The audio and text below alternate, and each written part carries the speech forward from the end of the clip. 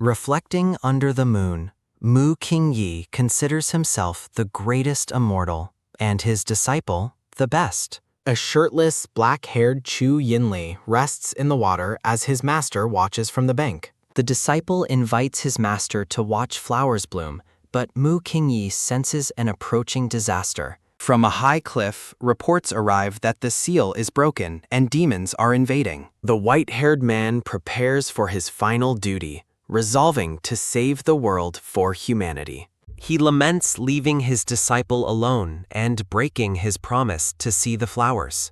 A close-up reveals the profound sadness in the blue eyes of the white-haired immortal. 10 years later, the white-haired man is shocked to find that he has been reborn. He discovers that his once sensible disciple has gone crazy, demanding that everyone must die. The disciple chokes his master, who wonders how he became a demon and struggles with his identity. The white-haired master faces the black-haired demonic disciple as rain falls between them. He hopes for the return of harmony between master and disciple despite the dark turn. Tied to the bed, the master asks Chu Yinli what he is doing and reminds him of their status. The white-haired man lies constrained upon the bed, flushed with a mixture of anger and distress. Chu Yinli stands over his master and simply calls him by his name, Qingyi. He continues to protest as the disciple suggests they study cultivation exercises together in bed.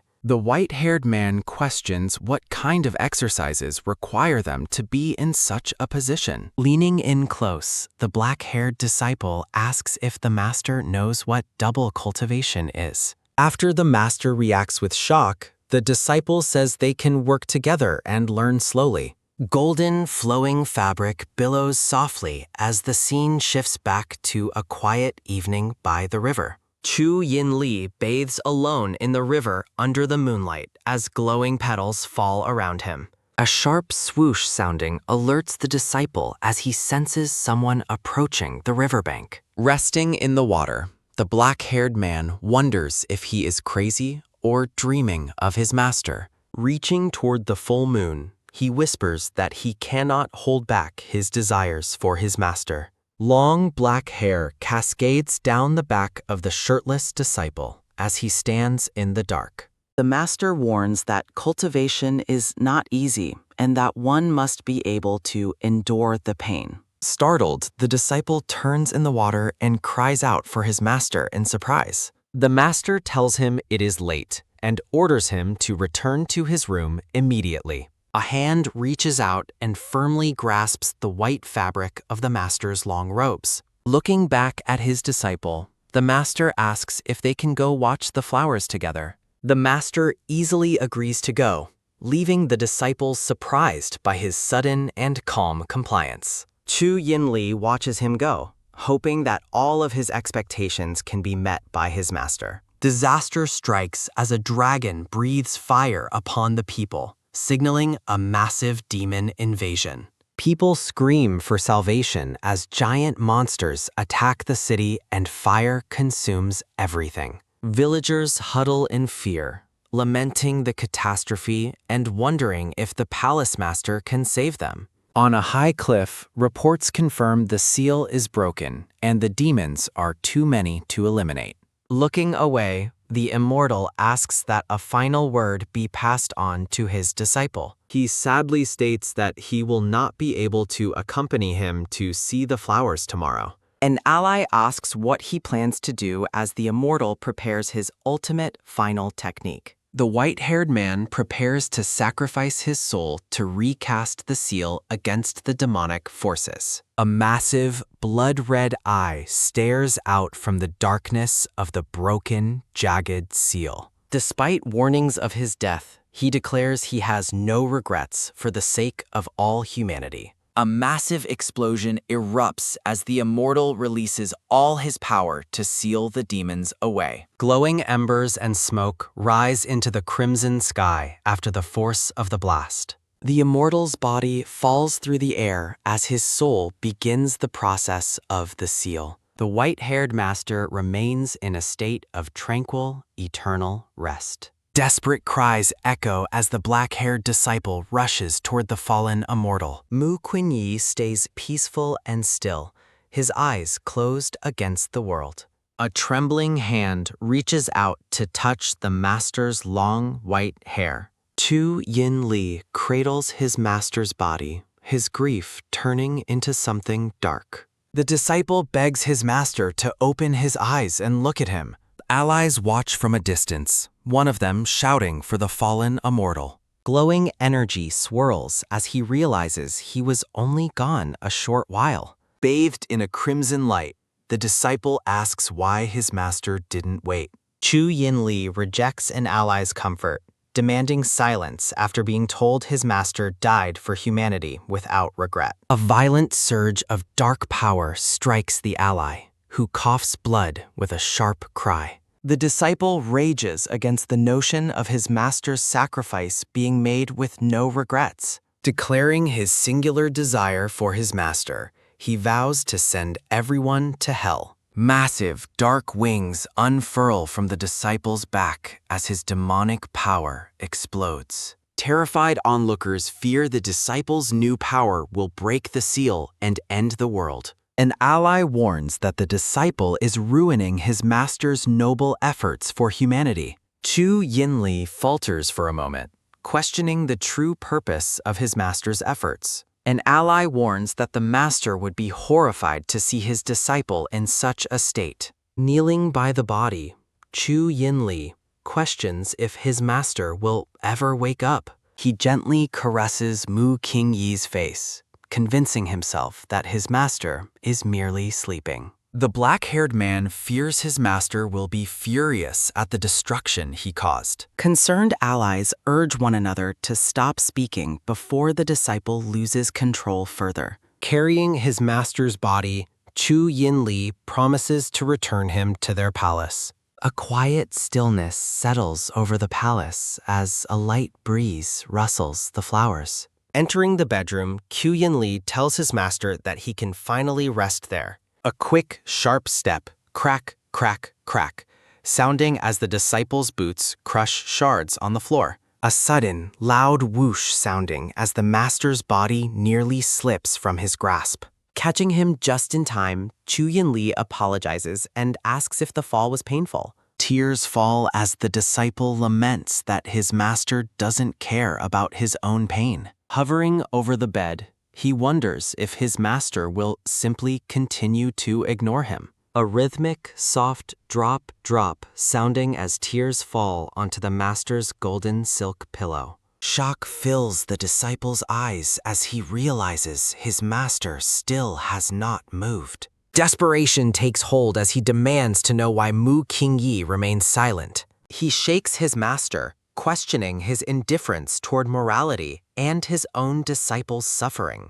A quick, vigorous shake sounding as he commands his master to wake up and look. A violent whoosh sounding as the disciple destroys everything in the room in his madness. Mocking laughter rings out as he reflects on his master's supposed greatness and justice. He laments the perceived unfairness of a master who cares for everyone but him. Leaning close, he reminds his master of the broken promise to watch flowers together. Pressing his face to the master's, the disciple whispers his deep, conflicted hatred. A long, drawn-out whoosh sounding as golden curtains billow in the evening wind. Tears continue to fall upon the master's face as a rhythmic dop-dop sounding continues. Moonlight glimmers on a rocky riverbed where a soft whoosh sounding accompanies glowing butterflies. Reborn and confused, the white-haired immortal wonders where he is, following a rhythmic drop sounding. He notices movement nearby as people approach a ledge to dispose of more corpses. Men complain that mass graves are overflowing due to the destruction of many sects. They discuss how the immortal's disciple has become a lunatic in the past decade. Mu Qingyi listens in horror, realizing he has been dead for 10 long years. He is stunned that his once kind disciple has turned their palace into a demonic stronghold.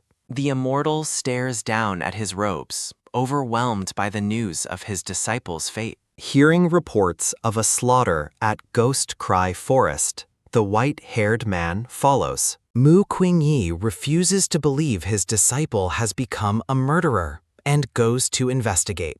Rain falls rhythmically with a soft dop-dop sounding as the dark forest beckons. Arriving at the Ghost Cry Forest, the white-haired man searches for his lost disciple. He spots members of a rival sect fleeing from the pursuit of Lingshuan Palace. Elegant flowers bloom above calligraphic characters as the tragic tale continues to unfold. Desperate survivors urge one another to protect their sect's treasure at all costs. A sudden, sharp whoosh sounding marks the arrival of enemies who quickly surround their prey. A woman in green cries out in horror as her pursuers arrive earlier than expected.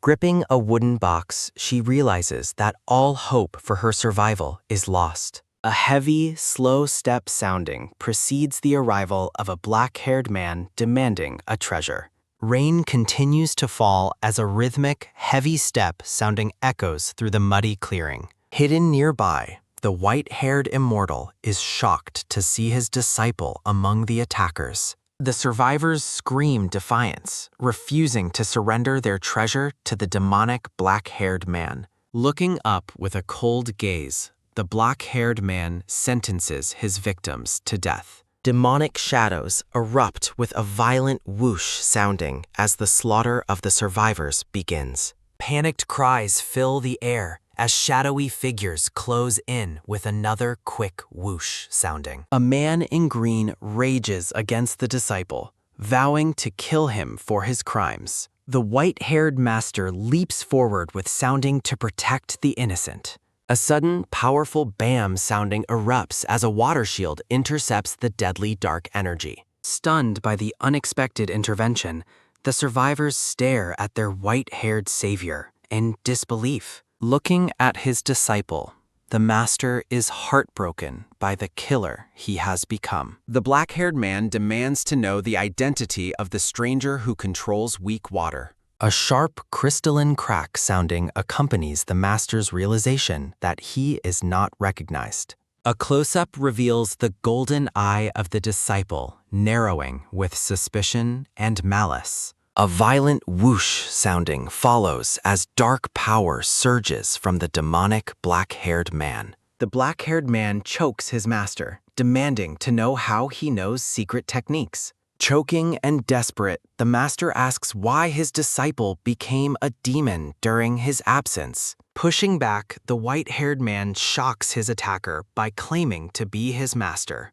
With burning blue eyes, he demands to know if his disciple intends to deceive him. The black-haired man rages, threatening to kill the stranger for pretending to be his master. The master recounts his sacrifice to seal the demons and his disappointment in the disciple. Denying his master's death, the black-haired man releases a massive surge of dark power. The white-haired man is overwhelmed by the sheer scale of his disciple's demonic energy. A colossal explosion follows as dark energy erupts in a massive, final whoosh sounding. Coughing blood, the master realizes his disciple's power is now enough to kill him. He is thrown back through the trees with a sudden, violent whoosh sounding from the impact. Wiping blood from his mouth, the immortal laments that he is still not recognized. A soft, quick ta sounding marks a footstep in a puddle as the master stops.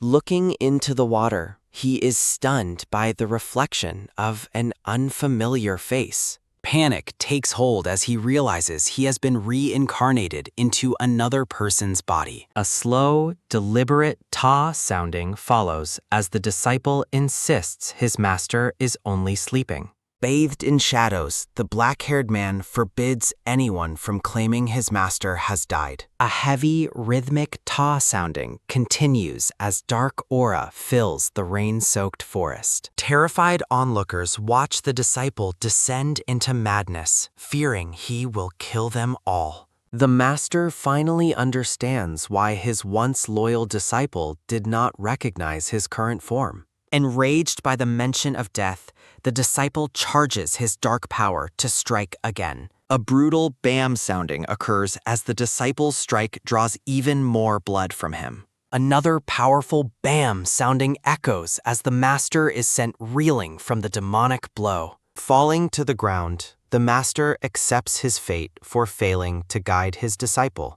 Mu Qingyi mentions a specific name, sending a jolt of profound shock through Chu Yinli. Grabbing his captive, Chu Yinli fiercely demands to know how he learned of their secret agreement. Chu Yinli is filled with inner turmoil, blaming himself for being the one who causes pain. A soft whoosh sounding as Mu Qingyi's strength fails and he suddenly loses consciousness in Yinli's arms.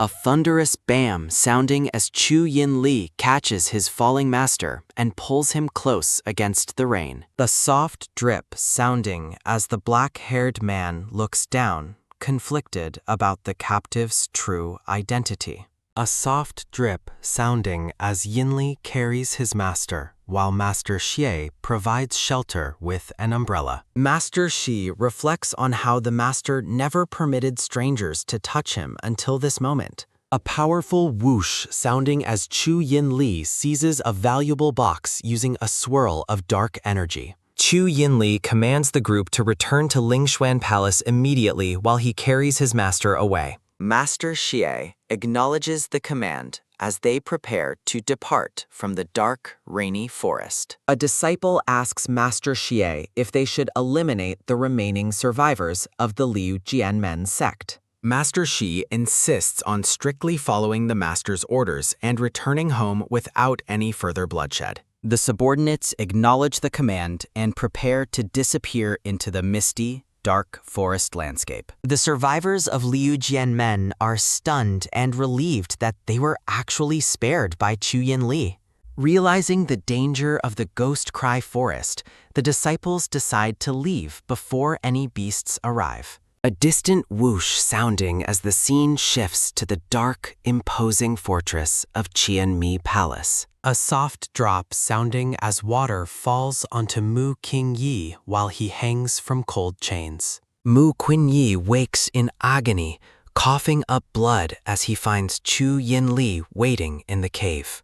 A sharp clang sounding as Mu Qingyi realizes he is now a prisoner in his own palace. Chu Yinli smiles coldly, confirming their location while maintaining a terrifying and intimidating presence over his captive. Mu Qingyi is overwhelmed by the realization that he has truly returned to the legendary Lingshuan Palace. Chu Yinli demands to know how the prisoner possesses his master's private knowledge and secret battle techniques. Mu Qingyi reflects on a promise to accompany Yinli to see the flowers on Yunmeng Cliff together. Chu Yinli aggressively grips the silver-haired man's face, fiercely demanding an immediate and honest explanation.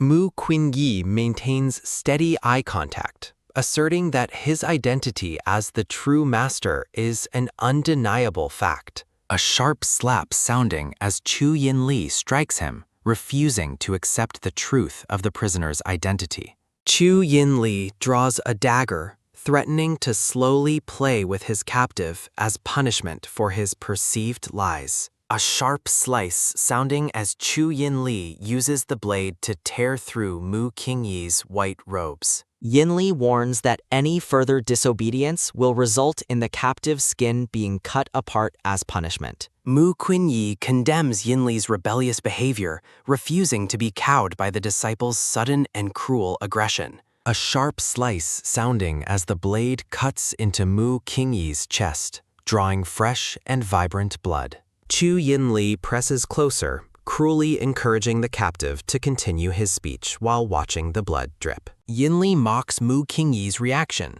questioning why the prisoner would dare to laugh in such a situation. Mu Qingyi laments their unrecognizable reunion after 10 long years of suffering, death, and profound personal change. Chu Yinli's cold expression falters for a brief moment as he listens to the captive's heavy words. Mu Qingyi reminds him of his past warnings regarding the cold springs and their harmful spiritual effects. He reminds Yinli of the specific time they were meant to watch the blooming flowers together. Mu Qingyi reflects sadly on how much people and things have faded away since those peaceful days. Chu Yinli is visibly shaken, wondering how this stranger could know such intimate and private master-disciple secrets. Visions of the past resurface, showing the master and disciple training together in the cold mountain pool. Mu Qingyi looks at him with pity, calling out the name of his beloved disciple once more. Chu Yinli roars in agony and denial,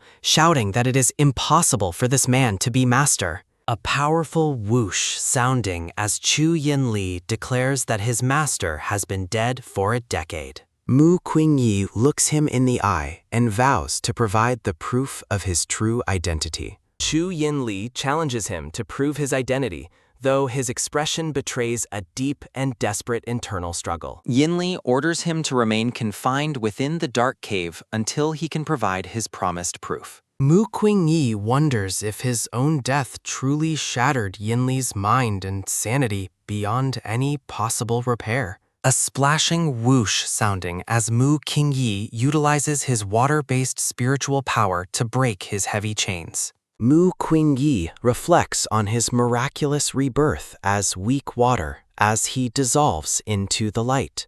Mu Qingyi decides to investigate Lingshuan Palace after being secluded for 10 years. The white-haired master worries about his disciples' actions and the fate of Liu Jianmen.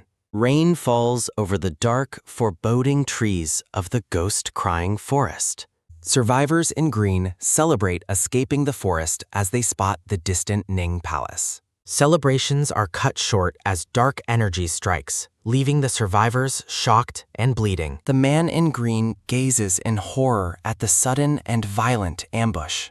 He cries out for his fallen brother as he surveys the carnage around him. Floating shadows mock the survivors, declaring that Lingshuan Palace leaves no one alive. The man in green demands to know why his sect is being targeted despite being robbed. A shadowy demon mocks his weakness before he warns of the consequences of karma. The red-eyed entity laughs, sparing the man only so he can witness his own futility. Consumed by rage, the survivor vows to destroy everything associated with Lingshuan Palace.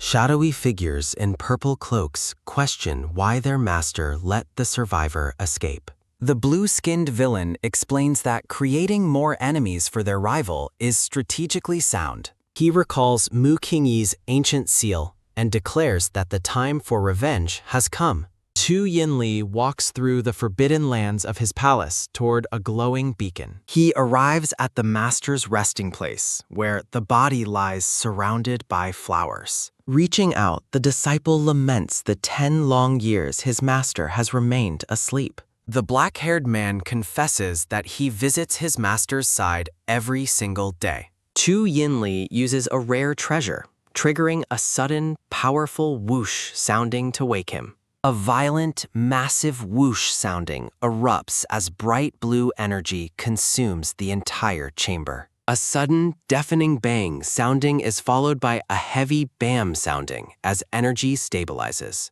Cradling the body once more, he whispers his hope that the master will wake soon. Chu Yinli mentions an imposter he recently met, finding the deception to be utterly ridiculous. He admits his strange hesitation to kill the stranger, despite his initial murderous intent. Looking closely at his master, he realizes the imposter's resemblance is what stayed his hand. He apologizes for being annoying and gently bids his resting master to continue his rest. Standing tall, the disciple decides to give the imposter a chance to prove his identity. He vows to kill the white-haired man personally if the proof fails to convince him. Moonlight illuminates the towering, multi-tiered pagodas of the grand Lingshuan Palace. Mu Qingyi gazes out from a high balcony, observing the palace he once knew. The white-haired master walks through the quiet grounds, reflecting on the passage of time.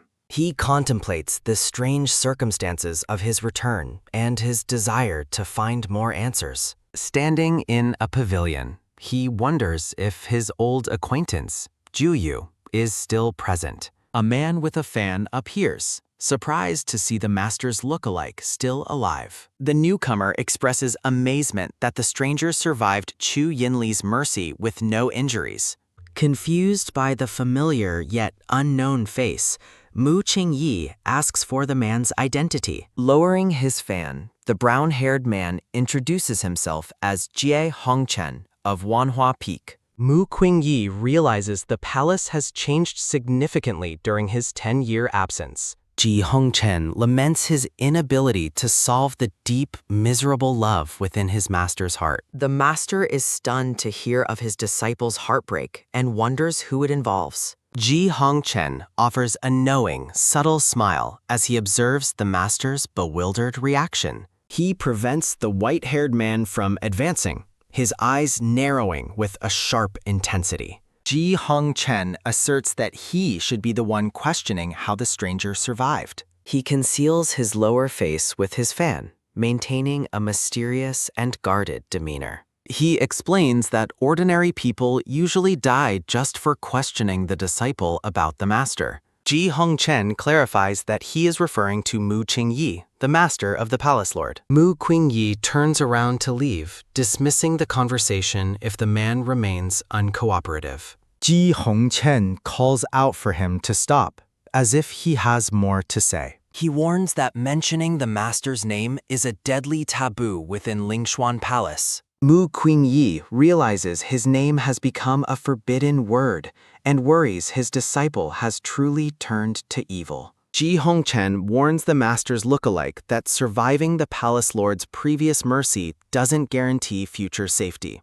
Observing Yunmeng Mountain, Mu Qingyi resolves to find a way to make his disciple recognize him soon. A quick whoosh sounding follows as the white-haired man leaps toward the mountain to test a theory. Ji Hongchen watches in disbelief, questioning if the stranger truly has no fear of the forbidden land. A gray-haired man named Chu Ting approaches, demanding to know why the brown-haired man is yelling. Lowering his fan, Jie Hongchen identifies the newcomer as Chu Ting and looks at him with suspicion. The man with the fan suggests he just saw the person who is their master's destiny. Incensed, Chu Ting draws his sword with a sudden whoosh sounding, rejecting the idea of anyone being special. Ji Hongchen blocks the blade, noting how the stranger has survived the Lord's wrath multiple times already. Chu Ting insists their master's heart is impenetrable, while Jie Hongchen warns him to discard his own jealousy.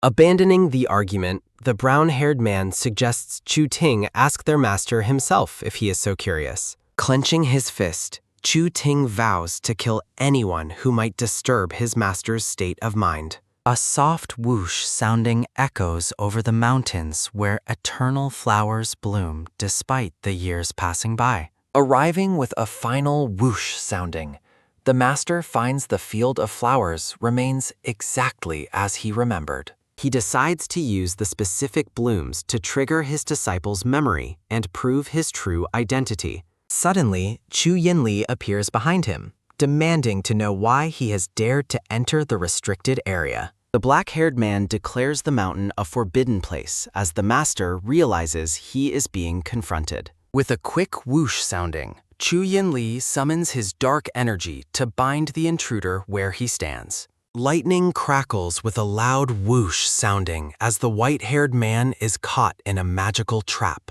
A sharp crack sounding accompanies the purple energy chains that coil tightly around the master's body and arms. Struggling against the restraints, the immortal glares at the man who was once his most loyal pupil. The disciple coldly states that only he and his master are permitted within this sacred flower-filled garden. A sudden, heavy bam sounding occurs as Chu Yinli chokes him, asking how he should be executed. The master remains calm, realizing the mountain was likely declared forbidden to honor his own previous death.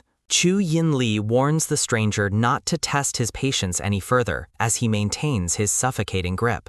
Blue eyes meet golden ones in a moment of intense, silent tension amidst the glowing fields of flowers. Releasing him with a sudden whoosh sounding, the black-haired man mocks the attempt to deceive him with flowers. The master mentions a promise from 10 years ago, causing the disciple to pause in visible, confused shock. Multiple soft whoosh soundings follow as the master gathers water to manifest the promised gift for his disciple.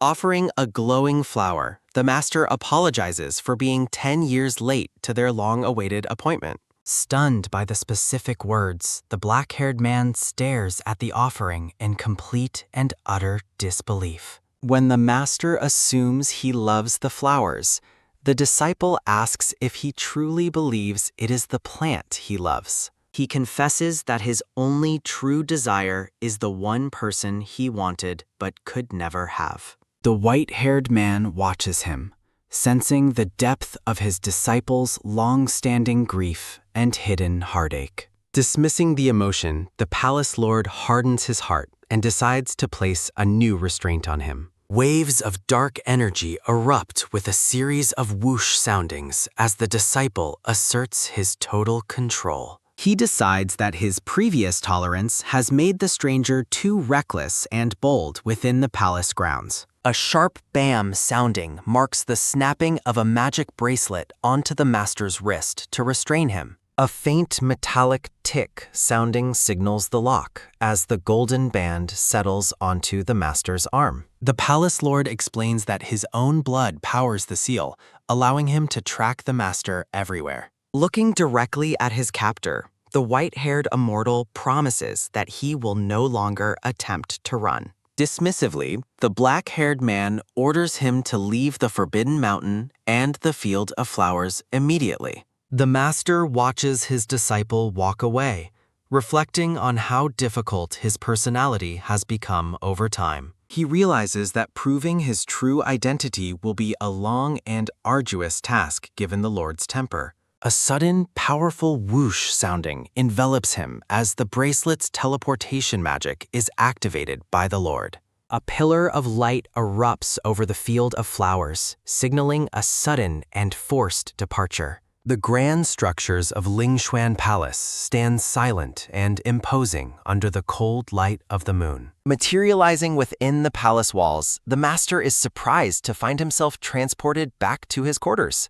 He gazes into the night, contemplating the next step in his difficult journey of reconciliation and proof. Mu Qinyi leaps through the air, determined to test the limits of his current distance. A sudden flare of blue energy stops him, causing the white-haired master to realize that the seal restricts his movement distance. A gray-haired man appears from behind, questioning if the stranger was the one brought back to Lingshuan Palace by the Lord. Mu Qinyi asks for the man's identity as they face each other under the cold moonlight. The gray-haired man ignores the request and demands that the intruder answer his questions instead.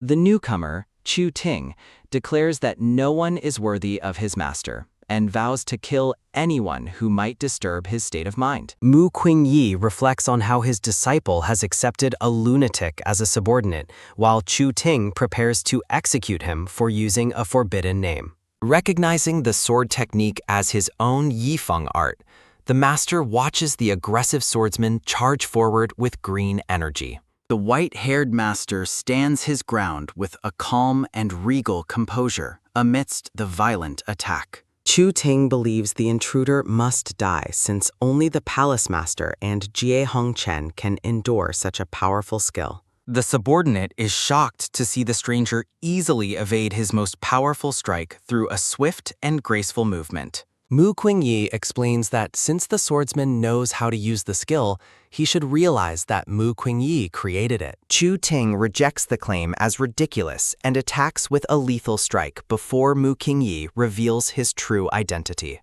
The swordsman's face is filled with absolute shock as the white-haired man declares himself to be the late palace master. With a swift palm strike of blue energy, The master sends Chu Ting reeling and coughing up blood until he collapses. Mu Qingyi notes that cracking a skill he personally invented is easy, regardless of their respective levels of cultivation. Chu Ting calls the deception ridiculous, insisting that his true master has been dead for 10 long years. Gripping his sword with a trembling hand, the man vows to kill the stranger, regardless of whatever evil methods he uses. Their confrontation is interrupted by a sudden, quick tap sounding as the black-haired Chu Yinli arrives on the scene. Chu Ting immediately bows to the palace lord, seeking orders regarding the suspicious intruder who has dared to claim the master's name. Chu Yinli finds it interesting that the newcomer can successfully crack the complex Yifeng technique during a fight. The white-haired master watches his former disciple with a mixture of nostalgia and careful, silent observation. The black-haired man decides to personally test the intruder using the Yifeng art to see if he can break it again. Chu Yinli launches a dark attack as Mu Qingyi warns him to be careful during their high-stakes duel. The master decides to allow this test of strength, hoping the opportunity will finally prove his true identity to his pupil. They move with blinding speed as the master recites the poetic steps of the ancient Yifeng art. Chu Yinli is stunned by the effortless evasion, while Mu Qingyi asks how a pupil could ever beat the man who personally taught him. The palace lord stares at the master with a look of growing recognition and intense hidden conflict. Chu Ting watches from the side in disbelief as the intruder manages to avoid the lord's direct offensive yet again. Mu Qingyi tells the younger man to give up his futile attempt to defeat his former teacher. Chu Yinli questions how this can be possible, as a powerful swirl of dark energy begins to manifest behind them. The master tells him there is no shame in losing to the person who created his entire combat style. With a cold and mysterious smile, the disciple expresses his pity before unleashing an overwhelming wave of dark energy. Mu Qingyi is shocked to see the refined technique broken by nothing more than sheer, overwhelming cultivation power. The palace lord declares the stranger the loser as he dominates the flow of the battle with his massive strength. Attempting to retaliate, the master finds his golden bracelet is locking his movements and preventing him from moving his hand. Chu Yinli catches the master in a firm grip, asserting his total dominance over the now captured and immobile stranger. Mu Qingyi accuses him of playing a trick by using cultivation to suppress a much weaker body. The lord mocks the master's weakness, explaining that the stranger lost because his cultivation level is simply too low to resist.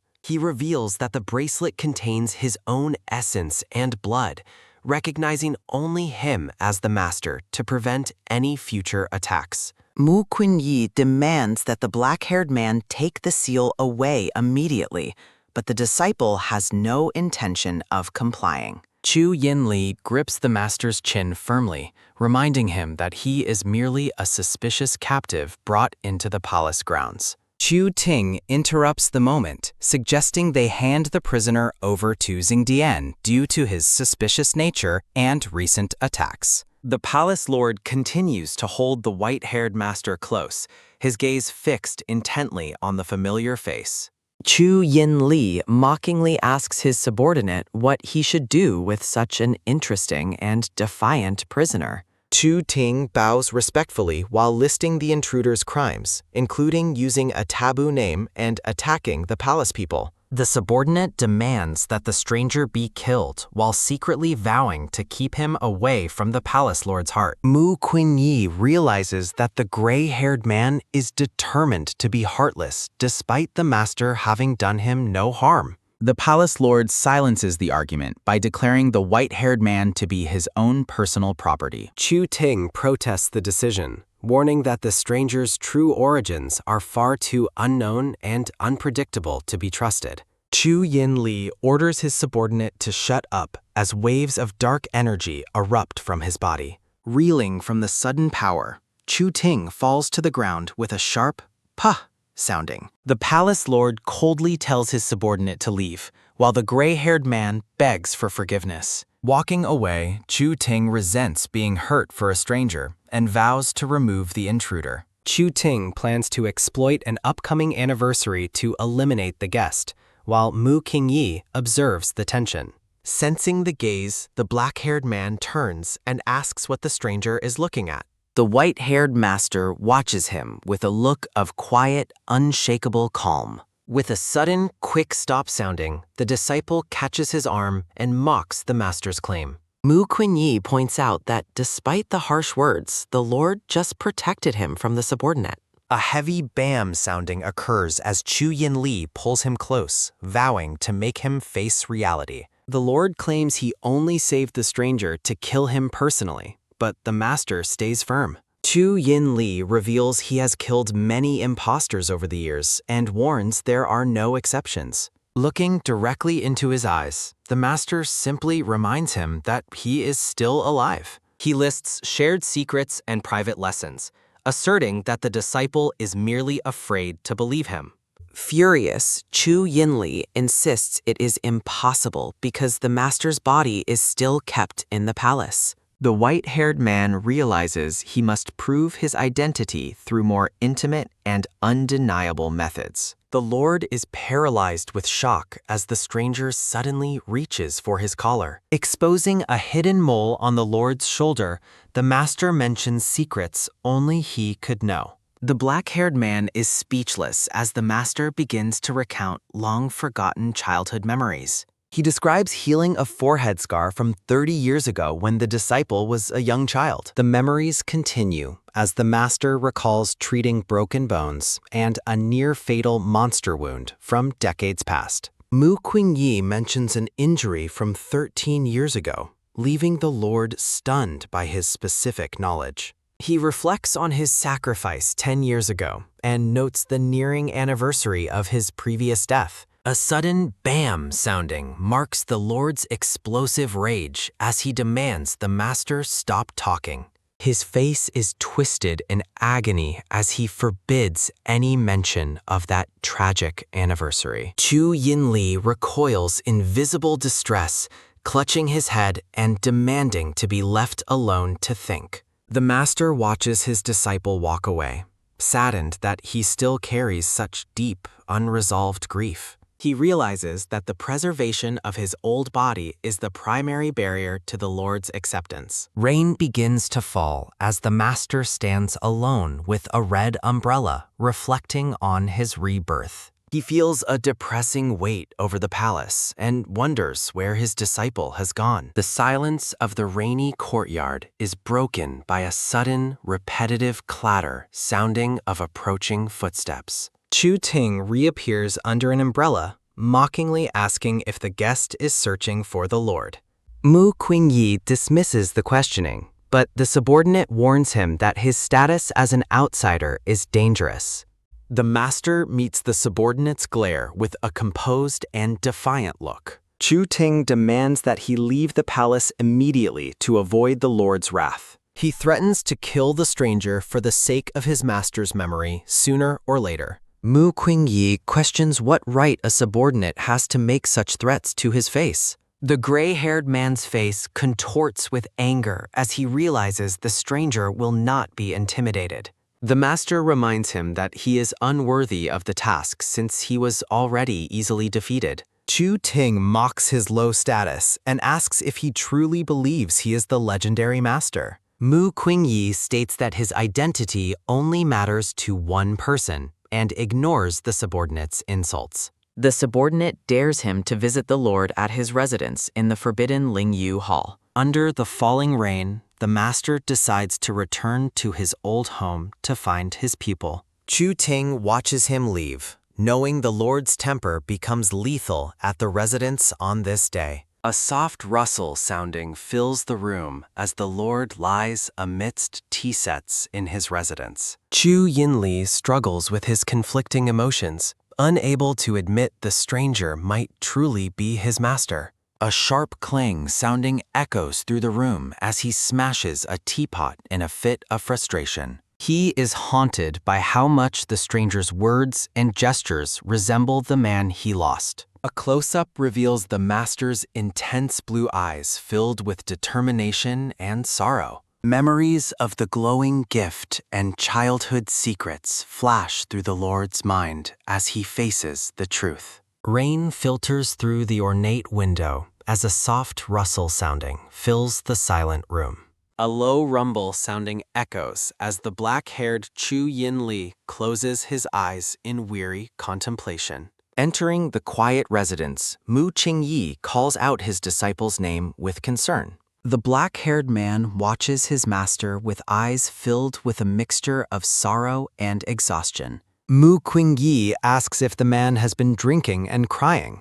Chu Yin Li dismisses it as mere rain and asks how he dared to come to this place. The white-haired master explains that since this is his residence, he should naturally dare to come, noting that nothing has changed in 10 years. Holding a white teapot, Chu Yin Li admits that he does not want to stain the memories associated with his home. Mu Qingyi looks at him sadly and asks if his previous death truly made the disciple so miserable. The black-haired man drinks directly from the teapot, his movements heavy with unresolved grief. Chu Yin Li confesses that his heart feels like an abyss and believes that no one will ever love him again. Overwhelmed by the man's despair, Mu Qingyi apologizes to his disciple with deep sincerity. The master admits he believed the disciple was talented enough to lead the palace safely through the trials he left behind. Chu Yin Li looks down at the teapot,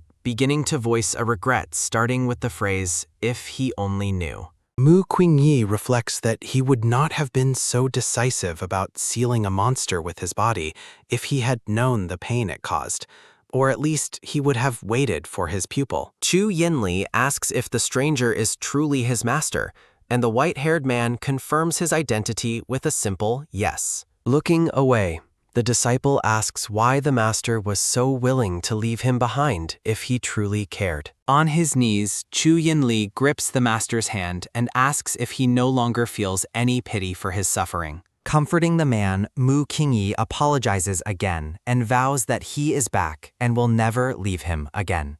The disciple admits he has waited 10 years to hear those words, wishing with all his heart that the master is real. Mu Qingyi watches him with a look of profound sadness, unable to immediately ease his pupil's long-standing pain. Recalling a memory from 30 years ago, Chu Yin Li describes falling on a cold stone while trying to apprehend his master as a child. Mu Qingyi is stunned into silence by the specific detail, uttering a soft question of disbelief. The memories continue with a flashback to 25 years ago when the disciple fought another named Ji Yu out of jealousy for the master's attention. A scene from 21 years ago reveals Chu Yin Li killing a monster specifically to create a large coat for his master. Mu Qingyi realizes that the injuries the man suffered throughout his life were largely due to his own actions and his disciple's devotion. Another memory surfaces from 13 years ago when the disciple fought a man named Feng Lei Gu for insulting the master's honor. Chu Yin Li kneels before the white-haired man, asserting how much he has always cared for him. He laments that despite all his efforts, the master still chose to leave him so decisively a decade ago. The disciple asks why the master did not wait for him, insisting they could have faced the group of monsters together. Mu Qingyi admits the sacrifice was his fault and that he never expected the depth of his disciple's eventual suffering. A sharp whoosh sounding occurs as Chu Yin Li suddenly pulls the master close, catching him completely off guard. The black-haired man asks if the master truly believes he was cruel for never returning to see him. Mu Qingyi wonders if the drunken man finally accepts his identity while Chu Yin Li admits his intoxicated state and mentions his unhappiness. Confused by this shifting conversation, the white-haired master asks what the man is talking about now. Resting his head on the master's chest, Chu Yin Li cryptically asks why one who holds jade would refuse to give it up. A soft release sounding marks the moment the disciple lets go of the teapot as he leans into the master's embrace. Mu Qingyi reflects that while he thought time would heal his disciples' wounds, it has instead acted like a knife etching pain into his heart.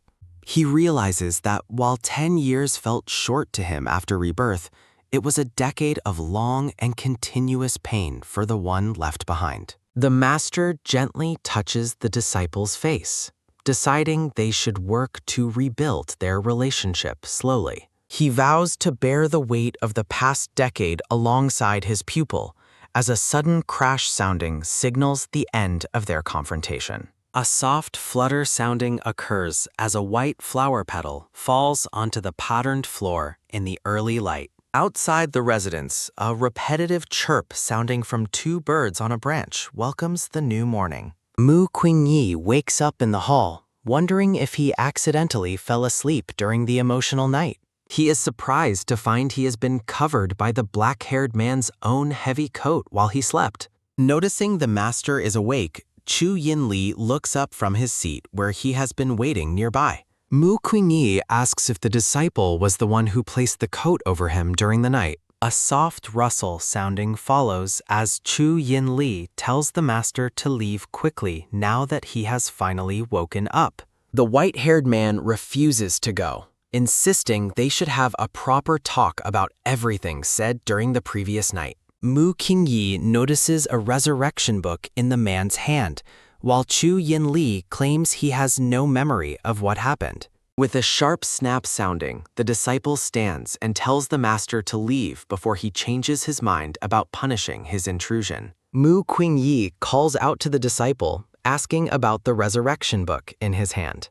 A sharp whoosh sounding follows as the master reaches for the book while the Lord walks away. Grabbing his arm, Mu Qingyi asks if he still intends to resurrect his old body and demands to see the book. A sharp whoosh sounding marks Chu Yinli's intense glare as he asks if his previous tolerance has made the master too bold. With another sharp whoosh sounding, he pushes the master back, questioning where he got the courage to grab his things. Mu Qingyi insists he just wants to read the booklet, warning that soul-recovering techniques are non-existent and carry a high price. Chu Yinli smiles coldly, questioning the very idea of a high price for his master's life. He recounts years of bloodshed for treasures and says it's worth it for his master's survival, prompting Mu Qingyi to vow to accompany him. Chu Yinli is surprised as the master takes his hand,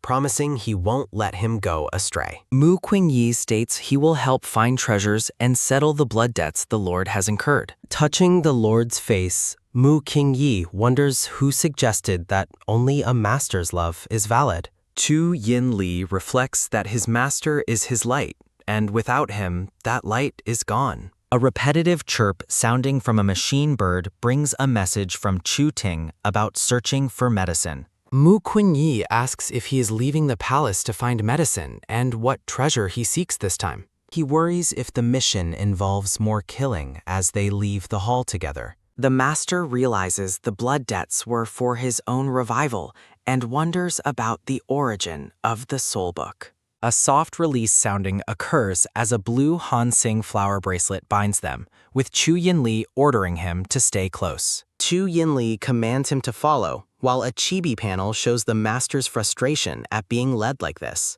A low rumble sounding of wind echoes over a snowy mountain landscape where a lone figure watches. Outside the residence, Chu Ting decides the unauthorized intruder must be killed by the Lord. He believes anyone disturbing the master's mood must die, as no one is worthy of the lonely Lord. A sudden whoosh sounding occurs as the pair flies past, leaving Chu Ting in complete shock. Chu Ting bows in respect, but his face is filled with sudden confusion and disbelief. He is stunned to see the master flying beside the Lord and realizes he is not dead. Mu Qingyi is confused, asking why the subordinate thinks he is the one who should die. The subordinate stammers that the Lord previously ordered all trespassers in Mu Xianzun's bedroom to be killed. Chu Yinli pulls the master closer, stating he will punish him later, while Chu Ting looks on. The Lord asks his subordinate if he is trying to teach him how to handle his affairs. Chu Ting trembles and bows, claiming he would never dare to do such a thing. A sharp bam sounding occurs as Chu Yinli strikes him down, warning him not to cross the line and ordering him to leave. Coughing in pain, Chu Ting obeys his master's command to pack and leave the premises. Mu Qingyi stops the Lord, insisting that he also wants to go out to find medicine. Chu Yinli notes the prohibition bracelet has been untied and questions his own words as a sharp snap sounding occurs. Mu Qingyi promises to stay by his side from this moment forward. Chu Yinli stares at him, seemingly moved by the master's earnest vow. Chu Ting asks what right a stranger has to follow on such a mission, but his words are cut short. A sudden whoosh sounding occurs as the Lord takes flight, ordering Chu Ting to stay while the guest takes his place. Mu Qingyi tells the subordinate to stay behind as a sharp slap sounding follows him, pushing the man down. Chu Ting is enraged, but the master notes he is at least more capable than the subordinate. A sharp whoosh sounding follows as Mu Qingyi flies away, leaving the defeated man on the ground. Chu Ting coughs in frustration, cursing the intruder for taking his place and surviving the forbidden area. At the palace gate, another man named Liu Ju arrives, announcing his arrival at Lingxuan Palace. Liu Jue vows to kill Chu Yinli for destroying his sect as a sudden whoosh sounding marks a flying figure. A sudden whoosh sounding occurs as he spots Chu Yinli flying with another person, wondering why he is alone. With another sudden whoosh sounding, Chu Yinli dismisses the man as a worm and tells his master to ignore him. Liu Ju is stunned to see the Lord actually leaving the palace and wonders what he is doing. A sudden whoosh sounding occurs as the pair descends toward a vast snowy mountain. Arriving at Nirvana Snow Mountain, Mu Qingyi asks what they are specifically searching for in this place. Chu Yinli explains that since treasures in the sects are limited, they must search for those scattered worldwide.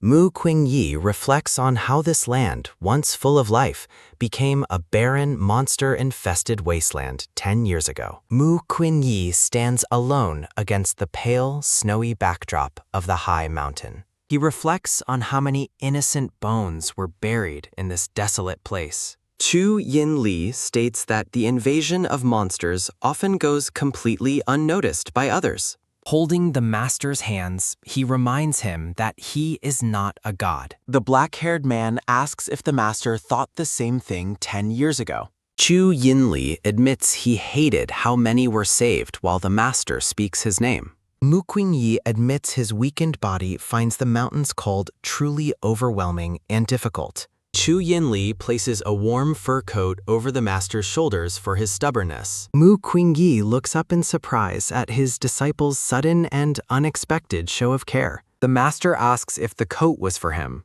but Yinli dismisses the thought. They prepare to move forward through the snowy, barren landscape of the mountain together. Chu Yinli stops the master, asking if he even knows their actual intended destination. Mu Qingyi notices a small mechanical bird fluttering through the cold air before them. Chu Yinli watches the scout bird to determine the exact direction of their journey. The master asks if the machine bird can truly pinpoint the hidden treasure's location.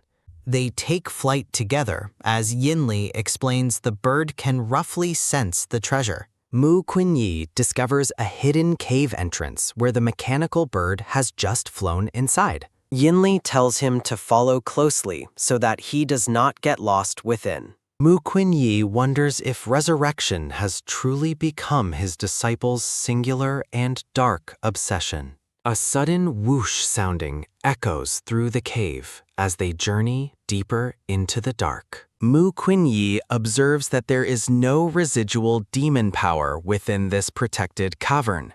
Yinli finds it interesting that the outside snow and wind cannot reach the space. The master finds it strange that the cave was deliberately opened to block outsiders. They arrive at the end of the passage where a bright light beckons them. Mu Qingyi is stunned by the sudden and brilliant transformation of the rocky environment. He is shocked to find a flourishing village hidden deep within the frozen mountains. A soft rustle sounding occurs as he removes the coat, amazed by the warmth. Chu Yinli recites a poem while identifying the location as the legendary Taoyuan Village. An old man greets them and asks how they managed to find the village. Mu Qingyi steps forward to explain they are here searching for something specific. The old man invites them inside after not seeing any outsiders for many years.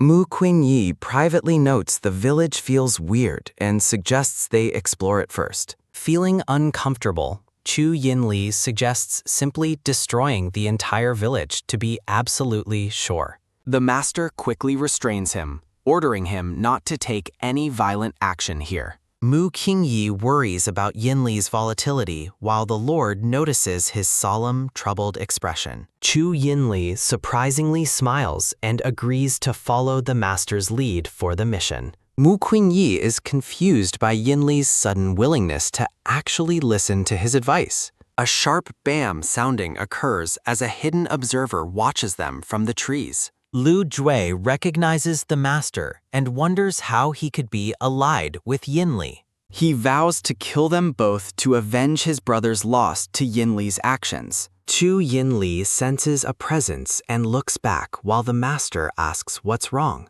The Lord dismissively claims a little bug has been following them all this way. Mu Qingyi looks back into the falling blossoms, confused by the mention of followers. They continue their walk through the sun-drenched paths of the idyllic, hidden mountain village. Mu Qingyi notices that the villagers all share the exact same, unsettlingly blank expressions. Chu Yinli states he doesn't care as long as they find the treasure sought. The master is determined to find out why these mysterious people act so strangely. Chu Yinli reflects that the master's troublesome nature remains exactly the same as before. Two women whisper about the rare arrival of outsiders to their secluded mountain home. One villager agrees that it has been a very long time indeed for them. A dark-haired woman wonders how outsiders managed to enter the village despite her presence. An old man feeding his chickens with a repetitive chirp sounding is shocked by the rare appearance of visitors. Mu Qingyi asks the villager about his residence, and the man confirms he has been there since childhood.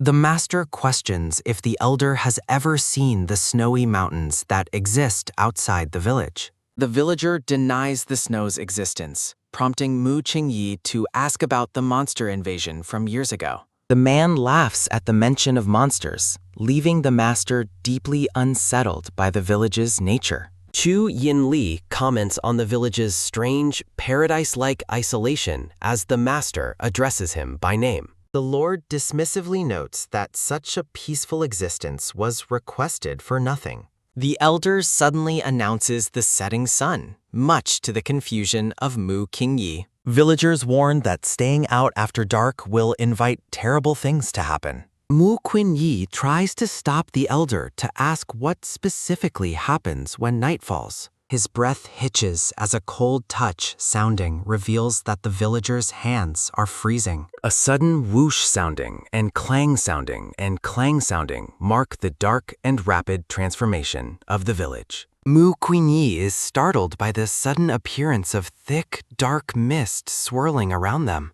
Chu Yinli narrows his eyes, instantly recognizing the overwhelming presence of demonic power. The old man mindlessly repeats that it is time to go home as blood streams from his eyes. A sharp whoosh sounding follows as the master watches the horrifying scene unfold before him. A dark, shadowy figure moves through the village with a sudden and violent whoosh sounding. Mu Qingyi realizes the villagers are not human as a dark shadow looms behind him. Chu Yinli notes the strong demon power, but the master identifies the beings as victims of enchantment. The Lord is puzzled by the master's claim that they are merely enchanted rather than demons. Their attention is drawn to a rhythmic tap-tap sounding of footsteps echoing through the village. A red-eyed man in blue armor searches frantically, noting the growing darkness as he wanders. Chu Yinli asks if this specific crazed individual is the person the master mentioned.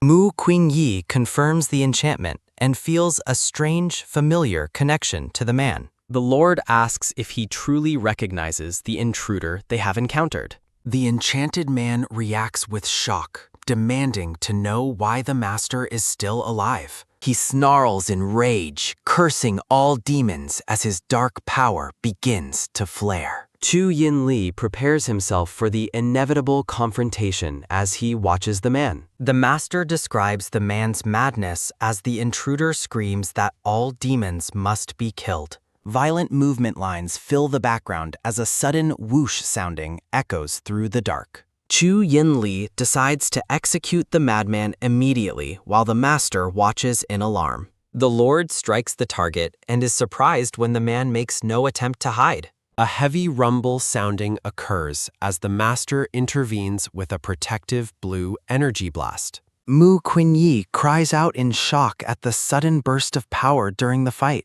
Waves of blue energy ripple through the air, separating the two combatants. The master stops Yinli, who looks back in complete confusion at being restrained. Mu Qingyi grabs the Lord's hand and insists they must leave the area immediately. He explains the man is a living corpse and fighting him will only cause more suffering. Chu Yinli smiles as he processes the master's explanation of the man's living dead state. Mu Qingyi privately notes the irony, as the Lord himself is technically a demon. The crazed man screams about killing demons so that a specific person can finally return. The pair observes the intruder's agonizing and mindless rage from a short distance. Chu Yinli determines that killing a creature like a living corpse is merely troublesome. Mu Qingyi stops him, stating the man is familiar and he cannot kill at will. The master narrows his eyes, focusing intensely as he tries to confirm the person's identity. A dark-haired woman suddenly grabs the master's wrist as Chu Yinli demands to know her identity. Coughing in pain, the woman urges them to leave before the demonic power swallows them. Mu Qingyi tells Yinli to trust her and follow the stranger out of the area. The master reflects on the incredible shock of meeting this specific person in such a place. The woman in yellow robes commands them to move forward immediately.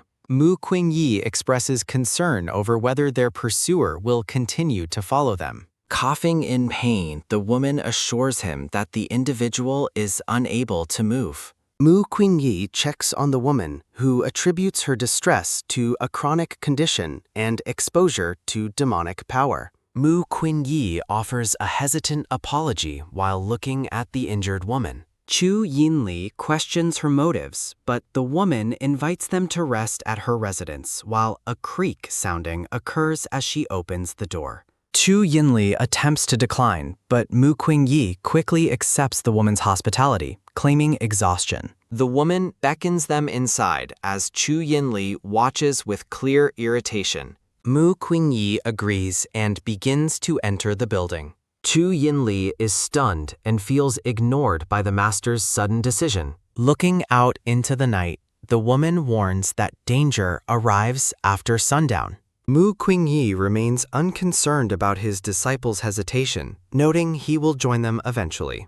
Mu Qingyi questions his host about the village's history and the condition of its residents. The woman offers a single night's stay, but refuses to divulge any secrets to outsiders. Mu Qingyi presses further, shocking the woman by identifying her as the master of the Tian Yu Shui sect. Startled by the revelation, the woman demands to know his true identity. Mu Qingyi formally reveals his name, leaving the woman reeling in disbelief. A sharp clang sounding echoes as the woman drops her dish in absolute shock.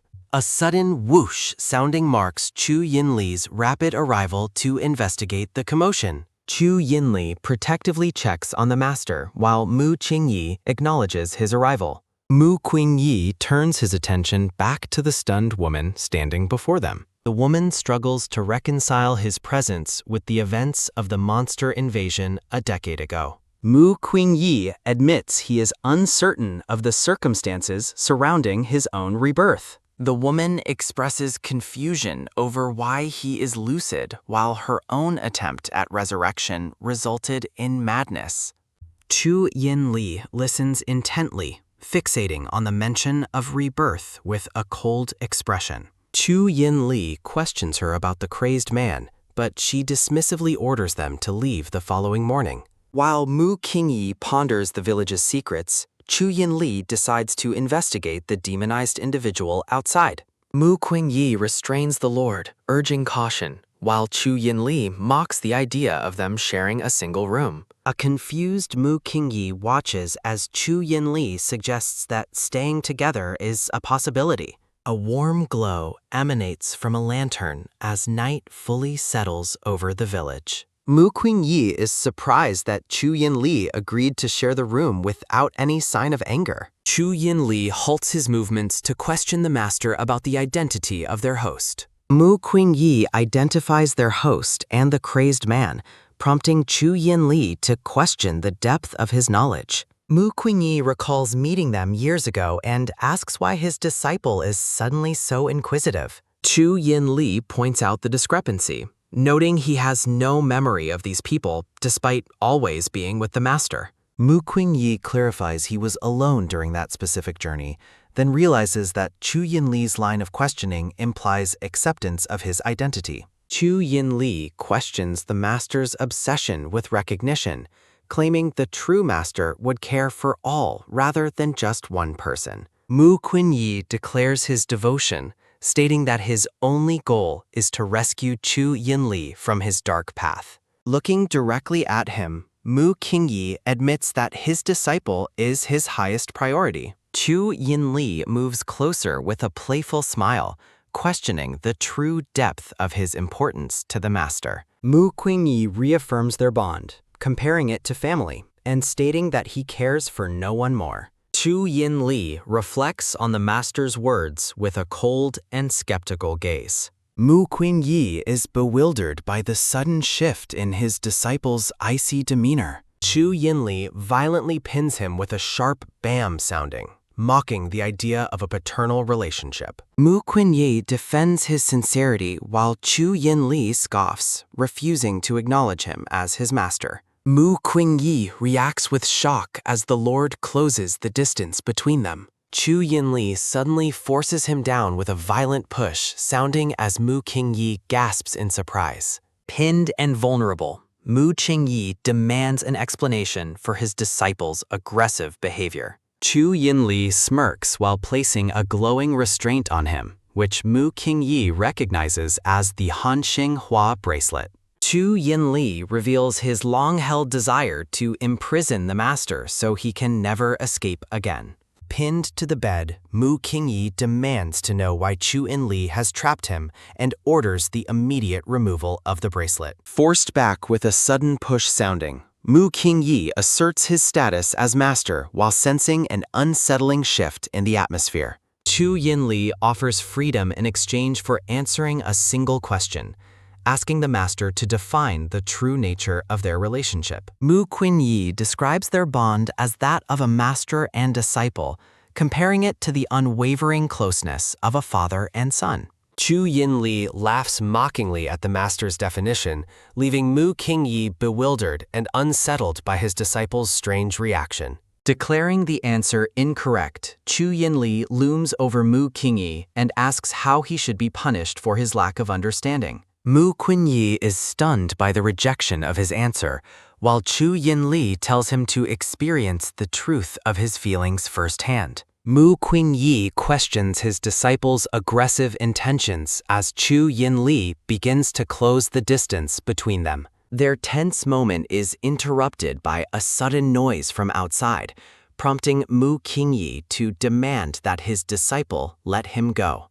Chu Yinli agrees to release him for now, noting that the current timing is inconvenient for their confrontation. Mu Qingyi warns his disciple against future rebellious behavior, while Chu Yinli watches him with a silent, intense gaze. Tu Yinli questions what rebellion he committed as Mu Qingyi reflects on his disciples' increasingly unpredictable and anxious behavior. Mu Qingyi ponders his disciples' shifting thoughts and wonders if he ever truly accepted him as his master. Alerted by footsteps outside the window, Mu Qingyi spots the sect master, Bai Shui, carrying a lantern through the night. Mu Qingyi is confused by Bai Shui's secretive nighttime excursion, while Chu Yinli suggests they follow her to investigate her destination. The pair reaches the house where she vanished, noting that the sect master likely detected their pursuit. Mu Qingyi acknowledges the skill of the Tian Yu Shui master while remaining determined to uncover the village's secrets at night. Chu Yinli questions the master's persistent concern for others as they find the house she entered completely empty. Mu Qingyi finds it strange that the house is deserted after witnessing the villagers supposedly returning home for the night. Chu Yinli wonders where the villagers could have gone if they are not sleeping within their own homes. Mu Qingyi notes a house is merely a hollow decoration, a fact Chu Yinli confirms by pointing out the accumulation of dust. Mu Qingyi recalls the village being reduced to ash earlier that morning, a memory that deepens the mystery of their surroundings. As the master ponders the village's secrets, Chu Yinli suddenly detects a strong and familiar devilish energy nearby. Chu Yinli identifies the energy as belonging to the enchanted man, prompting Mu Qingyi to seek out the source to solve the mystery. Chu Yinli agrees to follow the master, revealing his own intention to find a specific treasure he believes is with that person. The pair races through the dark alleyways, following the trail of dark energy through the night. Arriving at their destination, Chu Yinli identifies the specific source of the devilish energy emanating from the building. Mu Qingyi identifies the building as the village shrine, the center of the dark aura. They cautiously enter the shrine together to discover what secrets are hidden within. They are greeted by a chaotic swirl of energy and falling paper money that fills the interior of the shrine. Mu Qingyi watches as numerous pieces of paper money drift through the eerie room. Chu Yinli warns that the evil spirit presence is heavy and commands the master to stay close to him for protection. Mu Qingyi reflects on his disciples' protective actions, realizing that Chu Yinli still subconsciously cares for him deeply. Chu Yinli focuses on a sudden disturbance ahead as they explore the dark interior. Shadowy, monstrous figures emerge from the darkness, surrounding the pair with a menacing presence. A monster lunges toward Mu Qingyi, prompting Chu Yinli to shout a warning and move to intercept the threat. Chu Yinli catches the master and pulls him to safety, shielding him from the monster's aggressive advance. Chu Yinli mockingly threatens the spirits, declaring that their attempt to provoke him is a fatal mistake. Chu Yinli violently attacks the shadowy spirits, dispersing the dark energy as he fights to clear their path. Mu Qingyi notes the overwhelming energy, but insists they continue their advance toward the ancestral hall. Chu Yinli gives a simple acknowledgement as he remains focused on the threats surrounding them. The pair continues through the shrine, approaching the center of the dark power. They discover a man lying motionless within a coffin, seemingly the source of the swirling energy. The individual remains still as energy and paper money swirl violently around his body. Chu Yinli asks if the person lying in the coffin is the same enchanted man they encountered earlier that day.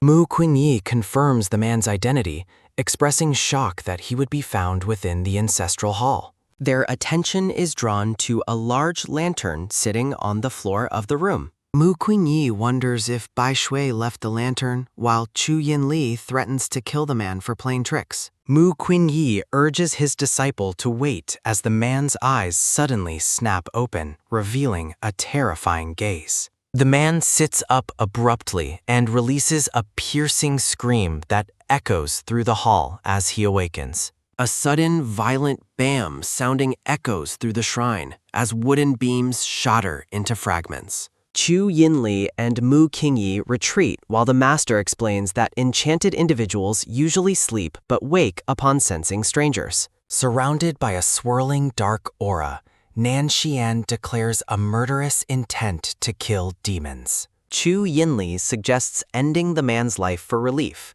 but Mu Qingyi intervenes and insists on handling the situation himself. Mu Qingyi prepares his water-based arts while Chu Yinli warns that he is no match for the crazed man. Chu Yinli watches with concern as Nan Xian lunges forward with a feral scream, intent on killing them. Mu Qingyi reflects on his need to uncover the secrets of the village through Nan Xian, whom he recognizes. Using his water energy, Mu Qingyi attempts to get close to Nan Xian to understand the circumstances of his state. Swirling currents of water energy wrap around the characters as they move through the ancestral hall. Chu Yinli watches with intense eyes, reflecting on the existence of a pure soul that only his master can utilize. Chu Yinli smirks to himself, admitting that he never wants to acknowledge his companion as his master because of that unique soul. Bai Shui arrives in shock, questioning how someone can still perform the legendary pure heart soul art in this world. As Mu Qingyi continues his technique, Bai Shui looks on in disbelief, asking if he truly is the legendary master. Mu Qingyi focuses deeply, reciting a mantra to enter the journey of the spirit while water energy flows around him. Mu Qingyi commands the man to wake up as Nan Xian releases a final, piercing scream of agony. Glowing blue energy washes over Nan Xian, clearing the dark aura and restoring a sense of calm to his face. Chu Yinli watches Nan Xian with a skeptical gaze, questioning if the man has truly returned to his senses. Looking up with clear eyes, a blood-stained Nan Xian struggles to speak as he recognizes the figures before him. Mu Qingyi immediately questions Nan Xian about the tragedy that occurred and why he became enchanted. Nan Xian stares blankly, repeating the word enchantment as if struggling to comprehend his own condition. Bai Shui calls out his name in desperation, while Nan Xian mutters about his desire to find his lover, Shui. Reaching out with a trembling hand, Nan Xian gazes at Bai Xie and declares that he has finally found her. A sudden hum sounding marks a tragic shift as Nan Xian's expression twists back into one of demonic rage. Chu Yinli restrains Bai Shui, warning her that Nan Xian has lost his mind again and that she is courting death. Bai Shui begs to be released, insisting that Nan Xian just spoke her name and had recovered his clarity. Nan Xian clenches his head in pain, warning Bai Shu to stay away as the dark energy begins to consume him once more. Fully consumed by madness, Nan Xian prepares to attack again with a singular, bloodthirsty command to kill. Chu Yinli pulls Mu Qingyi back, shouting a warning as the crazed man launches a fresh assault. A sharp bam sounding echoes as Chu Yinli deflects the attack, creating a shockwave that fills the room.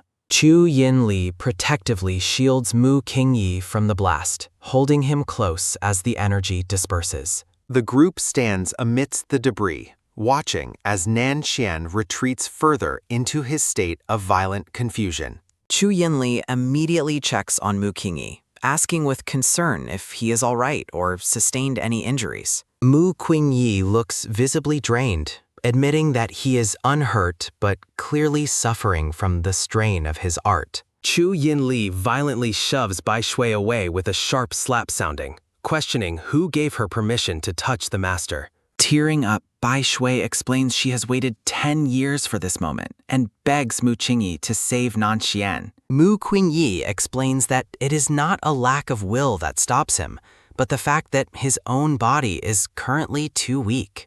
Chu Yinli glares at Bai Shui, demanding to know if she failed to notice the master's injuries while she selfishly pleaded for help.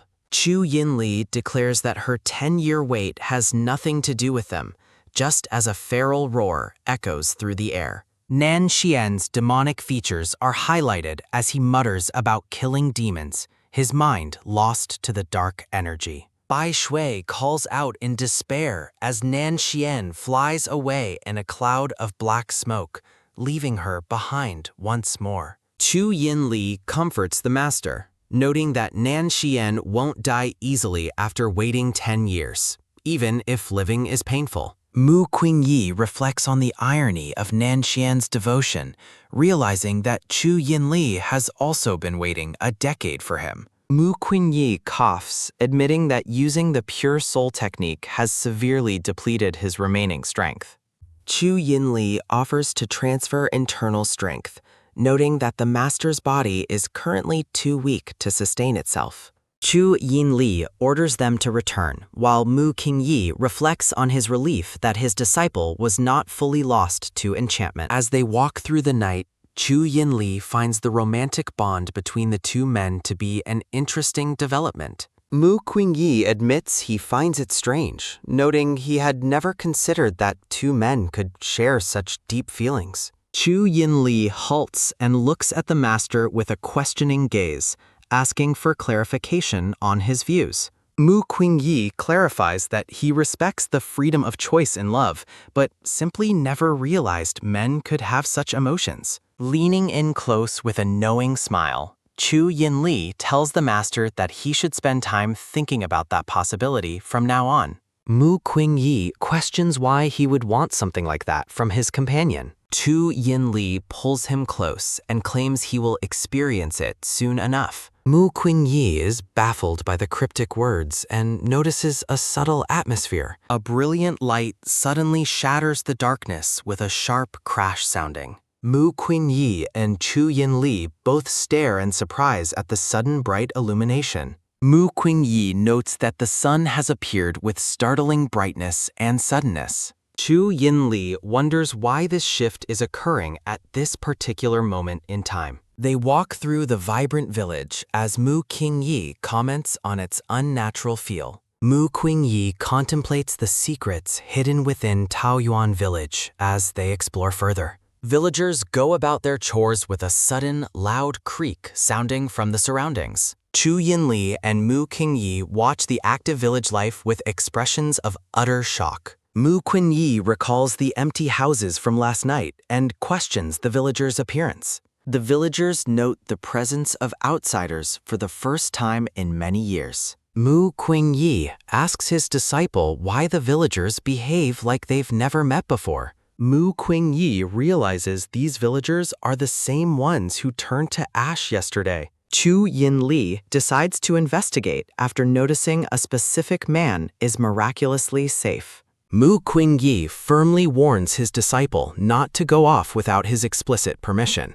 Chu Yinli agrees to stay with him, while the master notes his increased attachment. The pair approaches a villager who is busy working with several wooden buckets. The man greets them as outsiders he hasn't seen in a very long time. Mu Qingyi asks the villager if he remembers their previous conversation about the village. The villager claims he has never seen them and describes his daily farm chores. Mu Qingyi and Chu Yinli realize the man truly has no memory of yesterday. Chu Yinli concludes that all the villagers only possess a single day's worth of memory. Mu Qingyi notes the man is unaware he previously turned to ash and vanished. Chu Yinli explains the cycle where villagers return at dawn in a corpse-like state. Chu Yinli is relieved they have a living person to explain the village's history. Bai Shui arrives and offers to reveal the truth behind the mysterious village. Bai Shui sends the villager away while being invited to a future group dinner.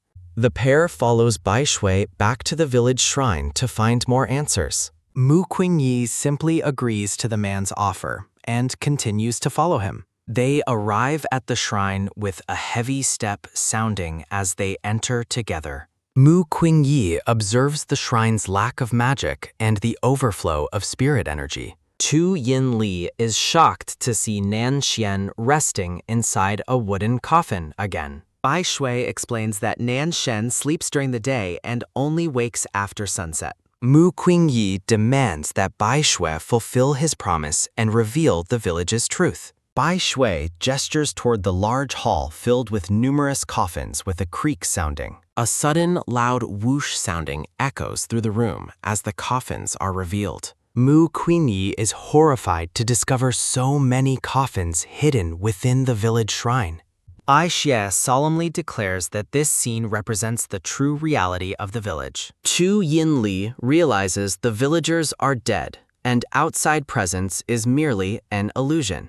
Bai Shu explains that the villagers are remnant souls repeating their final day's memory. Bai Shui reveals they are stuck repeating the day of a monster invasion. A flashback shows a villager warning others to return home before the sun sets. Mu Qingyi realizes the villagers' fear of darkness was based on that tragic event. Bai Shu confesses that he is the one responsible for Nan Xian's current state. Chu Yinli demands a clear explanation for the tragedy that Bai Shui has caused. Bai Shui questions if they are also searching for the treasure Nan Xian holds. Mu Qingyi recalls Chu Yinli's quest for treasures to help with his own resurrection. Chu Yinli stares intently as the conversation turns toward the mysterious legendary treasure. Bai Shui begins to recount how he fell in love with Nan Xian 15 years ago, acknowledging the societal taboos of their bond. He explains how he resigned as Sect master to protect his lover, eventually leaving their home with a heavy heart.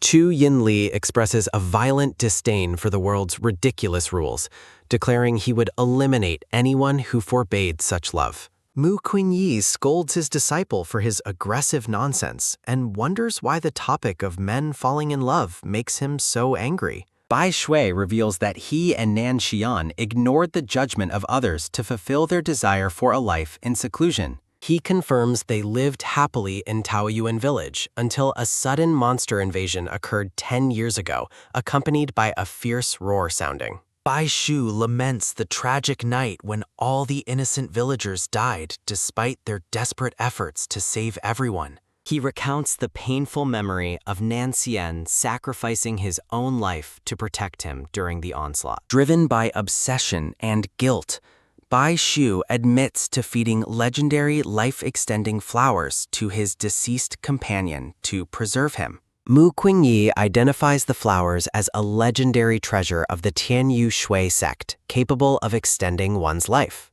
Chu Yinli declares his need for the flowers, prompting Bai Shui to demand a specific condition in exchange for them. Releasing a surge of dark energy, Chu Yinli refuses to negotiate while Bai Shui watches in shock, questioning his state of enchantment.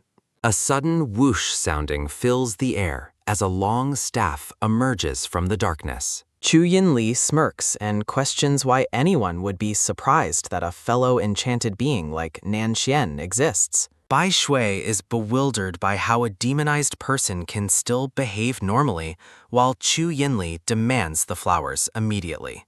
Chu Yinli prepares to seize the treasure by force as a menacing whoosh sounding accompanies his gathering dark power. Mu Qingyi intervenes with a firm block sounding, and his disciple immediately stops his assault out of complete obedience. The white-haired master is surprised by his disciple's sudden submission and wonders why he became so compliant all of a sudden. Observing their interaction, Bai Shui realizes Mu Qingyi has found his own light and expresses a sense of deep admiration. Mu Qingyi remains puzzled by the cryptic words and wonders about the true meaning behind Bai Shui's observations. Chu Yinli pulls his master back with a sharp tug sounding and asks for the specific conditions to exchange the flowers. Bai Shui points at Mu Qingyi and requests that he use his purifying soul art to restore Nan Xian's sanity. Chu Yinli immediately rejects the impossible demand, but Bai Shui insists that the condition for the flowers will never change. Chu Yinli warns the other man not to blame him for the consequences if he persists with such conditions. Mu Qingyi steps forward and solemnly decides to accept the challenge despite the personal risks involved. Chu Yinli erupts in fury, reminding his master that his inner strength is already damaged from the previous use of the art. Mu Qinyi sighs deeply, reflecting on the tragedy that befell the villagers and his desire to help. With a firm grab sounding, Chu Yinli demands to know why he continues to interfere in business that doesn't concern him. Mu Qingyi believes that those who sacrifice themselves to protect others shouldn't be left in such a miserable situation. The master challenges his disciple to admit their true relationship, while Chu Yinli continues to glare with frustration. Chu Yinli stubbornly denies the admission while privately reflecting on his deep feelings and his desire for a future together. Mu Qingyi questions his disciples' strange comments about falling into darkness as they continue their tense conversation. With a sudden whoosh sounding, Chu Yinli storms off, declaring his indifference even if his master gets hurt. Mu Qingyi watches him fly away with a puzzled expression, wondering why his disciple's temper is becoming increasingly weird. Bai Shui observes that the disciple's fierce behavior is actually a sign of deep concern for the master's safety. Bai Shui expresses his genuine surprise and gratitude for the master's kindness. Mu Qingyi praises their past benevolence and explains that he has no reason to refuse helping such righteous people. Lamenting their failure to save anyone, Bai Shui releases his grief with a heavy kick sounding against the nearby coffin. Mu Qingyi offers words of comfort, assuring him that heaven is ruthless, but they truly tried their absolute best. Moved to tears by the kind words, Bai Shui admits that Mu Qingyi is the only person who could say such things. Bai Shui offers a final word of thanks as he begins to cry. Mu Qingyi decides to seek out Chu Yinli's help, knowing his own body currently lacks the strength to perform the soul art. A soft creak sounding accompanies Mu Qingyi as he steps out, wondering where his disciple might be hiding. Mu Qingyi quickly spots Chu Yinli attempting to sneak around and watch him from behind a nearby building.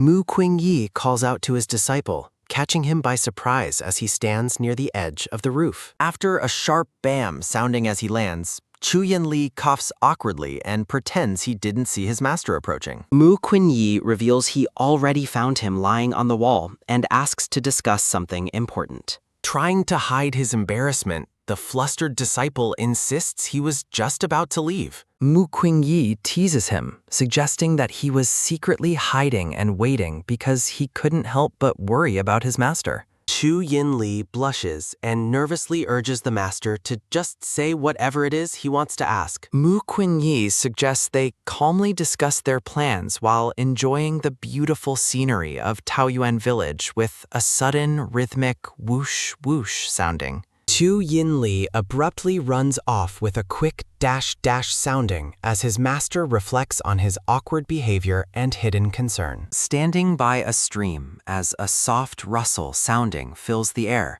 the disciple asks what his master needs to discuss. Mu Qingyi explains that his current strength is insufficient and he needs help to suppress Nanxian's demonic energy during the soul art. Chu Yinli flatly refuses to allow his master to perform such a dangerous technique. Mu Qingyi looks visibly saddened and asks why his disciple is unwilling to assist him. Pinning him closely, Chu Yinli warns that his master's unique constitution prevents him from safely cultivating or using such power. He tenderly touches his master's forehead while explaining that the technique will eventually drain his life and destroy his soul. Mu Qingyi argues that death is inevitable for all things, and they must fulfill their duty as immortal cultivators. He declares that those who deserve saving must be rescued regardless of the personal cost. Chu Yinli becomes intense, contrasting his master's path of life with his own darker path that goes against the natural order. He pulls the master into a desperate embrace, vowing to live forever for the sake of only one person. The pair stands together under the cherry blossoms as a gentle whoosh sounding carries the three falling petals.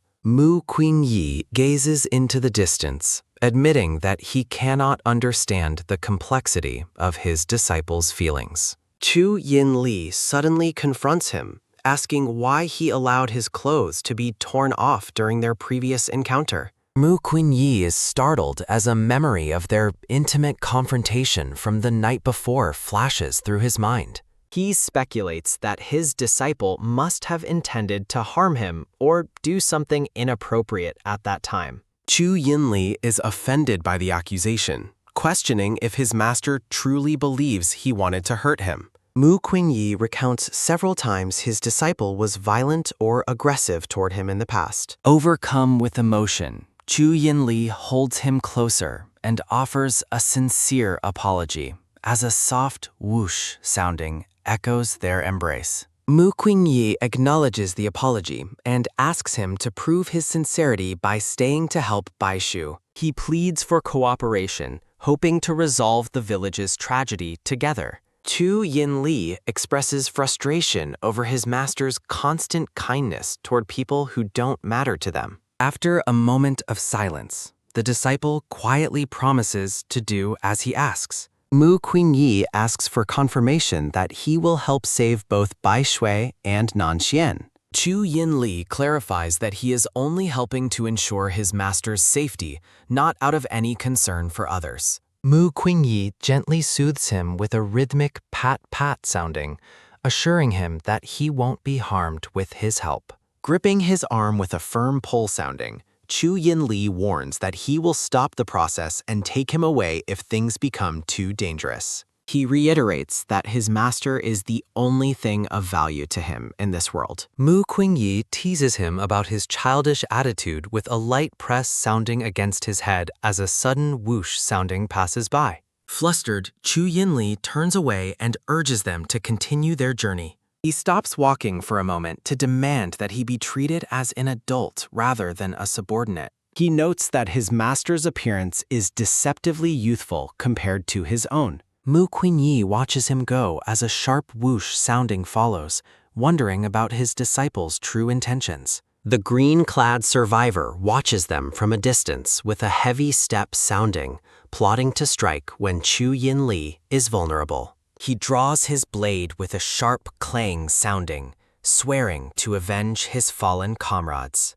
A sudden darkness falls over the village as a low whoosh sounding signals the arrival of night. Chu Yin Li realizes the village's cycle is abnormal since the sun never truly rises. Haunting screams of pain from the villagers echo through the woods. Mu Qinyi recognizes the cries and suggests they find a better vantage point to see what is happening. The two leap into the air together as several rapid whoosh-sounding bursts carry them upward. They land on a high roof and are met with a shocking sight. The villagers dissolve into dark energy and flow toward the shrine with a heavy whoosh sounding. Chu Yin Li explains the cruel, endless cycle of death the souls are forced to repeat every night. Bai Shui approaches with a slow step sounding, revealing that this fate was the villagers' own choice. He explains that their collective desire to preserve the village kept them trapped here.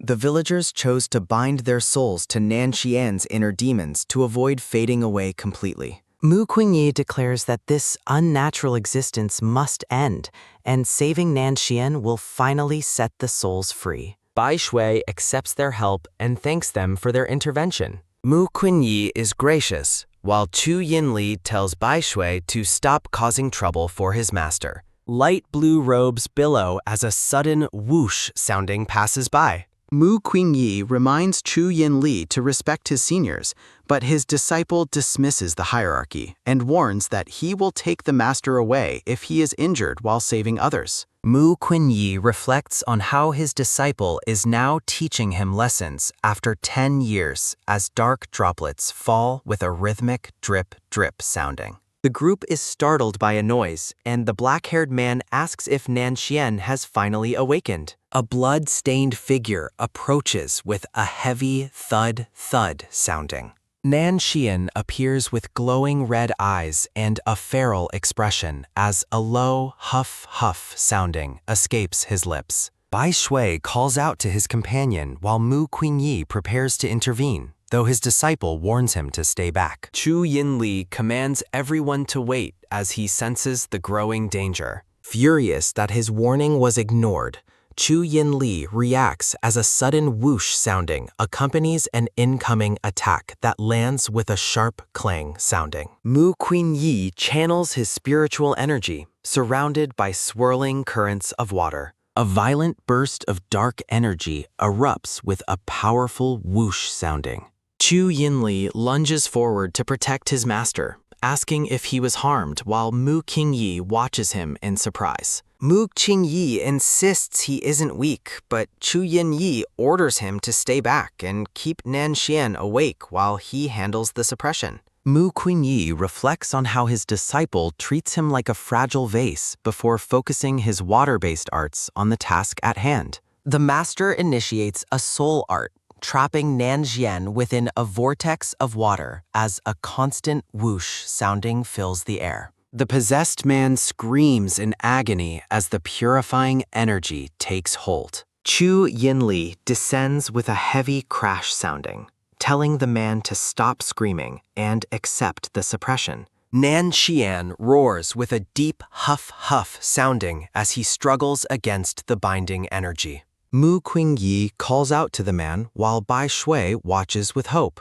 praying for the success of the soul art. A green-clad man lunges from the shadows with a quick whoosh sounding, catching the group by surprise. Mu Qingyi recognizes the intruder as Liu Jue and wonders how he managed to arrive so suddenly. Liu Ju strikes with a sharp slash sounding, intending to disrupt the soul art so the resulting explosion kills Chu Yinli. The attacker sneers at Chu Yinli, questioning why he would choose to be with such a monster. Mu Qingyi realizes he cannot stop the technique as a sudden whoosh sounding signals the incoming blade. Chu Yinli intercepts the attack, causing a loud clang sounding as the blades meet. Liu Ju is sent flying backward with a pained sounding.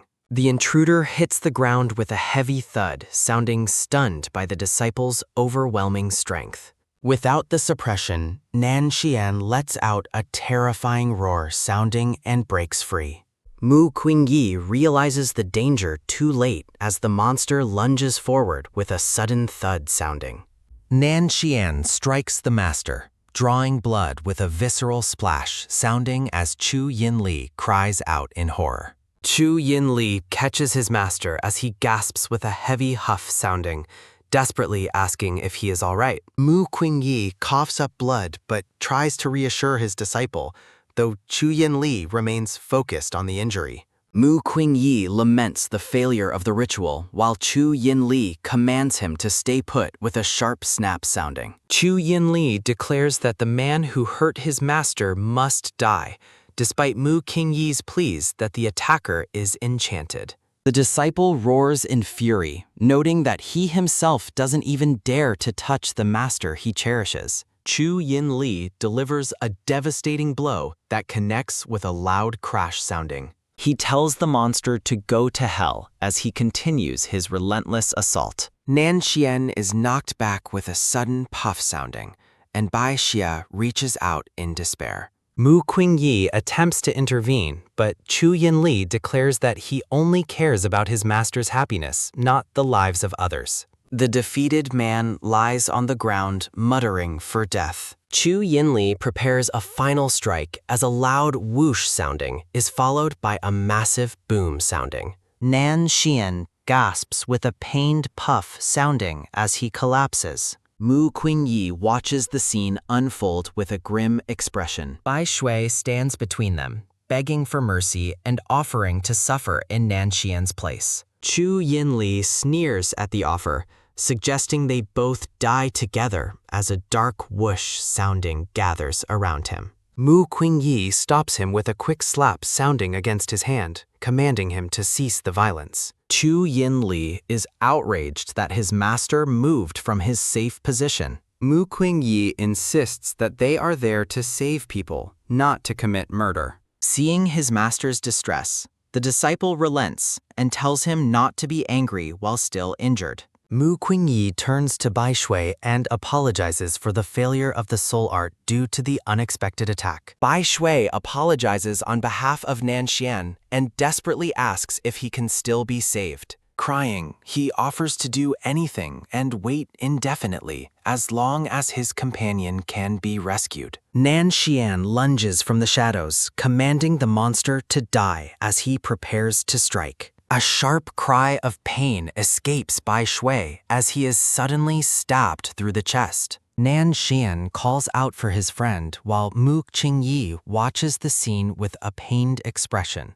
Despite his injury, Bai Shui tells the visitors to stay away and avoid the danger. He accepts the situation, noting that things have unfolded exactly as they should have. Chu Yinli stops his master from intervening, explaining that the devil pierced Bai Shui's heart, and Nanxian has lost his sanity. He details how an inner demon might be the only thing capable of restoring a fallen soul's senses. Chu Yinli questions if enchantment can be deeper than an inner demon as Nanxian attacks again with a whoosh sounding. Bai Shui pulls the man into a tight embrace, resulting in a soft hug sounding. A close-up reveals Nanxian's glowing red eyes and blood-streaked face during the encounter. Bai Shui begs him to wake up, assuring him that the monsters are finally dead. Realizing he has spilled Bai Shui's blood, Nanxian begins a pained struggle, sounding to regain control. Bai Shui admits his own selfishness in planting flowers in the other's heart was the cause of this tragedy. He laments leaving his friend alone as he feels his life fading, while Nanxian reacts with a whoosh sounding. A massive cry of denial fills the air against a background of dark, swirling energy. Several rapid whoosh-sounding bursts erupt as Nanxian's demonic features begin to disappear. Nanxian finally returns to his senses and gazes at the man in his arms. Mu Qingyi is startled by the recovery and asks his disciple how he knew inner demons could awaken the fallen. With a firm pull sounding, Chu Yinli reveals that he also carries an inner demon within him. Mu Qingyi contemplates his disciple's growth, while Chu Yinli confesses that his master is his only inner demon. Frantic, Nanxian asks Bai Shui who hurt him, unaware of his own violent actions. He swears to take revenge on whoever is responsible for the injury. Nanxian stops in horror as he notices the sword in his hand and realizes what he has done. He asks if his companion is truly awake, while Bai Shui insists he isn't hurt and tells him not to be sad. As the dark energy continues to disappear sounding, Nanxian is crushed by the realization of his guilt. Bai Shu tries to comfort him, claiming that Nanxian simply found him in this wounded state. Overcome with grief, Nanxian apologizes for being too late to save him. Bai Shui expresses regret for making Nanxian suffer for 10 years and for not letting go sooner. He tells Nanxian that he doesn't blame him and would face any calamity just to see him happy. Fading fast, Bai Shui admits that he feels a little cold. Nanxian vows to hold him tight with a firm hold tight sounding so he won't be cold anymore. Bai Shui reflects on their sad ending and addresses Mu Qingyi, speaking of a love that is difficult to repay. He laments that love is a sea of lovesickness that is hard to cross. Mu Qingyi looks on as the scene shifts, wondering about the dying man's words as a whoosh sounding passes. Bai Shu reveals he went to apologize to the villagers and confesses his love one last time. A final declaration of love is carried away with a gentle whoosh sounding. The dying man whispers his final goodbyes as the light fades. Nanxian screams in agony, begging Bai Shui not to leave him alone. Mu Qingyi stands in silence, admitting that he never expected the situation to turn out this way. Nanxian is inconsolable, weeping over the fact that he killed his companion with his own hands. Mu Qingyi explains that Nanxian sacrificed his life to save him and wouldn't want to see him miserable. Nanxian recognizes the visitors and recalls that they helped him recover once before. Mu Qingyi apologizes for not helping more, and Nanxian asks if he was promised anything for his aid. The master looks toward his disciple as Nanxian recalls the promise of flowers. Chu Yinli interjects, reminding everyone that Bai Shui promised them Jialan Xinsuan flowers in return. Nanxian is surprised, while Mu Qingyi assures him that he has principles and won't snatch the flowers. Nanxian offers to exchange anything for the help, surprising the master with his cooperative attitude. Mu Qingyi wonders if the rumors about his disciples' greed and destruction hide a deeper secret. Nanxian explains how Bai Shui gave him the Jialan Xinxuan flowers to keep him alive. He notes that the flowers will perish with him if he dies. The dark-haired man states that only he can voluntarily give up the flowers. He offers the flowers if they help him accomplish two final things. Chu Yinli comments on their relationship, and Mu Qingyi tells him to stop talking nonsense. Mu Qingyi asks the man to state his conditions for the trade. Nanxian asks to save the villagers' souls before Mu Qingyi asks for his second wish. A whoosh sounding passes as the man requests to be buried under the acacia tree. Mu Qingyi reacts with deep shock to the man's tragic and final request. Nanxian explains his decision is final because he cannot leave his companion alone. Chu Yinli makes a promise as Mu Qingyi questions why the man chooses death. The disciple argues that life without a reason is worse than death for the man. Chu Yinli expresses his hope that they do not share a similar tragic fate. Mu Qingyi ponders his disciple's words, wondering if they were intended for him. Nanxian agrees with a whoosh sounding, noting they will spend their lives together. Light returns to the yard as Nanxian holds his companion close one last time. A whoosh sounding and bang sounding signal the man's final, self-inflicted strike. Mu Qingyi calls out in despair as the man's life begins to fade. Nanxian offers the glowing red flower from his heart as a voluntary gift. Chu Yinli accepts the offering while the couple finally finds peace in death. The flower glows brightly as Nanxian whispers a final promise to wait. The man passes away, holding his companion's head in a tender, final embrace. Their forms begin to fade into light and petals as they leave the world. A quiet rustle sounding fills the courtyard as the scene shifts. Under a rustle-sounding tree, Chu Yinli holds the flower while Mu Qingyi watches. A simple tombstone marks their final resting place as a whoosh sounding passes. Mu Qingyi offers a blessing for their souls to find happiness together. Dark remnants of the villagers swirl around the yard with a whoosh sounding. Mu Qingyi realizes it is time to fulfill the first promise and release the souls. A whoosh sounding follows them as the pair ascends to handle the spiritual energy. Mu Qingyi questions the strange nature of the dark energy with a whoosh sounding. The remnants form a vortex with a whoosh sounding as they gather in the yard. Chu Yinli realizes the souls have come to pay their respects to the departed. A whoosh sounding fills the air as Mu Qingyi prepares to liberate the innocent villagers. Mu Qingyi channels his spiritual energy to initiate a purification rite. He tells the souls it is time to go with several whoosh-sounding bursts. A boom sounding erupts as the purifying energy collides with the dark remnants. Chu Yinli supports his master and asks if the villagers have finally been freed. Chu Yinli is angered by their refusal to leave, while Mu Qingyi coughs.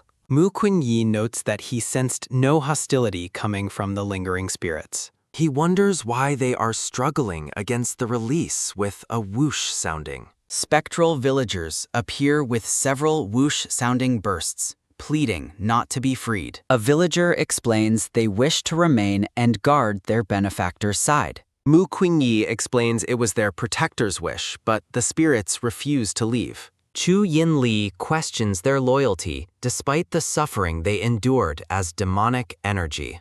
The spirit clarifies they chose this path to save their benefactor's wife. He insists they will stay, even if the village is forgotten by the world. Mu Qingyi asks if they are truly prepared to endure eternal pain. The spirits bow and beg for approval with several whoosh-sounding bursts. Mu Qingyi looks to his disciple, who suggests he has another way to help. The black-haired man tells his master to let the spirits go to hell, so they will only have to suffer once more. The white-haired man questions his disciple's actions, while Chu Yinli explains that a ruthless heart is necessary because one cannot have the best of both worlds. Chu Yinli tilts Mu Qingyi's head up and tells him to think carefully about what he truly wants. With a sharp bam sounding, Mu Qingyi pushes the hand away and tells his disciple to speak without touching him. Chu Yinli stares back and tells the master that how they proceed is entirely up to him. Standing before the acacia tree, Chu Yinli explains he will seal the spirits there so they can stay with their benefactors forever as a whoosh sounding passes. The spectral villagers bow in gratitude as Mu Qingyi tells them it is time to go. Several whoosh-sounding bursts fill the air as Mu Qingyi watches the spirits dissolve into points of light. A soft rustle sounding accompanies the sight of the acacia tree, bursting into vibrant pink blooms. Mu Qingyi looks up in wonder, noting that the acacia tree is finally blooming. Several crack-sounding bursts signal the collapse of the barrier around Taoyuan Village, and Mu Qingyi suggests it is time for them to leave as well. As a rustle sounding passes, Mu Qingyi realizes that the snowstorm from the outside world has reached the village. Mu Qingyi looks back at the snowy mountains and whispers a final goodbye to Bai Shui and Nan Shan with a soft whoosh sounding. Chu Yinli drapes a white fur cloak over Mu Qingyi and states that they must return to Lingshuan Palace before the snow buries everything. As a whoosh sounding carries them away, Mu Qingyi agrees that it is time to return home. Mu Qingyi reflects that the pain from a decade ago will never be forgotten by future generations despite the heavy snow. Walking through the frozen peaks, Mu Qingyi calls the departed couple mortals who were also heroes as a whoosh and rustle sounding pass. The blooming tree stands alone in the yard as snow falls and a whoosh sounding echoes through the courtyard. Golden characters glow on the dark bark of the tree as several whoosh sounding bursts pass over the village. A sudden whoosh sounding signals their arrival as they descend toward the steps of a grand palace. Mu Qingyi looks around in surprise, confirming they have successfully returned to Lingshuan Palace. Chu Yinli tells his master that he must be exhausted from the journey and suggests he go inside to rest. Mu Qingyi stops him and asks why he is leaving so quickly, prompting Chu Yinli to tease him about being unable to let him out of his sight. The white-haired man insists he can follow him anywhere, but Chu Yinli reminds him he possesses the Jialan Shinsuen flower and asks what he intends to do. Chu Yinli smiles, realizing the real reason Mu Qingyi is so determined to stay close to him. Mu Qingyi is startled by his words, but Chu Yinli says it's nothing and promises to find him after finishing his business as a whoosh sounding follows his departure. Chu Yinli pauses and looks back, calling out to the man standing on the balcony. Mu Qingyi reveals he saw the Book of Resurrection and knows Chu Yinli searched the world for treasures to save him, but asks why he is still obsessed now that he has returned. Chu Yinli scoffs and asks who said he recognized him or cares who he is, leaving Mu Qingyi confused. Leaning in close, Chu Yinli admits he would give everything to resurrect his master and asks if Mu Qingyi can truly understand his feelings. Mu Qingyi is left speechless by the intensity of his disciple's gaze. Chu Yinli argues that Mu Qingyi only knows cultivation and doesn't understand love or why Nan Shan chose death, while Mu Qingyi tells him not to change the subject. Chu Yinli pins the other man against a pillar with a bam sounding and insists that he must complete the resurrection. He explains that since he sought treasures to bring his master back, he will continue to seize whatever is needed to keep him forever. Chu Yinli notes that Mu Qingyi's current body is weak and will eventually perish, so he must find a way to restore his former body. The black-haired man's eyes narrow as he vows to figure out a way to restore his master's original form. Mu Qingyi asks what he is hiding, thinking to himself that even after 10 years he still doesn't understand his disciple, but Chu Yinli says he will only explain once his feelings are understood. Chu Yinli touches his master's face and warns him not to ask too many questions because he doesn't want to freak him out as a whoosh sounding passes. Mu Qingyi insists nothing can scare him, but Chu Yinli warns that knowing the truth of his actions over the last decade might make him run away immediately. Mu Qingyi denies he would ever run, but a sudden memory makes him stop and think. A whoosh sounding accompanies a flashback of an assassin's sudden attack in the village, which Mu Qingyi realizes he had no time to consider before. Mu Qingyi asks Chu Yinli if he remembers the assassin Liu Ju and wonders if his disciple was the one who destroyed the Liu Jianmen sect. He notes that an assassination usually has a deep reason, but Chu Yinli dismisses the sect as useless and unworthy of his attention. Mu Qingyi wonders if there was a misunderstanding, but Chu Yinli grabs his chin and asks if his master simply doesn't believe him. Chu Yinli warns him not to doubt him for things he didn't do and tells him not to use this as an excuse to neglect or leave him.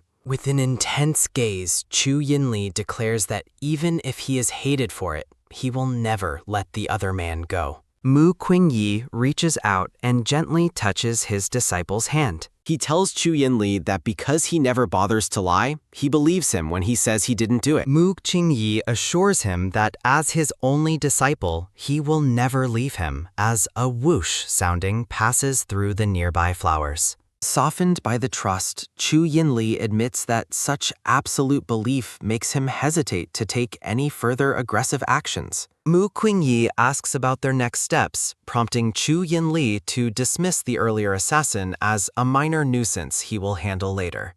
Chu Yinli pulls the other man close and tells him he only needs to care about him as a whoosh sounding passes. Watching from a distance, a gray-haired man in a purple robe is shocked to see that the master has finally returned. Mu Qingyi identifies the newcomer as Chu Ting, who approaches and questions what his master is doing with the stranger. Chu Ting is outraged and confused by the intimate way his master is holding this unknown man's hand. Chu Yinli turns his cold gaze toward the interruption as flowers bloom along the palace balcony. Chu Ting informs the master that Jiu Yu has returned to the palace, seeking to report on his mission. Mu Qingyi is surprised by the name, but Chu Ting rudely tells him that palace matters are none of his business. Chu Yinli explains that he sent Jiu Yu to find a treasure and decides they should all go see him together. Chu Ting is baffled, wondering why his master, who usually cares for no one, is so attentive to this newcomer. A whoosh sounding accompanies Chu Ting's intense glare as he questions the identity of the man standing beside his master. Mu Qingyi urges the palace master to hurry, but he notices that Chu Yinli is walking with uncharacteristic slowness. Mu Qingyi realizes the slow pace means his disciple doesn't actually care about the return of his subordinate as a whoosh sounding passes. Chu Yinli stops and asks if the other man truly cares about Jiu Yu, causing Mu Qingyi to flinch as he admits they haven't met in years. The black-haired man's expression darkens as he forbids his master from going and tells him to wait in the main hall. Mu Qingyi is confused by the sudden anger, wondering if the old rift between his disciple and Jiu Yu still exists. With a stern look, Chu Yinli repeats his command and forbids the white-haired man from seeing the returnee. Mu Qingyi reaches out with a gentle pat sounding on his disciple's head and tells him not to make such a fuss. He reminds the palace master that they are still senior brothers and insists they go to meet the injured man together. Chu Yinli reluctantly agrees for this one time, but warns that he will not tolerate his master caring too much for the other man as a whoosh-sounding echoes. Chu Ting is absolutely stunned that anyone could touch the master's head and live, noting how much the master's personality has changed.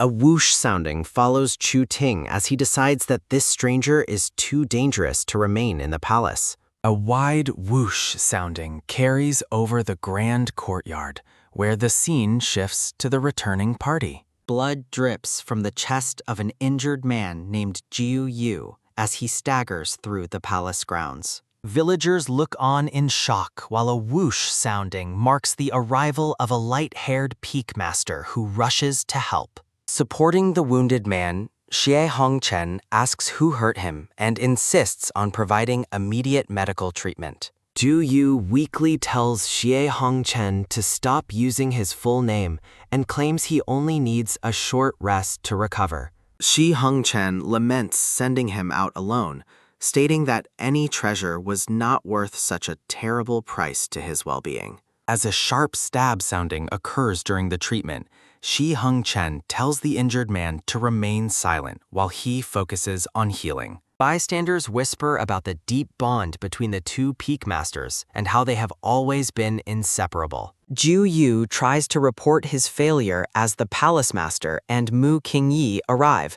causing the crowd to gasp in shock.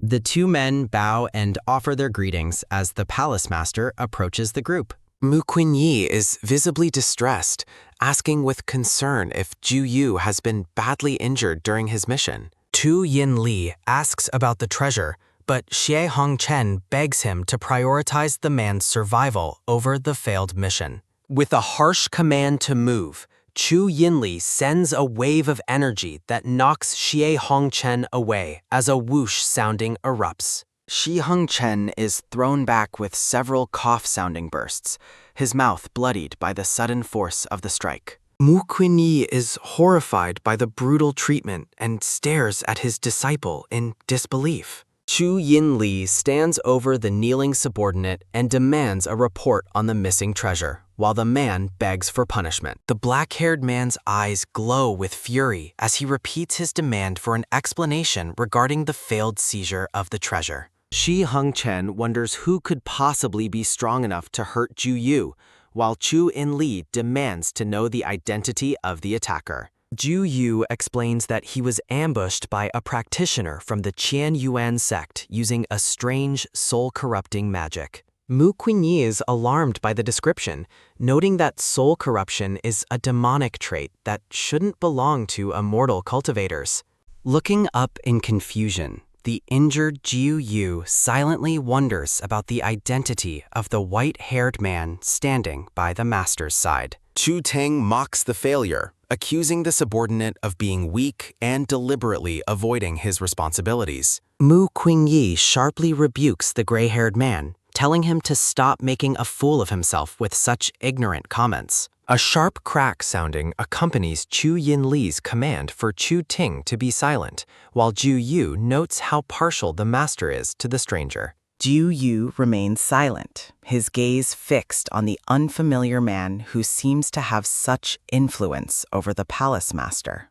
Chu Yinli gestures for the subordinate to leave and orders him to the punishment hall to pay for his failure. Mu Qingyi tries to intervene, warning that the man's body is too weak from his injuries to survive the rigors of the punishment hall. Tu Yinli asks if he is showing pity, while Chu Ting coldly declares that such an incompetent waste deserves to die. Mu Qingyi wonders why Chu Ting is acting like a hostile dog and mocking him. Xie Hongchen tells Chu Ting to back off and questions his authority over the palace. Chu Ting reacts angrily while the palace master focuses on the injured Zhu Yu below. Bleeding from the mouth, Zhu Yu voluntarily asks to be punished at Wu Wang Ya.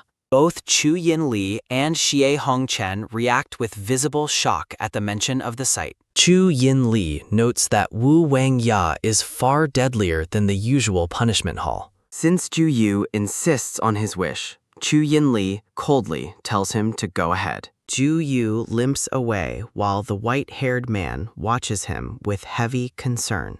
A heavy stagger sounding follows the injured man as he struggles to walk away alone. Xie Hongchen asks to be excused and follows after the departing, wounded subordinate. Mu Qingyi asks where Wu Wangya is, noting he has never heard the name. Chu Yinli explains it is a place that tests the mind and kills the impure. Mu Qingyi wonders if anyone's heart is truly pure given the fear he saw earlier. The palace master warns that even a trace of dark emotion triggers a soul attack. Mu Qingyi insists Ju Yu is pure and will never be in any danger there. Chu Yinli becomes jealous, asking if his master's belief is always delivered so easily. Mu Qingyi explains that having raised them both, he understands and trusts their dispositions. Chu Yinli stares intensely and asks which of the two he cares about more. Mu Qingyi is left speechless by the sudden, childish rivalry shown by his disciple.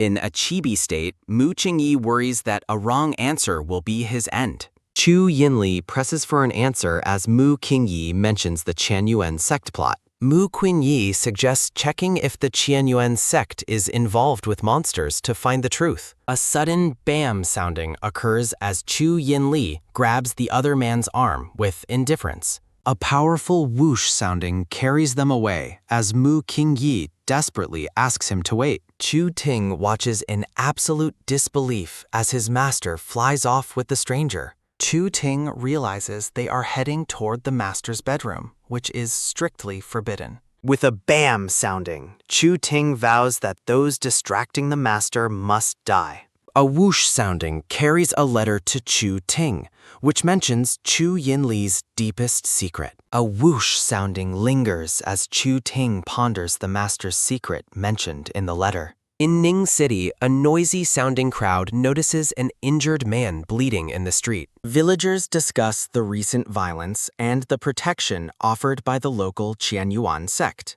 Liu Jue despairs over his inability to kill the monster Chu Yinli after his defeat.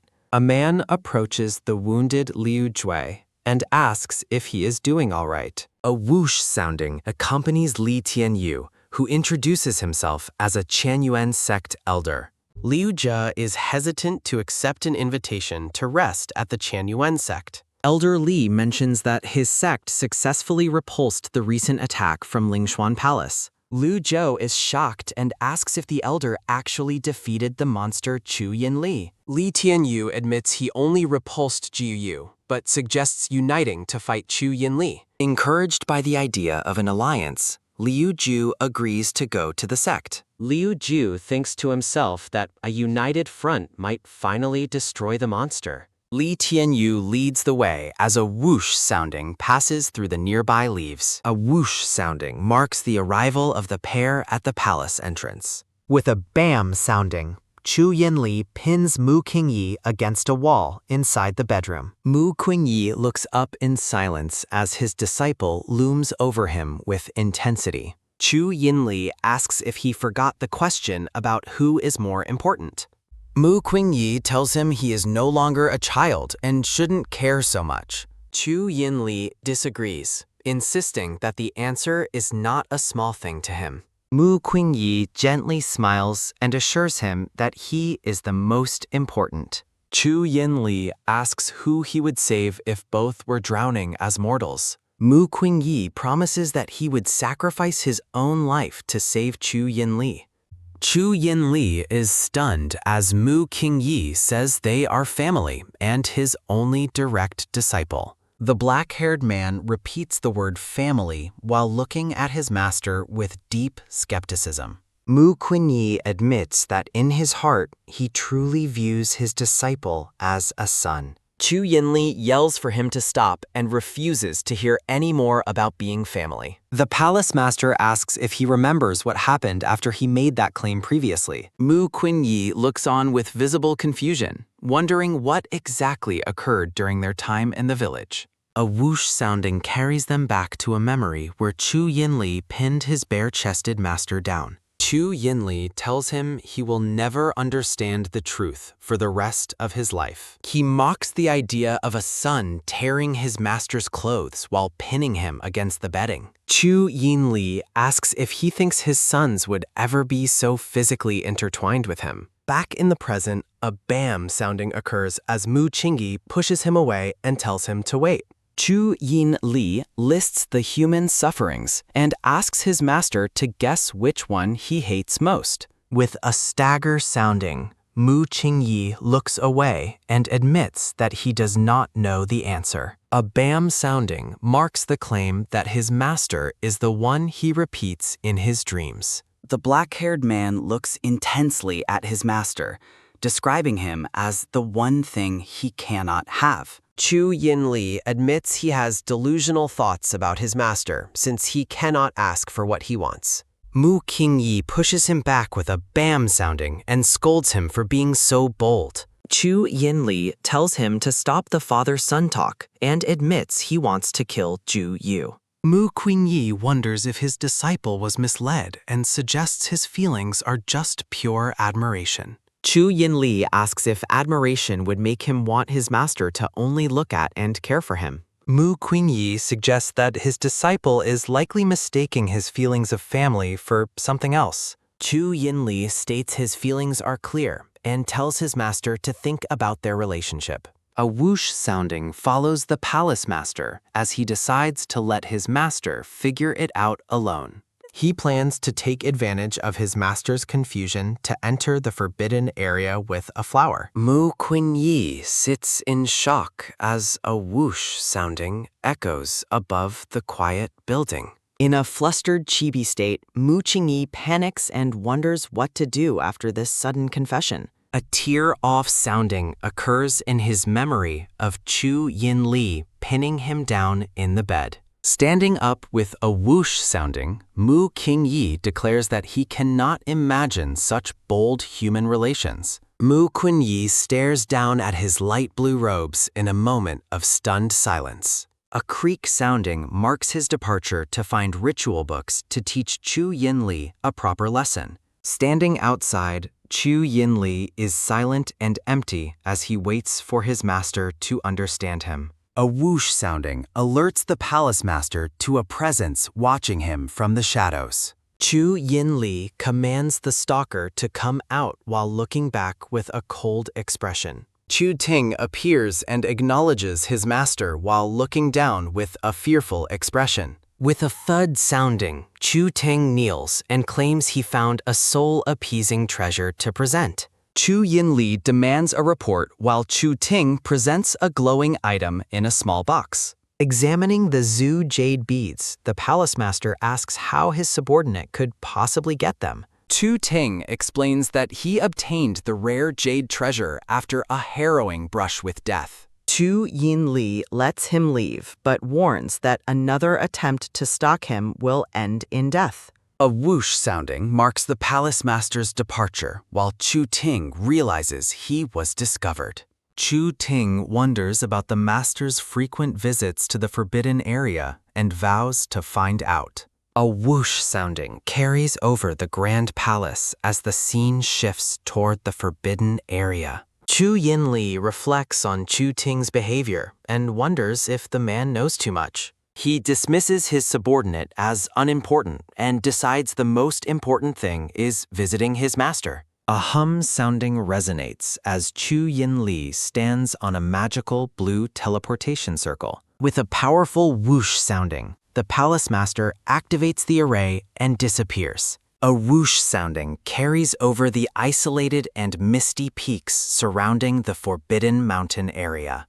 A whoosh sounding echoes as Chu Yinli arrives before a massive pillar of light guarded by chains. Looking at a sleeping figure, Chu Yinli notes that he has hidden the body for 10 years. Chu Yinli tells the sleeping man he would likely be horrified and disgusted by his lunatic behavior. Chu Yinli embraces the white-haired body, obsessed with the idea that the man loves him. He promises to care for the corpse until the truth of his feelings is revealed. A whoosh sounding accompanies the palace master as he examines a red flower intended for resurrection. He acknowledges the fragility of the soul and the need for a careful, long-term plan. A whoosh sounding echoes around a massive, glowing pillar bound by heavy chains. A boom sounding marks the release of power into the array, followed by a splash sounding as water rises.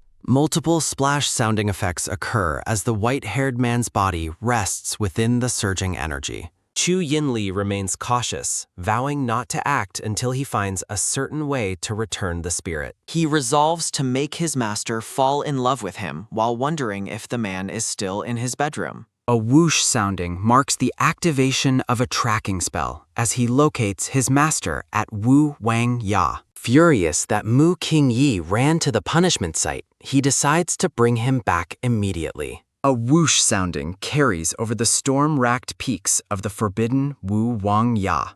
A whoosh sounding surrounds Ju Yu as he sits alone on the stone platform amidst the lightning. A whoosh sounding marks the moment Ju Yu reveals a hidden red treasure in his hand. With a bam sounding, Xie Hongchen appears and questions Ju Yu about stealing the Tian Yuan Sect treasure. Xie Hongchen mocks the idea of hiding treasures and asks if he is planning something malicious. Ju Yu explains the palace's spiritual energy is failing and the treasure is needed for the grand formation. He speaks of honoring the immortal's last wish, but Xie Hongchen offers to handle the matter instead. A whoosh sounding accompanies Xie Hongchen as he leans in, promising to do anything for the other man. The light-haired man watches his companion with an intense and unwavering gaze. Ju Yu reacts with stunned silence at the bold declaration of loyalty. Xie Hongchen assures him that he is proficient enough in formations to provide the necessary help.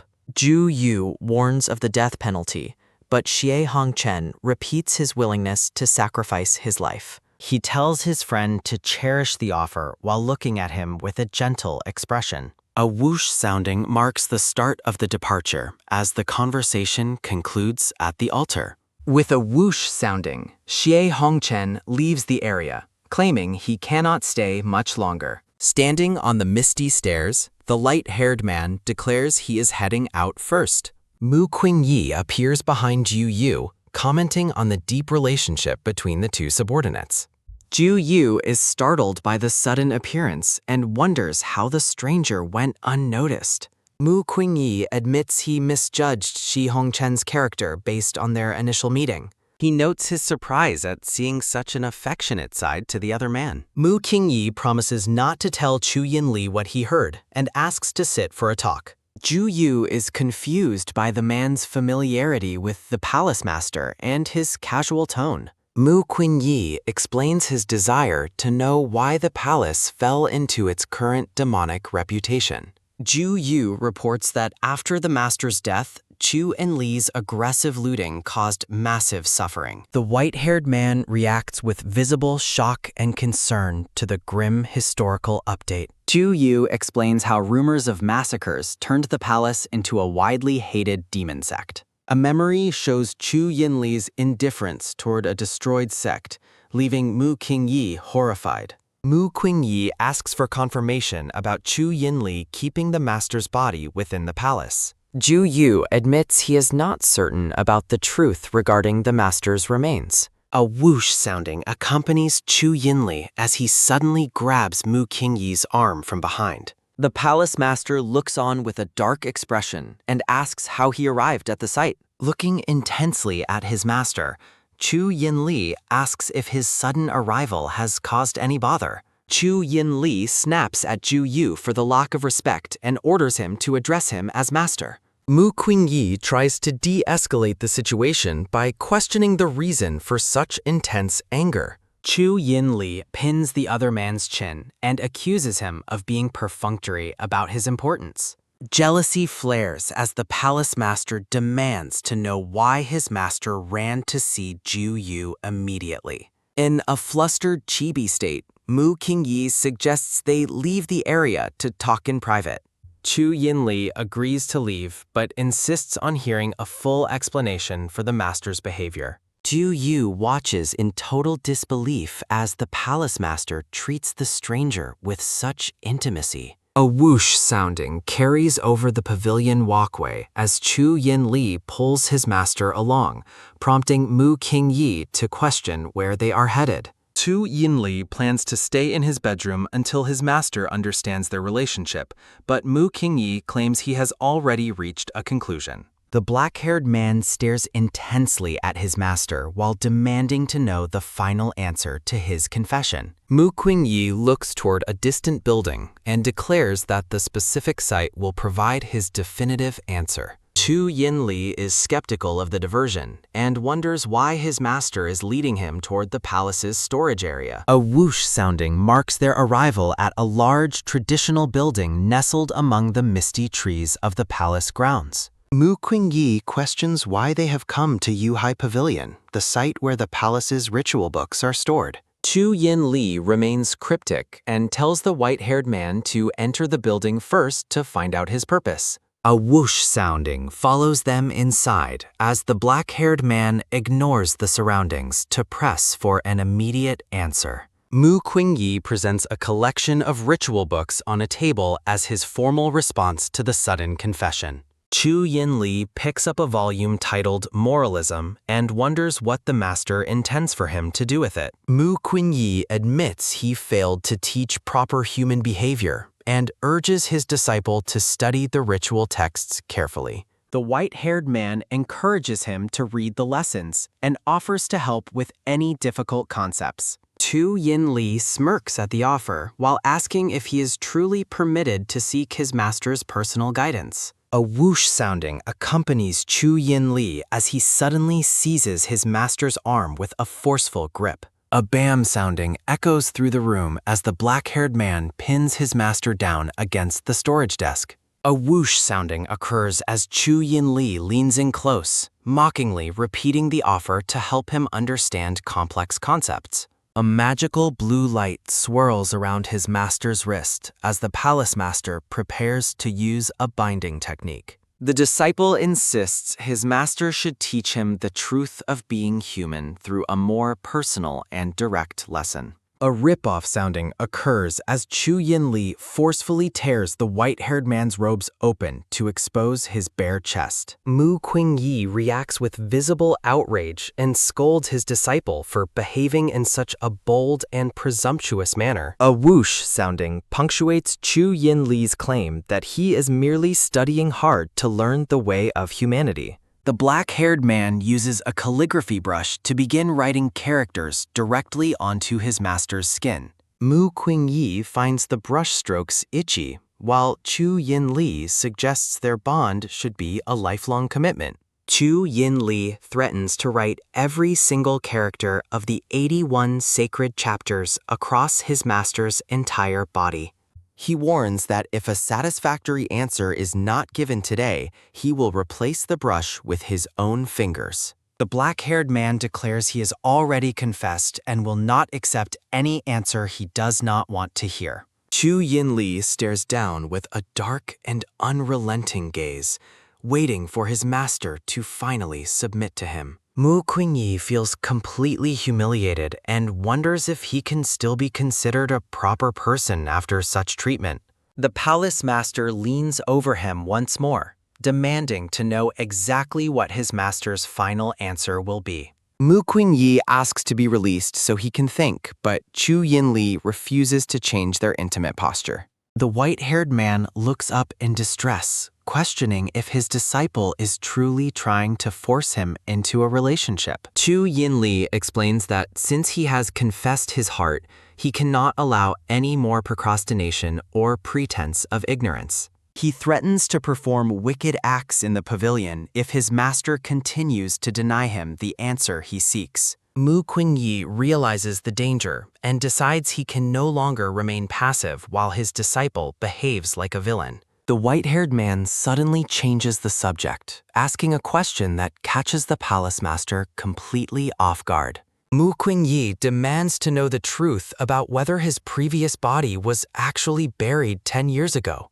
A whoosh sounding highlights Chu Yinli's stunned expression as he realizes his master has discovered his secret. Chu Yinli tries to claim the body was buried, but his panicked expression and stuttering reveal the obvious lie. A bam sounding marks the disciple's sudden retreat as he orders his master to stay and reflect on himself. Mu Qingyi watches him go, noting that the man's quick departure confirms his extreme state of panic and guilt. He reflects on Jiu Yu's information and realizes that his disciple likely hid his remains somewhere in the palace. Mu Qingyi resolves to find the truth about his body, convinced that his disciple's behavior has become completely unhinged. A thud sounding occurs as the white-haired man steps firmly on the ritual book that was used to provoke him. A burn sounding accompanies a burst of blue energy as Mu Qingyi destroys the book in a moment of frustration. A whoosh sounding carries over the bamboo forest as the white-haired man begins his secret search for the forbidden area. Mu Qingyi plans to search the forbidden areas of the palace, heading toward the land of the Han Xing flowers. A rumble sounding alerts him to a massive surge of spiritual energy being focused on a nearby array. A rumble sounding follows the light-haired man as he places a glowing red stone into a massive formation array. Mu Qingyi recognizes Xie Hongchen and realizes the subordinate is secretly helping Jiu Yu to recover the grand array. The light-haired man looks at his guest with suspicion and asks for the reason behind his sudden visit. Mu Qingyi claims he is just passing through when a rumble sounding marks the activation of the 7-star accumulation spirit array. Xi Hongchen asks if he is familiar with the formation method while privately marveling that someone could identify the intricate array at a glance. Explaining the array's function, Mu Qingyi realizes that the stolen treasure of the Tianyuan sect is being used as the primary material for the array eye. His eyes narrowing, Xie Hongchen asks if his visitor was previously at the altar and overheard the conversation with Jiu Yu. Mu Qingyi promises to keep the secret, but points out an error in the trajectory of the eye array before a whoosh sounding accompanies his departure at the host's insistence. Xi Hongchen orders him to leave before the master arrives, warning that his own life is at stake for possessing the stolen stone.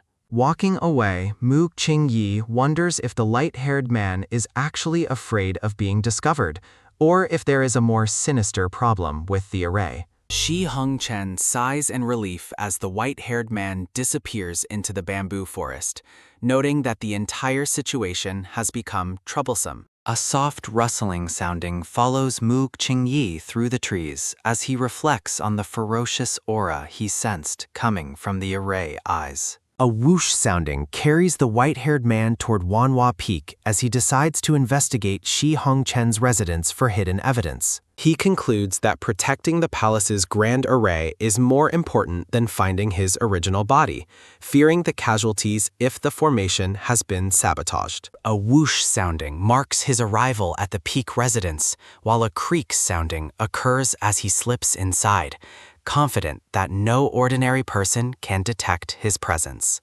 Mu Qingyi stands in the middle of the room, convinced that any tampering with the big array would have left traces within this building. A whoosh sounding accompanies his urgent search as he hopes to find the truth before the light-haired man returns from the array site. The white-haired man realizes that something hidden would likely be placed somewhere obvious and moves toward a large decorative screen. He inspects the panorama of Lingshuan Palace painted on the screen, searching for any inconsistency or hidden detail.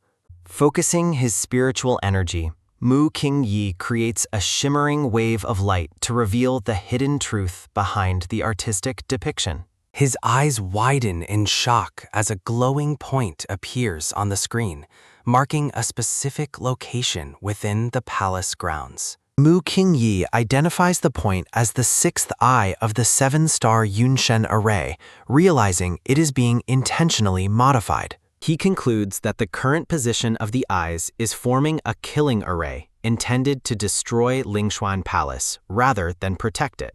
A crackle sounding marks the sudden arrival of Shi Hongchen, who catches the white-haired man standing directly in front of his secret screen. A whoosh sounding punctuates the light-haired man's intense gaze as he realizes his visitor has discovered his secret. Shi Hongchen mockingly praises the white-haired man's courage for sneaking into his residence undetected. Mu Qingyi gestures toward the screen and demands a formal explanation for the dangerous modification of the palace's protective array. A snap sounding occurs as Shi Hongchen opens his fan, casually claiming he is not familiar with array methods and merely pointed to the screen randomly. Mu Qingyi warns that the deduction of the array has been reversed into a god-extinguishing trap, but the light-haired man continues to feign ignorance.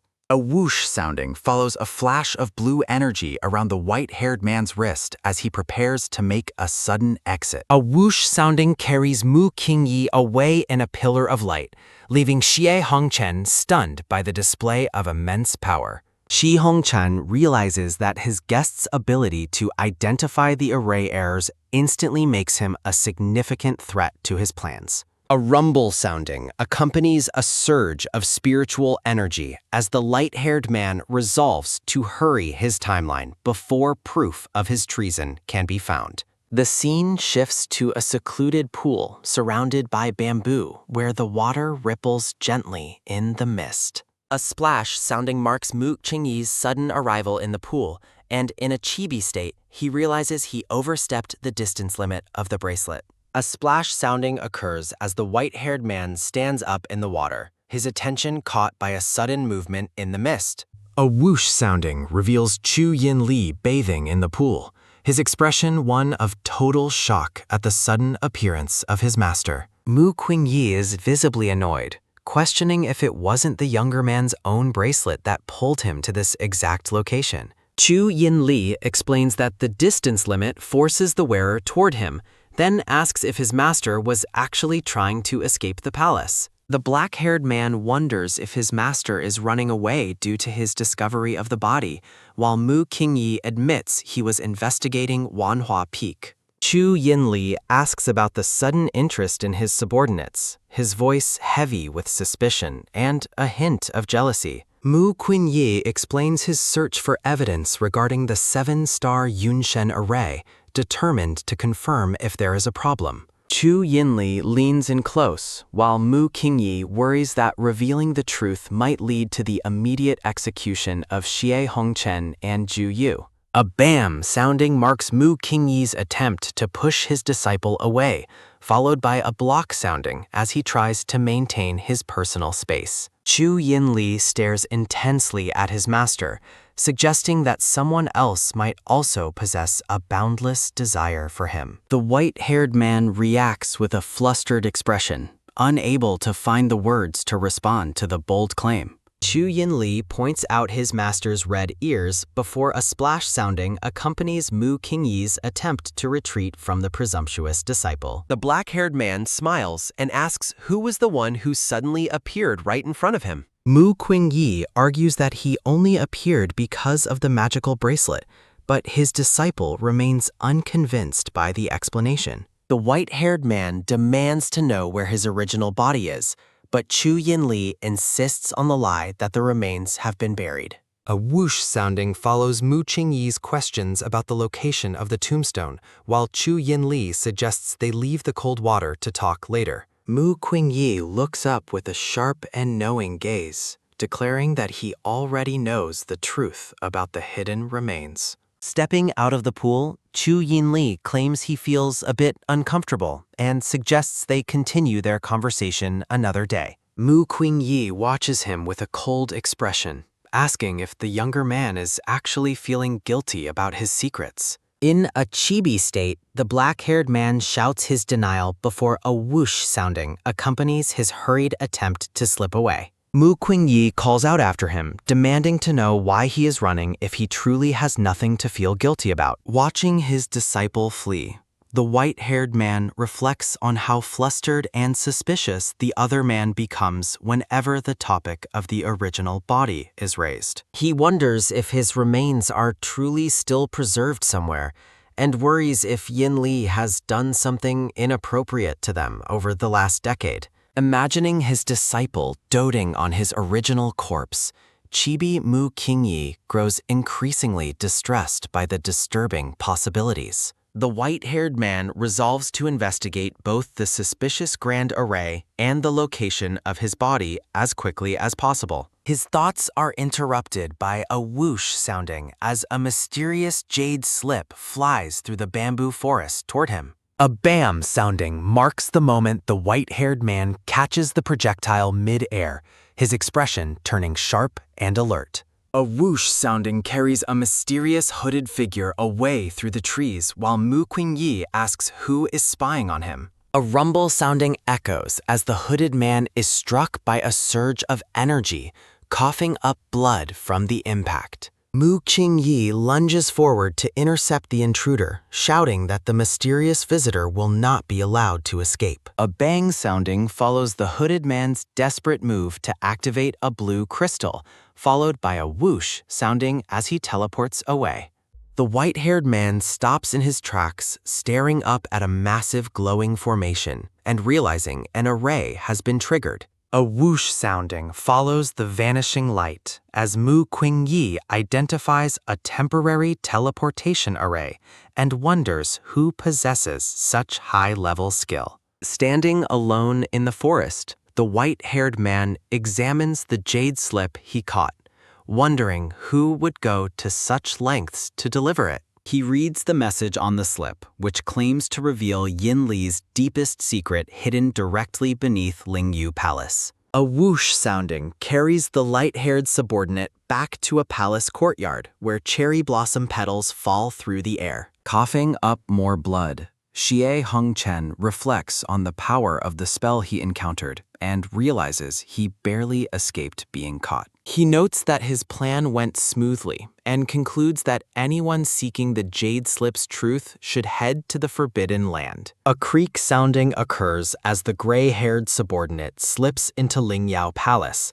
determined to uncover his master's secret despite the risk of execution. A whoosh sounding accompanies Chu Ting's movements as he prepares to find the teleportation circle he believes is hidden within the room. A rumble sounding alerts him to a glowing blue formation appearing on the floor, and he exclaims in triumph that he has found it. A whoosh sounding surrounds the gray-haired man as he stands on the array, briefly wondering why finding the entrance was so unexpectedly easy. A whoosh sounding carries Chu Ting downward as he decides to put aside his doubts and discover what lies below the palace. A whoosh sounding follows him into a dark underground chamber filled with glowing blue energy and floating mist. His eyes widen in absolute shock as he spots a figure encased in ice and energy, identifying it as Mu Qingyi's corpse.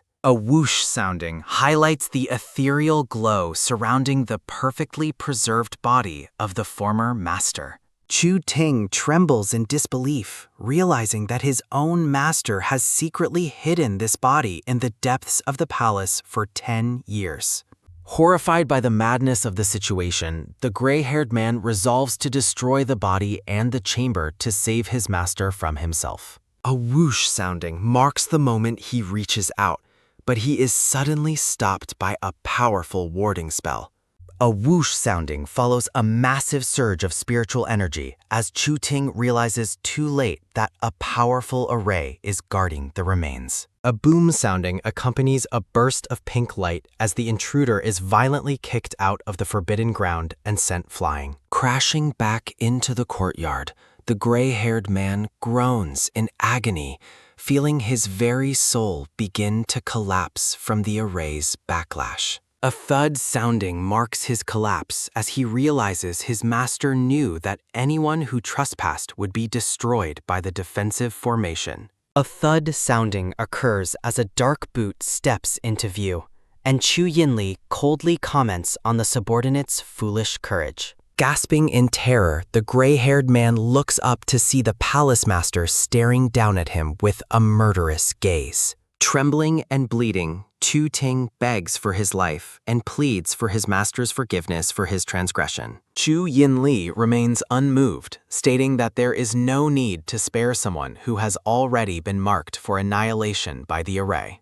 Desperate and crying, the subordinate begs for salvation, citing his 10 years of loyal service to the palace master. The black-haired man leans in closer, his voice low and dangerous as he points out that Chu Ting has now seen everything. Chu Yinli declares that everyone who knows this secret must die, offering a quick death to end the pain of the array's curse. A whoosh sounding announces Mu Qingyi's sudden arrival, and he asks what is happening as both men react with visible shock. His expression hardening, Chu Yinli turns to his master and demands to know the reason for his sudden appearance at this location. Mu Qingyi claims he just dropped by, while Chu Ting frantically points at him, accusing the guest of being an outsider who also trespassed. Chu Yinli stares intensely at the gray-haired subordinate, coldly asking what kind of identity he thinks he has to compare himself to the guest. The white-haired man watches the scene unfold,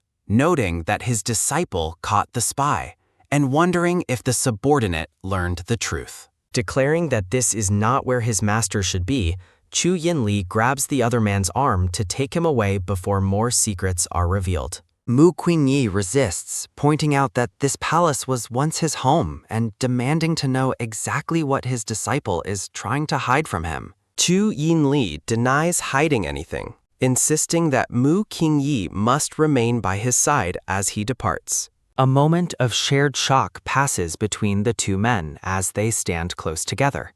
Chu Yinli summons dark energy with a rumble sounding, while his master demands answers from the spy. Chu Ting coughs, claiming the palace master has gone mad and hidden secrets beneath the grounds. The gray-haired subordinate winces in pain as an invisible force suppresses his ability to speak. Mu Qingyi asks what was seen, but the subordinate finds himself physically unable to reveal the truth. The white-haired man identifies a soul-word curse designed to imprison the truth within a person's soul. Chu Yinli turns away coldly, urging his master to leave the scene of the transgression immediately. Mu Qingyi asks for time to fix things, but his disciple insists they leave the area together. Mu Qingyi laments the silenced witness, while Chu Yinli silently notes the arrival of his dark subordinates. Mysterious hooded puppets materialize,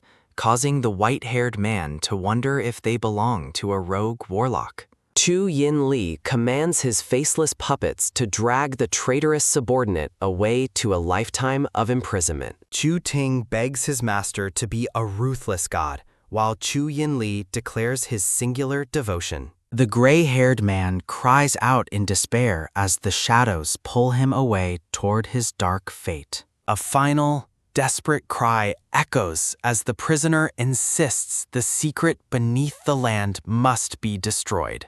Chu Yinli leads his master away, secretly mocking the subordinate's naivete as Mu Qingyi grows more suspicious. Shi Hengchen watches the scene from the shadows, satisfied that his manipulative plan is unfolding perfectly. The light-haired man vows to sacrifice anything, even his own life, to fulfill a childhood wish. A creak sounding occurs as Chu Yinli opens the doors to a private chamber for his master. Mu Qingyi questions why his old residence is off-limits, while Chu Yinli offers flimsy excuses about cleaning. The white-haired man's gaze turns piercing as he demands to know what is being hidden away. Chu Yinli remains calm, asking what exactly his master believes is being kept from him. Mu Qingyi lists hidden treasures and arrays before accusing his disciple of a far more personal secret. Mu Qingyi asks point-blank if the younger man has hidden his original corpse somewhere in the palace. A cling sounding rings out as the black-haired man's hand trembles,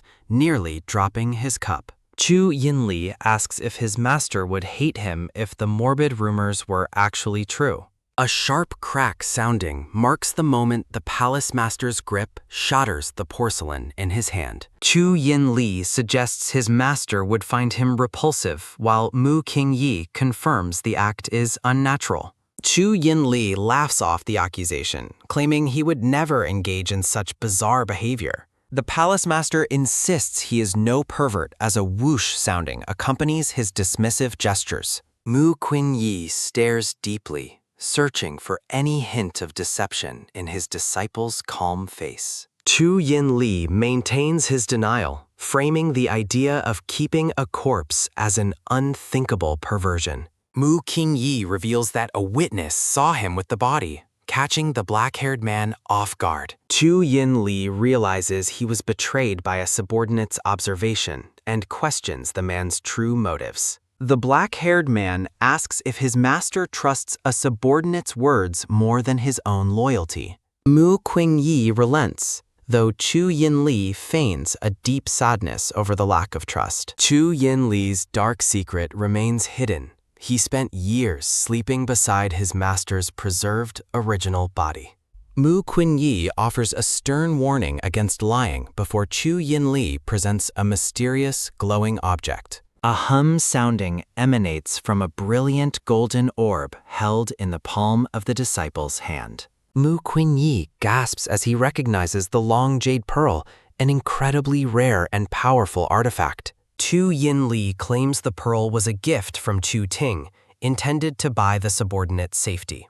Chu Yinli explains the pearl can heal the soul, insisting his master accept it for his recovery. A soft thud sounding occurs as the black-haired man presses the warm treasure against his master's heart. Chu Yinli leans in close, whispering that his master's well-being is the only thing that matters. Mu Qingyi agrees to use the treasure while his disciple heads outside to stand guard during meditation. A splash sounding marks the flow of spiritual energy as Mu Qingyi begins stabilizing his damaged soul. Mu Qingyi enters his soul world, a vast expanse of golden starlight and swirling celestial energy. The white-haired man stands amidst the brilliant cosmic light, marveling at the state of his inner self. Mu Qingyi feels his former power returning as blue lightning crackles through his restored spirit world. A boom sounding accompanies a sudden intrusion as Mu Qingyi reacts to a powerful, hostile presence. A sharp splash sounding marks the moment Mu Qingyi suddenly coughs up a spray of blood.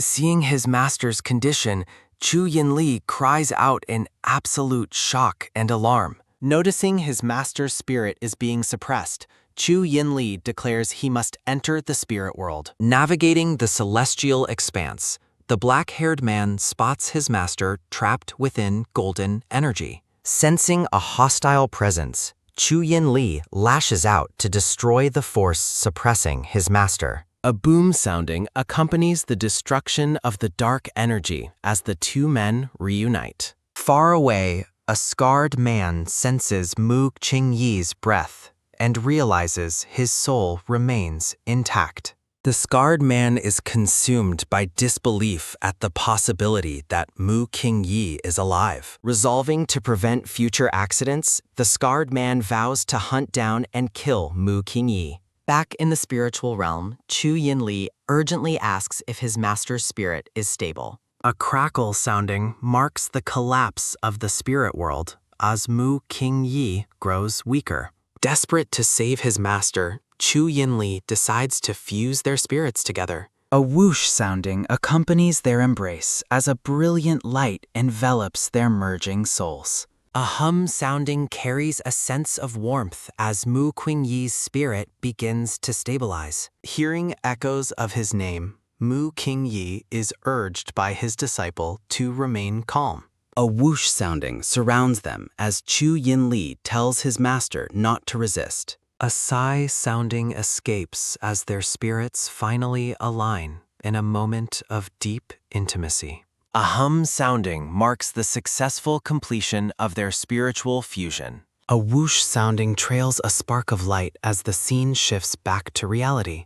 A gasp sounding occurs as Mu Qingyi suddenly regains consciousness in the physical world. Startled and confused, the white-haired man demands to know why his disciple entered his soul. Chu Yinli explains he was only using his own soul to heal the damage within. Mu Qingyi questions the source of such a trick, while Chu Yinli claims natural inspiration. The black-haired man teases his master about his enthusiastic behavior during their spiritual union. Chu Yinli points out that his master's spirit acted far more honestly than his words. Flustered and embarrassed, Mu Qingyi tries to silence his disciple's bold observations. A snap sounding occurs as Chu Yinli grabs his master's arm to emphasize his point. Chu Yinli suggests their complete lack of reservations makes them resemble a devoted couple. Mu Qingyi insists on their master-disciple relationship despite his inability to resist the fusion.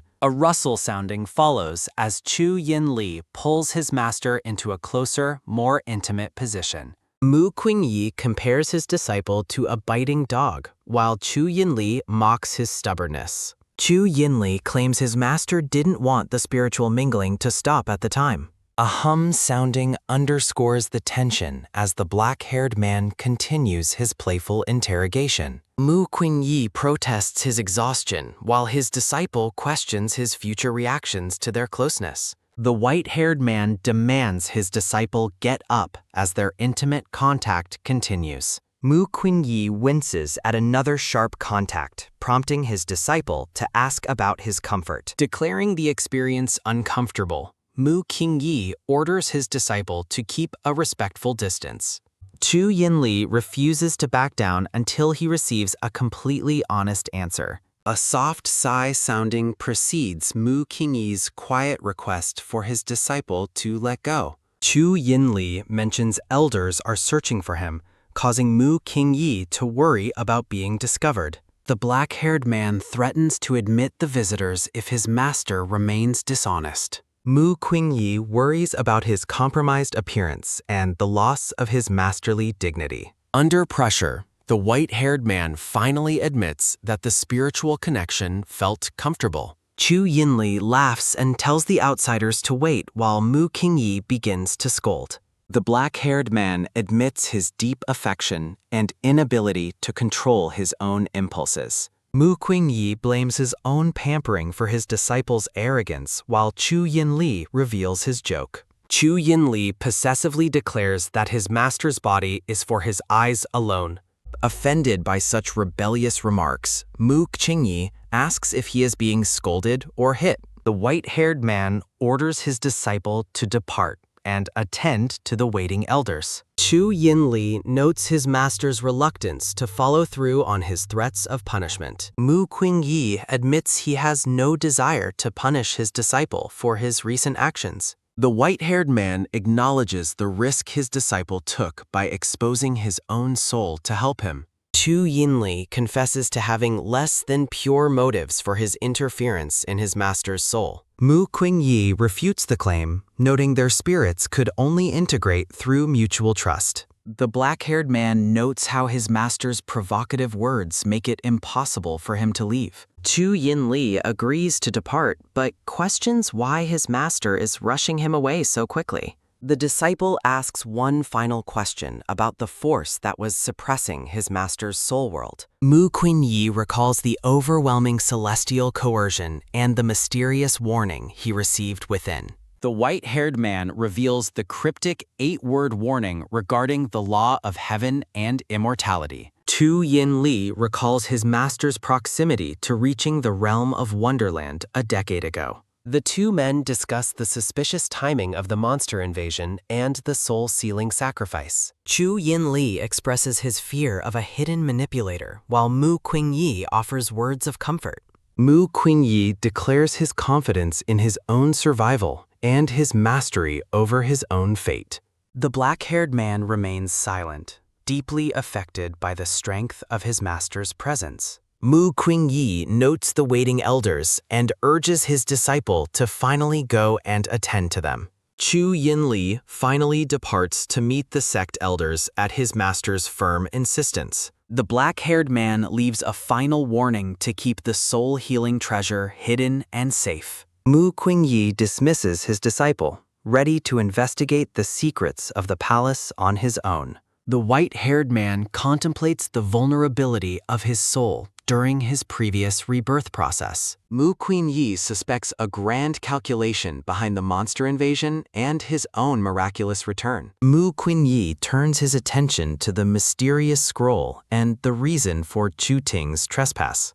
The white-haired man decides to find the imprisoned subordinate while the palace master is occupied. Mu Qingyi successfully locates the hidden dark prison deep within the palace grounds. He notes the shadow puppets patrolling the area, recognizing them as part of his own legacy. The swoosh sounding accompanies his graceful movement as he prepares to bypass the guard puppets. A sharp slap sounding marks the moment he disables a puppet by striking the core on its forehead. Swirling water energy surrounds the puppets as the white-haired man easily neutralizes the group.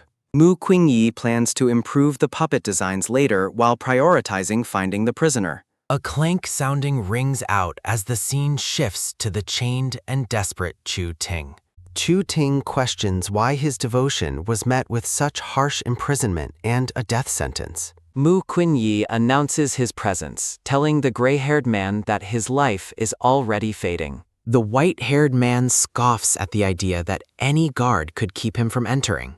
Chu Ting reacts with bitterness, accusing his former superior of coming only to enjoy his suffering. Mu Qingyi clarifies he is only there to ask a question regarding the mysterious scroll. The white-haired man presents the scroll, asking if the prisoner received an identical message. Chu Ting offers to reveal the source if his visitor is willing to come within reach. A whoosh sounding carries Mu Qingyi closer as he prepares to hear the prisoner's answer. Chu Ting mocks the man's bravery before suddenly pulling his robes open to reveal hidden marks. A splash sounding punctuates a sudden outburst of violence as Mu Qingyi remains entirely composed. The prisoner asks if the marks were left by Chu Yinli, catching the master off guard. Mu Qingyi recalls a sharp bite from his disciple during their recent soul-fusing embrace. The white-haired man angrily dismisses the marks as nothing more than a stray dog's bite. Chu Ting demands to know what transpired between the master and disciple during their time together. Mu Qingyi grows flustered, internally questioning the true nature of his own recent actions. A memory of their intimate spiritual union flashes through the white-haired man's mind once more. Chu Ting notes his visitor's blush and reacts with disbelief at the implied forbidden relationship. The prisoner rants that such a divine being should never be defiled by anyone's touch. A thud sounding marks the moment Mu Qingyi seizes the prisoner by the throat to silence him. Mu Qingyi rebukes the man for trying to force his own twisted delusions onto another person. A cough sounding escapes as Mu Qingyi declares his disciple is free to be whatever he wishes. The gray-haired prisoner mocks the master's identity, mentioning a secret he saw in the forbidden area. A crackle sounding accompanies the white-haired man initiating a soul search on the bound prisoner. A whoosh sounding carries the master through the prisoner's consciousness to find a hidden fragment. A hum sounding accompanies the master's investigation of the glowing, chained artifacts within the soul world. The white-haired man identifies a soul column as a flash of light erupts from the prisoner's forehead. A boom sounding marks the discovery of a massive, glowing array guarding the forbidden area. The master notes the immense power of the array used to keep prying eyes away. While the prisoner suffers, the white-haired man realizes the array's energy feels strangely familiar. The prisoner laughs manically, claiming the soul search will reveal nothing of the secret. Mu Qingyi explains the search is limited by the prisoner's weak spirit, causing an outburst of resentment. The gray-haired man mocks Mu Qingyi, calling him a mere plaything for the disciple's true love. A chibi version of the white-haired man reacts with pure confusion to the prisoner's insults. A hum sounding follows the sudden appearance of the black-haired Chu Yin Li in the dark prison. An oppressive silence fills the air as the black-haired man looms over the scene. Chu Yin Li demands to know why his master is visiting the prisoner in secret. The prisoner mistakenly believes his master came for him, expressing his relief and devotion. A whoosh sounding follows as Chu Yin Li aggressively questions the intimacy between his master and the prisoner. Mu Qingyi tries to explain his actions while a chibi Chu Yin Li rants about his master's wandering eyes. Mu Qingyi calls out to his disciple, who insists they leave the prison immediately. The gray-haired man reacts with horror as his master prepares to take the visitor away. Desperate and broken, the prisoner begs the master not to leave him for a mere plaything. A boom sounding underscores Chu Yin Li's violent response to the prisoner's insults against his master. Mu Qingyi urges his disciple to calm down and leave the dying man behind. The prisoner rants about his replacement, warning that Mu Qingyi will also be discarded soon. The white-haired man dismisses the prisoner's delusions, expressing his complete confidence in the future. Mu Qingyi vows to stay by Chu Yin Li's side until the very end. A clank sounding rings out as the prisoner rages against the master being dirtied by a subordinate. Mu Qingyi tells the prisoner to stop projecting his own failures onto the disciple's life. Chu Yin Li asks for confirmation that the master will truly never leave his side. The white-haired man declares the prisoner an outsider, making his choice for the disciple clear. Chu Yin Li mocks the idea of the prisoner even being worthy of comparison. A sigh sounding marks the prisoner's realization of his own worthlessness after years of service. The gray-haired man laments his role as a fading light compared to a bright moon. A whoosh sounding accompanies the arrival of Xie Hongchen as the others depart. The prisoner is startled by the sudden appearance of the man with the fan. Xie Hongchen mocks the lively scene, revealing he came specifically to find the prisoner. The gray-haired man asks if he wants secrets, but Xie Hongchen reveals he provided the original scroll. A rattle sounding accompanies the prisoner's realization that he was a victim of a cruel setup. A snap sounding occurs as Xie Hongchen easily deflects the prisoner's desperate chained strike. Xie Hongchen admits he was merely fishing, and the prisoner was the one who took the bait. The prisoner demands to know why he was targeted, but Xie Hongchen dismisses his importance. A hum sounding accompanies the promise of a meeting with the true mastermind. Walking through the palace, the master reflects on the familiar power he felt in the prisoner's memory. Mu Qingyi turns to his disciple, questioning the origin of his past connections. Chu Yin Li asks if he is truly the most important person in his master's heart. A hum sounding marks the master's gentle reassurance and advice for the disciple to live for himself. The black-haired man rejects the idea, declaring that he lives only for his master. The white-haired man is taken aback by the intensity of the disciple's direct gaze. Chu Yin Li offers his life to the master, leaving the older man flustered and breathless. The disciple laments his master's ignorance regarding the depth of his deep affection. A thud sounding marks a decisive step as the disciple reflects on the nature of love. Chu Yin Li embraces his master from behind, describing his feelings as an unreasonable desire he must possess. The disciple vows to stay wrapped around his master forever,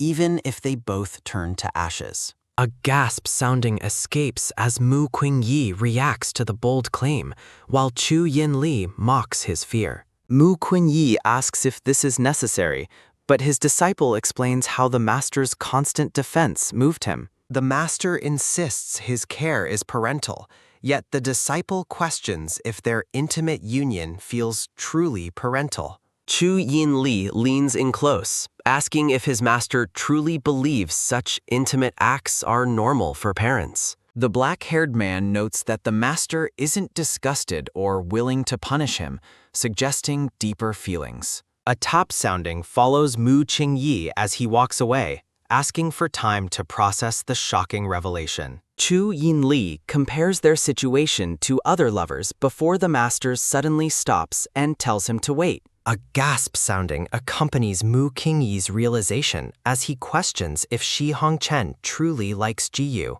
The disciple confirms the obvious crush, noting how often Xie Hongchen visits the other man's residence. Mu Qingyi suddenly connects the familiarity of the forbidden array to the power he saw Shi Hongchen use. The white-haired man stands amidst the bamboo as a sudden surge of spiritual energy begins to swirl. A whoosh sounding carries them upward as the master urgently insists they reach the top of the palace. A whoosh sounding carries the two men to a high overlook as they survey the palace grounds below. Mu Qingyi performs a complex derivative array method to uncover the truth hidden within the palace's highest point. A hum sounding resonates as a massive, glowing blue array manifests in the sky above the palace. The master observes the shifting sky and realizes the array is a different formation than he originally thought. A hum sounding marks the appearance of a hidden vision as Mu Qingyi calls his disciple to look. A slap sounding punctuates a chibi Mu Qingyi's lecture to his disciple about neglecting his array studies. Chu Yinli tries to calm his master, praising him as the world's greatest expert in array techniques. Mu Qingyi warns his disciple about the murderous intent he discovered hidden within the palace's array eyes. The black-haired man reacts with visible shock at the news that the array eyes lead to Lingyu Palace. The master suspects that the true target of these array eyes is whatever is hidden in the forbidden area. Mu Qingyi realizes the saboteur's goal isn't to destroy the palace, but specifically the forbidden area itself. A snap sounding marks Chu Yinli's sudden fury, though his master notes his reaction is unusually intense. The disciple claims his anger stems from professional pride, while the master continues to scold his ignorance. Chu Yinli thinks to himself that the forbidden area must be protected to save his master's original body. Mu Qingyi identifies the formation as the 7 Demons Extinguishing God Array, noting 6 eyes are already active. The white-haired man wonders why someone would spend 7 years planning to destroy only the forbidden area. The master explains that this top-level array could destroy the entire palace along with the forbidden area. Mu Qingyi is surprised by Xie Hongchen's hidden talent, but his disciple questions if he is the culprit. The master reveals he saw Xie Hongchen repairing the eyes and suggests the disciple go confront him personally. Mu Qingyi suspects Ji Yu is the real mastermind, using Shi Hongchen's amateur skills to cast the complex array. Chu Yinli tells his master to go ahead, claiming he has urgent business to attend to first. Mu Qingyi agrees, but finds his disciple's sudden lack of urgency regarding the saboteur quite strange. The black-haired man plans to keep the truth hidden to prevent his master from protecting Ji Yu's life. Chu Yinli recalls Ji Yu's recent movements and his clever use of Xie Hongchen to set up the array. A swoosh sounding accompanies Chu Yinli's departure as he vows to kill anyone targeting the forbidden area. A crackle sounding marks the lightning striking as Ji Yu stands alone on the stormy cliff's edge. A thud sounding signals the arrival of Xie Hongchen and a companion who call out to Ji Yu. Ji Yu asks if the master noticed they brought the dying Chu Ting to the secret meeting spot. Xie Hongchen reassures him that the master won't care about a man already dying from the array's power. A cough sounding escapes the prisoner as he realizes Ji Yu is the person supposed to save him. A whoosh sounding carries Ji Yu toward the prisoner as he prepares to initiate a powerful spiritual technique. A whoosh sounding accompanies the prisoner's shock at the overwhelming power Ji Yu displayed while suppressing his movement. A sparkle sounding marks the activation of a soul seal on the prisoner's forehead to stop his disintegration. Ji Yu confirms to Shi Hongchen that his intervention was successful despite the power of the forbidden array. Chu Ting is amazed by the rescue. but Ju Yu warns that he has only temporarily suppressed the disintegration. Standing before the others, Ju Yu declares that survival depends on the total destruction of the Forbidden Ground array, a claim the gray-haired prisoner finds laughably difficult to achieve. The black-haired man reveals his 7-year plan involving the 7 demons extinguishing God array, noting that the time to destroy the forbidden area has finally arrived. Chu Ting reacts with shock as he realizes he was a pawn in a larger scheme, accusing Ji Yu of arranging his certain death just to force his cooperation. Ju Yu challenges the prisoner's claim of innocence, asking if he didn't desire the destruction himself before demanding his agreement to work together. Acknowledging his shared goal and the threat to his life, Chu Ting agrees to cooperate and asks for his specific instructions. A crackle sounding marks the moment Ju Yu carves a concealment array onto the prisoner's skin,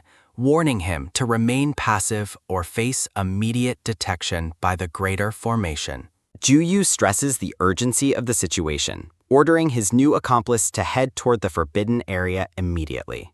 A whoosh sounding follows the prisoner as he departs with a final threat, while Ji Yu remains behind with Xie Hongchen. Shi Hongchen questions the wisdom of relying on such an unpredictable factor, voicing his concerns about the risk of their plan. Jiu Yu acknowledges the inherent danger, but notes that Chu Yin Li likely won't let them survive, even if the forbidden area is successfully destroyed. Expressing his absolute devotion, the brown-haired man reminds Ju Yu that he is willing to sacrifice everything, including his life, to achieve their goal. Xie Hongchen believes he can take the blame and die alone for the master's sake, but Ju Yu dismisses him as a fool for underestimating Chu Yinli's intellect. Determined to protect his companion, Ju Yu reflects on Xie Hongchen's deep affection, while asking for confirmation on the status of the 7th array eye. Ji Yu confirms that the 7th eye is the lifeblood of the array and entrusts Xie Hongchen with its control, instructing him to wait for his signal. A swoosh sounding accompanies Xie Hongchen's departure as he promises to fulfill Ju Yu's wish at any cost. A sigh sounding escapes Ju Yu as he silently apologizes for his deception, revealing that the real 7th eye requires his own life. Unmasking his true intent, the black-haired man realizes that activating the final array necessitates a human sacrifice to serve as its core.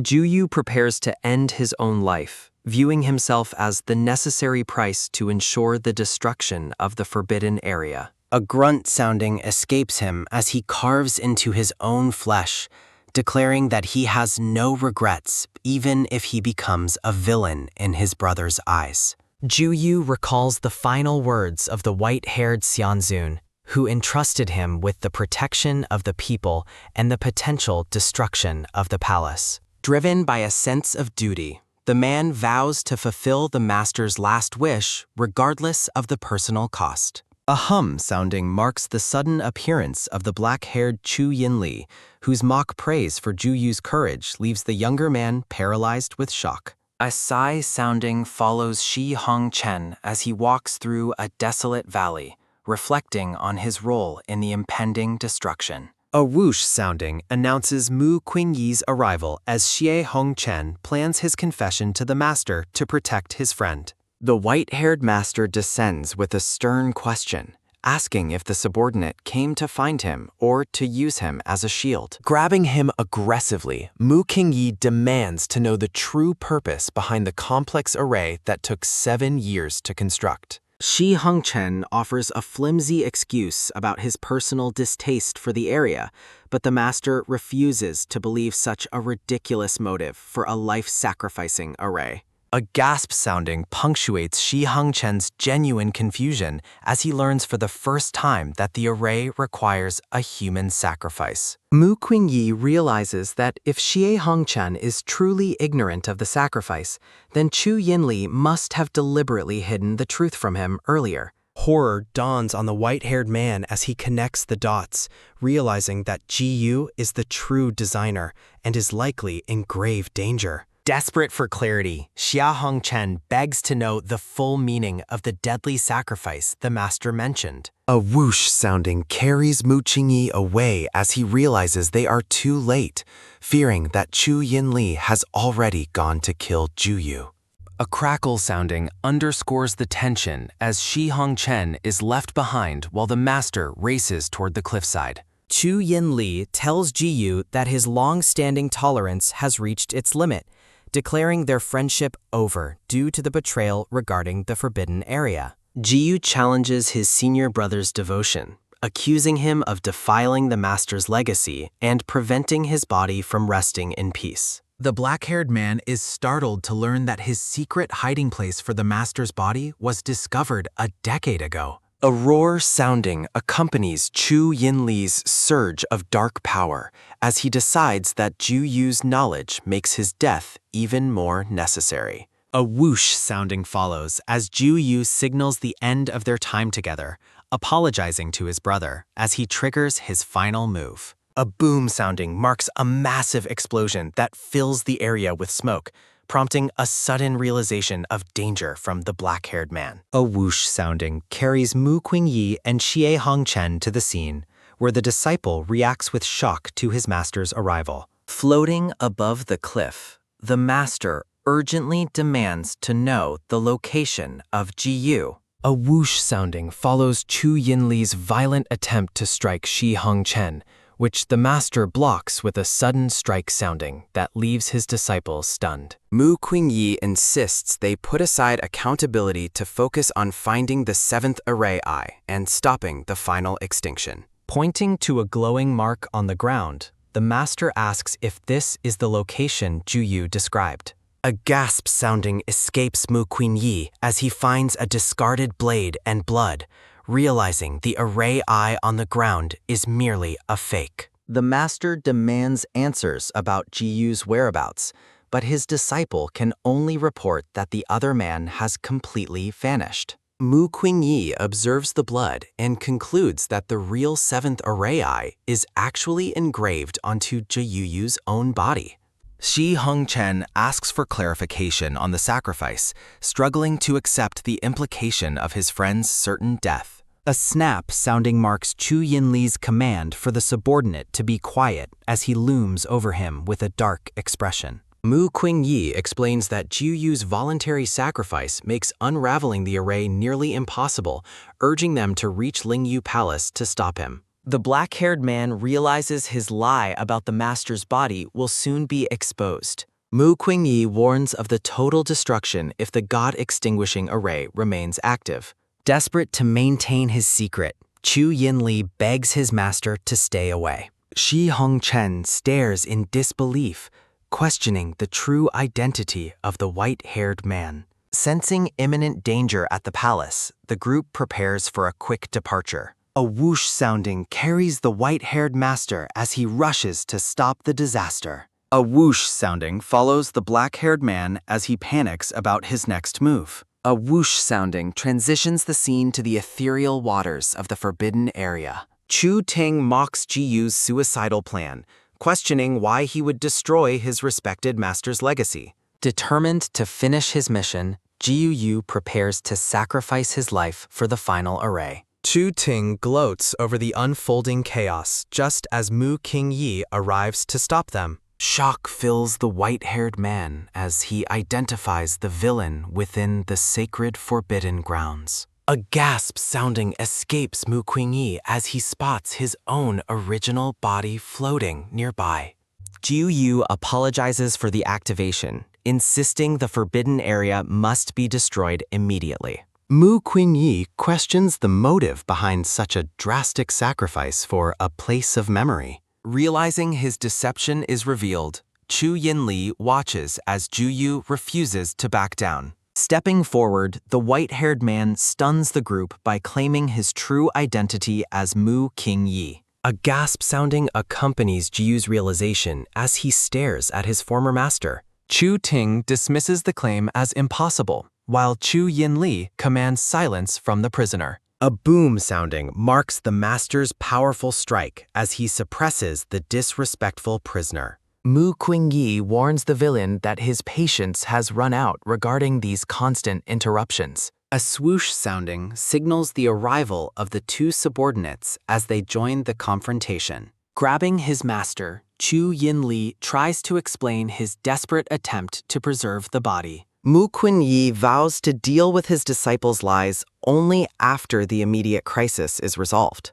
Watching the interaction, Shi Hongchen realizes that the master's presence changes everything for his friend. A cry sounding escapes the brown-haired man as he begs his friend to stop the sacrifice. Jiu Yu admits the array is irreversible, prompting a violent threat from his panicked senior brother. The master intervenes, warning that killing the core now would only speed up the destruction. Mu Qingyi offers a solution to stop the vitality supply, but Jiu Yu remains focused on peace. The white-haired man challenges his former student to finally recognize him through the disguise. A sigh sounding escapes the master as he reflects on the madness his death caused. A chibi Mu Qingyi tells his disciple to shut up as he reminds Jiu Yu that he taught him every array technique, explaining the philosophy that the positive and negative poles of a great array represent the thin line between good and evil.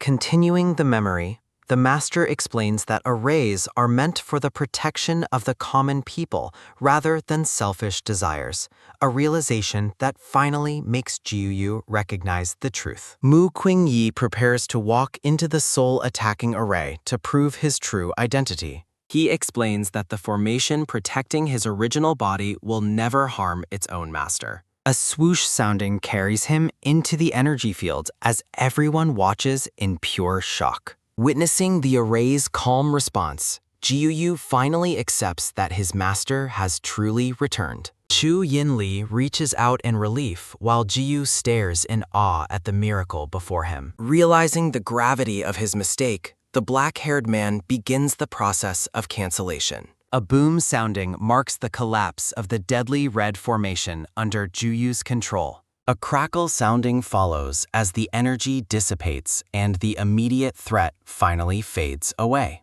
Chu Ting is bewildered by the sudden turn of events and the identity of the master. Driven by jealousy and madness, the gray-haired man lunges toward the newly revealed Mu Qingyi. A thud sounding signals Chu Yinli's decisive strike as he floors the attacking prisoner effortlessly. Mu Qingyi dismisses the villain as a madman, focusing all his attention back on Jiu Yu. Shi Hongchen begs for mercy on his friend's behalf, taking full responsibility for the plan. Jiu Yu stops his companion, admitting that the truth can no longer be hidden from anyone. Jiu Yu recalls how Xianzun sacrificed his life to seal a demon 10 years ago, with Chu Yinli bringing the body back to the palace while ignoring all other affairs.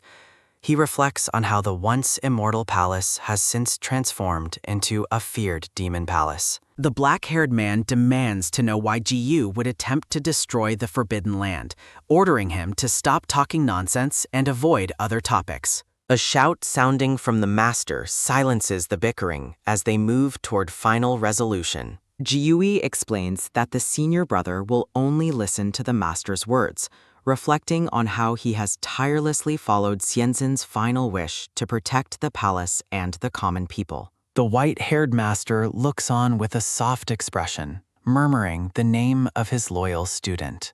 The black-haired man reveals that his senior brother was led astray by immortals, leaving him no choice but to spend 7 years planning the destruction of the forbidden area to break the dark obsession, even at the cost of his own life. Overcome with guilt, Jiu Yu admits that he never imagined the master was still alive and nearly destroyed his original body, tearfully taking full responsibility for the chaos. Chu Yinli points an accusing finger at his junior brother, furious that Jiu Yu intended to destroy everything related to the master just to shatter his hopes. Mu Qingyi calls out to his disciple as the tension between the two brothers reaches a breaking point. Proclaiming that the master is his entire world, Chu Yinli threatens to kill anyone who threatens the legacy, but a sudden shout sounding from Xie Hongchen offers a desperate sacrifice in Jiu Yu's place. The brown-haired subordinate begs for mercy for his friend, claiming he was merely a tool in the plan, while Yu insists that he acted of his own free will. Scornful of their mutual loyalty, the black-haired man prepares to strike them both down, declaring that they should die together. A snap sounding accompanies Mu Qingyi's intervention as he blocks the lethal blow with his own power, sternly questioning his disciples' intent to kill. A boom sounding echoes through the valley as the master's energy suppresses the violent conflict. Floating with a look of disappointment, Mu Qingyi scolds both men for their reckless haste to either kill or die, leaving the disciples stunned into silence by a sharp shout sounding. In a moment of frustration, the master dismisses the excuses, while Chu Yinli continues to complain about the threat to the original body, until he is silenced by a reminder of his own disrespect. Mu Qingyi confronts his disciple about the true rebellion, which was hiding the original body and maintaining a long-running deception. Turning his focus to the other student, the master questions why such a brilliant strategist would use his skills for destruction rather than assuming leadership of the palace. Admitting his failure, Yu bows his head in shame as Xie Hongchen observes the incredible influence the master holds over these powerful, now obedient men. Deciding to end the confrontation for now, Mu Qingyi notes that a catastrophe was avoided and urges his injured student to go and heal. Chu Yinli is aghast at the perceived leniency, but a cold glare from the master quickly humbles him into a stuttering silence. Expressing deep gratitude, Xie Hongchen prepares to escort the wearied Yu away from the battlefield. A growl sounding escapes the black-haired man as he glares at the subordinate who is taking his brother away. Mu Qingyi demands to know why the disciple is still focused on violence, forcing a panicked Chu Yinli to feign submission and beg for forgiveness. As Xie Hongchen reflects on the master's absolute authority, the gray-haired villain mocks the peaceful resolution, seething with resentment over his own downfall. Driven by spite, Chu Ting vows that he will take Mu Qingyi down with him by destroying the sacred forbidden grounds. The group turns to witness the final, desperate ravings of the prisoner as he prepares a suicidal move. Chu Yinli charges forward to end the threat, but the villain merely laughs, revealing that his end is already certain and imminent. A crackle sounding underscores the dark energy as Chu Ting initiates a soul-burning technique to trigger a massive explosion. A roar sounding escapes the villain as the destructive energy begins to consume his physical form. Realizing the grave danger, Mu Qingyi identifies the forbidden fire and warns that the self-destruction will level everything in the area. A whoosh sounding carries the black-haired man toward the center of the energy in a desperate attempt to stop the blast. A boom sounding signals the collision of massive powers as the valley begins to tear apart. Amidst the swirling chaos, the master's original body remains suspended in the eye of the storm. Watching from the sidelines, Yu realizes that the protective formation is failing and fears that the original body will be incinerated by the clashing forces. A cry sounding escapes Xie Hongchen as he sees his friend rush headlong into the danger. Mu Qingyi stands firm against the onslaught, his white robes billowing in the intense energy winds. Panic fills the black-haired man as he realizes the imminent threat to the master's legacy, while a shout sounding marks his frantic attempt to intervene. Mu Qingyi tells his disciples to remain focused, assuring them that he will handle the unfolding disaster himself. Chanting a powerful incantation about the world-swaying waters, the master begins to manifest a massive counterforce. A whoosh sounding carries a tidal wave of pure energy upward to swallow the destructive flames of the underworld. A roar sounding follows the formation of a giant water phoenix that crashes into the villain's explosion, suppressing the catastrophe with absolute power. Yu catches his master as the immense strain of the technique begins to take its toll on the white-haired man's current form.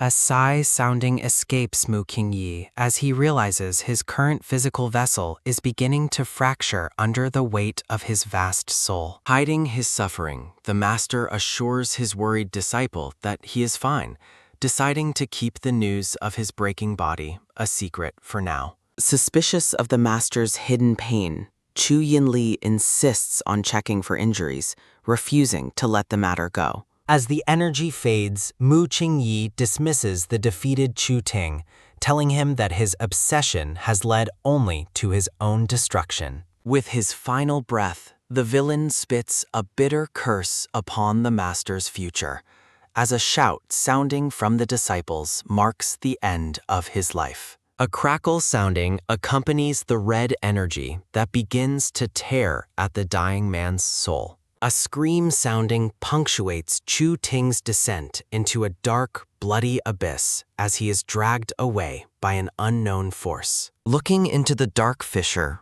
Xie Hongchen and Jiu Yu wonder what could possibly exist beneath the earth to pull a soul down so violently. Sternly warning them to stay back, the master stares into the darkness with a look of profound concern. Mu Qingyi reveals the terrifying truth, identifying the abyss as the birthplace of monsters. A narration describes the abyss of Gu as an entirely separate world. Monsters from the abyss seek to conquer the human world, using teleportation eyes to bypass barriers. Mu Qingyi recalls his past sacrifice to destroy these eyes and keep the world safe. The master wonders if history will repeat itself, but Chu Yinli vows to prevent another sacrifice. Realizing the threat is ahead of schedule, Mu Qingyi orders a search for hidden monsters. A splash sounding follows as the master uses water energy to seal the teleportation eye. A rumble sounding echoes as the master's powerful technique fills the rift with heavy boulders. The disciples begin to bicker again over who should safeguard the master's vulnerable original body. Annoyed by their petty fighting, the master decrees that no one shall touch his body. Mu Qingyi finds it outrageous that his students are still squabbling over his remains. Both disciples are stunned into silence by the master's sudden and sharp display of authority. Mu Qingyi orders Xie Hongchen to take the injured Jiyu away so he can rest. Turning a cold shoulder, the master forbids the black-haired man from following him any further. Jiu mocks his brother's predicament, pointing out that his deceit was bound to be discovered. Panic seizes Chu Yinli as he fears the master is planning to leave the palace forever. Watching from afar, Jiu notes his senior brother's uncharacteristic vulnerability and fear of loss. Xie Hongchen observes that men in love are often willing to abandon their pride and freedom. A whoosh sounding marks the master's weary entry into his private quarters to seek some peace. Alone, Mu Qingyi realizes the immense effort of sealing the rift is causing his body to fail. Seething with anger, the master reflects on Chu Yinli's long-running deception regarding his original body. A swoosh sounding signals Chu Yinli's sudden arrival, desperately asking if the master is still angry. The master remains firm, demanding that his disciple leave his presence and stop following him. A thud sounding accompanies Chu Yinli's desperate grasp as he refuses to be ignored any longer. The black-haired man fearfully questions if the master truly intends to pack his bags and leave. Looking surprised by the accusation, Mu Qingyi denies having any plans to abandon the palace. Chu Yinli confesses that his fear of being abandoned drove him to hide the original body. A gasp sounding follows a sudden, forceful kiss as Chu Yinli demands an explanation for the bags. Pinning the master down, the black-haired man asks if he intended to live somewhere else alone. A gagging sound follows as Chu Yinli stuffs a cloth into the master's mouth to silence him. A hum sounding marks the activation of a confinement array as Chu Yinli discards his mercy. A muffled cry sounding escapes the gagged master as he is restrained by unbreakable ice chains. A clink sounding marks the finality of the master's imprisonment within his own disciple's room. Mu Qingyi is horrified to realize the extent of the secret preparations his student had made. A muffled groan sounding follows as Chu Yinli admits he doesn't care if his master hates him. The black-haired man stares down at his captive, repeating his vow to never let him leave. While the master remains gagged, the weeping disciple is mocked for his hypocritical display of tears. A clink sounding follows as Chu Yinli pulls the chain taut, demanding silence from the master. Leaning in close, the black-haired man mockingly asks if his master truly feels nothing at all. Chu Yinli smiles coldly, noting that his master is proving to be unexpectedly tough to break. A clatter sounding precedes a dark offer of help as the disciple looms over his gagged master. The master's eyes widen in terror as the man pulls him closer with a possessive grip. A clatter sounding underscores the master's internal fury as he labels his disciple a total bastard. A gasp sounding accompanies the man's intimate whisper as he repeatedly murmurs the master's name. Tears of frustration and fear stream down the master's face as he remains helplessly gagged. Chu Yinli carefully wipes away the tears with a cloth, his expression devoid of any remorse. A muffled sound escapes the master as his disciple tells him that now is the time to shout. A rustle sounding follows as Chu Yinli removes his outer robe, intent on claiming his master completely. A clatter sounding follows as he pins the master's arms, warning him to save his strength. Chu Yinli gazes down with an intense, dark obsession as his master lies trapped beneath him. Looming over his master, Chu Yinli gazes down with a dark and possessive intensity. A gasp sounding follows as the black-haired man notices glowing blue cracks on the master's wrist, while Ji Yu asks why there are scars on his arm. Panicked, Chu Yinli asks if his recent forceful actions are the reason for the master's injuries. After a cough sounding, Mu Qingyi explains the damage was caused by the immense energy drain from the forbidden area, not the disciple. Desperate to help, Chu Yinli insists on checking the master's entire body for more cracks beyond his arms. Remaining stern, Mu Qingyi tells the man there are no other injuries and demands the chains be removed. Submitting to the order, Chu Yinli promises to listen while begging the master to stay out of trouble. Mu Qingyi scolds the man, mocking his sudden obedience after he just rebelliously imprisoned and chained his own teacher. The black-haired man apologizes, confessing his fear of abandonment, but admitting he would rather let the master go than see him die. Mu Qingyi reveals he never intended to leave the palace, only to pack his things and move back to his original quarters. Chu Yinli stares in stunned silence as he realizes he completely misunderstood the master's intentions.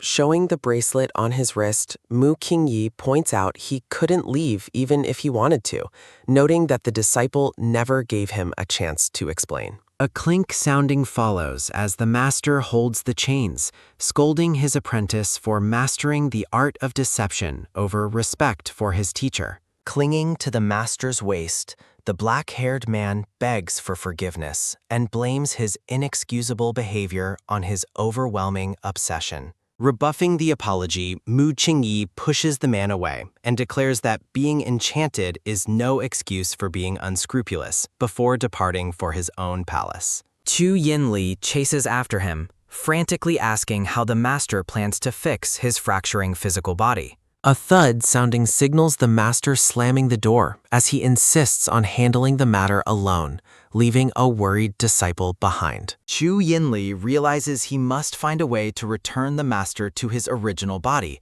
and decides to seek Ju Yu's assistance. A creak sounding marks the master's return to his room as he reflects on his apprentice's betrayal, while a voice calls his name from afar. Watching the shadows, Mu Qingyi realizes that while he would kill anyone else for such behavior, He cannot even bring himself to scold Chu Yinli. Resting his head in his hand, the master wonders if his extreme tolerance is simply because the man is his student. Recalling their intimate moments, Mu Qingyi realizes he only feels comfortable with Chu Yinli, though he quickly tries to dismiss the thought as overthinking. In a moment of quiet dread, the master worries that admitting his feelings would only make the already dangerous apprentice even more bold. Looking at the glowing fissures on his arm, Mu Qingyi decides to attempt a self-healing technique to avoid worrying his disciple. A hum sounding accompanies the master's focus as he channels his internal energy to stabilize his failing form. A splat sounding follows as the master vomits blood, his body violently rejecting the strain of the high-level technique. Wiping his mouth, Mu Qingyi realizes he can no longer use his powers without accelerating his collapse, leaving him with only 6 months to live. Undressing to inspect the damage, the master finds several glowing red marks and cracks spreading across his chest. Shaking with frustration, a fuming chibi master curses the villainous disciple who caused him so much grief. A bang sounding echoes as Ji Yu bursts into the room, reporting that he heard from the senior brother that the master was injured. The room falls into a stunned silence as the master and his disciples find themselves in an incredibly awkward and compromising situation. Tears well in Ji Yu's eyes as he asks if the master has been taken advantage of by someone. Covering the boy's eyes, Xie Hongchen tells him to stop talking nonsense and insists that no one would dare underestimate the first immortal. Noticing the marks on the master's chest, Xie Hongchen wonders if they were made by the senior brother, while Chu Yinli demands to know what he's looking at. Jiu Yu suspiciously asks his senior brother if he did something to the master, while Shi Hongchen playfully claims they didn't see anything. Covering himself, Mu Qingyi dismissively claims he was just bitten by some dogs and asks why they have all gathered in his palace. Ju Yu warns the master that his current vessel cannot contain his divine soul and fears he will soon cease to exist entirely. Chu Yinli insists that the master must return to his original body, but Mu Qingyi admits he doesn't know how his soul was resurrected or how to reverse it. Surprised by the admission, the black-haired man asks if the master truly has no knowledge of the process. Chu Yinli produces the Soul Resurrection book, believing it holds the key to returning the master to his true form. A crackle sounding underscores the dark energy as Mu Qingyi opens the book and immediately senses that something is terribly wrong with it. The master reveals that the book's methods can only protect a physical body from decay, and that the promised soul reinstatement is complete nonsense. A cough sounding accompanies Chu Yinli's confession that he robbed the book from the Tianyuan sect out of a desperate desire to save the master. Shi Hongchen connects the Tianyuan sect to the soul-eroding monsters that attacked him, realizing the entire organization is a grave threat. Mu Qingyi deduces that the book was likely a deliberate trap set by monsters to ensure his original body remained perfectly preserved for their own use. A whoosh sounding carries the book through the air as the master realizes the monsters intend to occupy his original body. The group stares in collective horror as the true, sinister purpose of the forbidden book is finally revealed. Seething with rage, Chu Yinli vows to personally destroy the Tianyuan sect for their attempted desecration of his master. Mu Qingyi warns him to stay calm, noting that a groundless attack would only bring more guilt and shame upon their palace. After his disciple offers a whimpering master plea, Mu Qingyi sighs and tells them to follow him to the Forbidden Land to find a solution. A swish sounding follows as Mu Qingyi leads his group to the edge of the Forbidden Waters where his physical form lies. Chu Yinli asks for clarification as the master proposes letting monsters occupy his original body as a trap. Despite the disciples' concerns about his physical form, Mu Qingyi explains that deceiving the monster's soul technique is his path home. After a cough sounding, the master nearly collapses, prompting his concerned disciple to catch him. Mu Qinyi admits he must conserve his soul energy and orders Ju Yu to set a teleportation trap on his original body. A sow sounding accompanies the master's explanation of the secret realm where the monster will be trapped. Tu Yinli objects to the plan's danger, but Mu Qingyi reassures him the monster needs the body's status to succeed. The black-haired man asks if the monsters can truly be expelled once the secret technique is obtained. Mu Qingyi gazes down at his former self, declaring that he will not tolerate a monster's presence for long. Ju Yu submits to the plan, expressing his unwavering belief that the master is never wrong. A chibi Xie Hong Chen cheers happily, declaring that he will follow whatever orders are given. Tu Yinli is frustrated by the brainless loyalty of his peers as the group waits for the bait to be taken. A suff sounding marks a moment of quiet focus as Mu Qingyi prepares for the coming deception.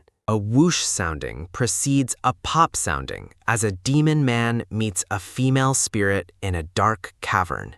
The female demon reports that the master's soul still exists and conveys orders to eliminate him immediately.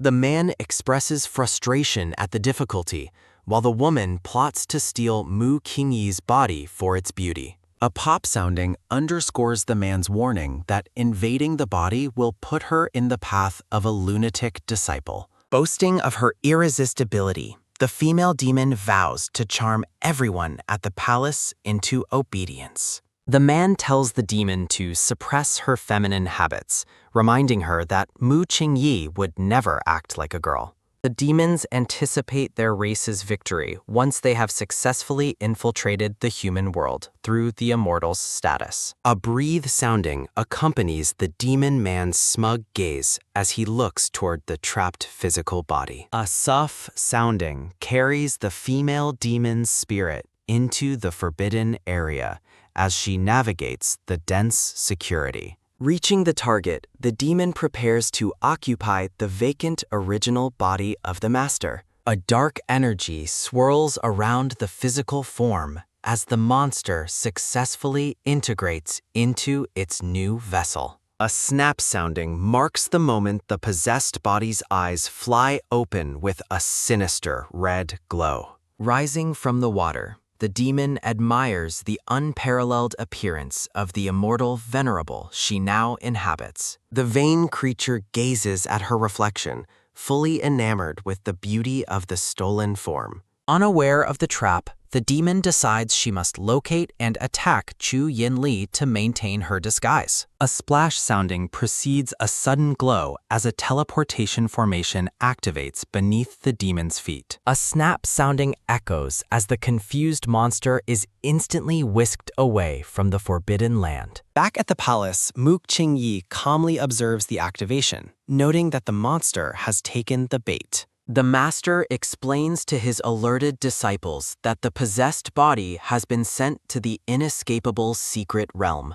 Tu Yinli urges the group to hurry into the realm to confront the intruder immediately. A soft sounding follows as Mu Qingyi establishes strict rules for their acting to avoid making the monster suspicious. Tu Yinli is offended that his master doubts his acting ability, insisting that he can play his part perfectly. Ju Yu scolds his senior brother for his possessive grip, warning that such behavior would immediately expose them. Glaring at his comrade, the black-haired man acknowledges the instruction with a sharp retort. Ju Yu prepares the formation, confirming that they are ready to enter the realm of eternal night. A swish sounding carries the group toward the teleport as Ju Yu warns Chu Yinli to control his aggression.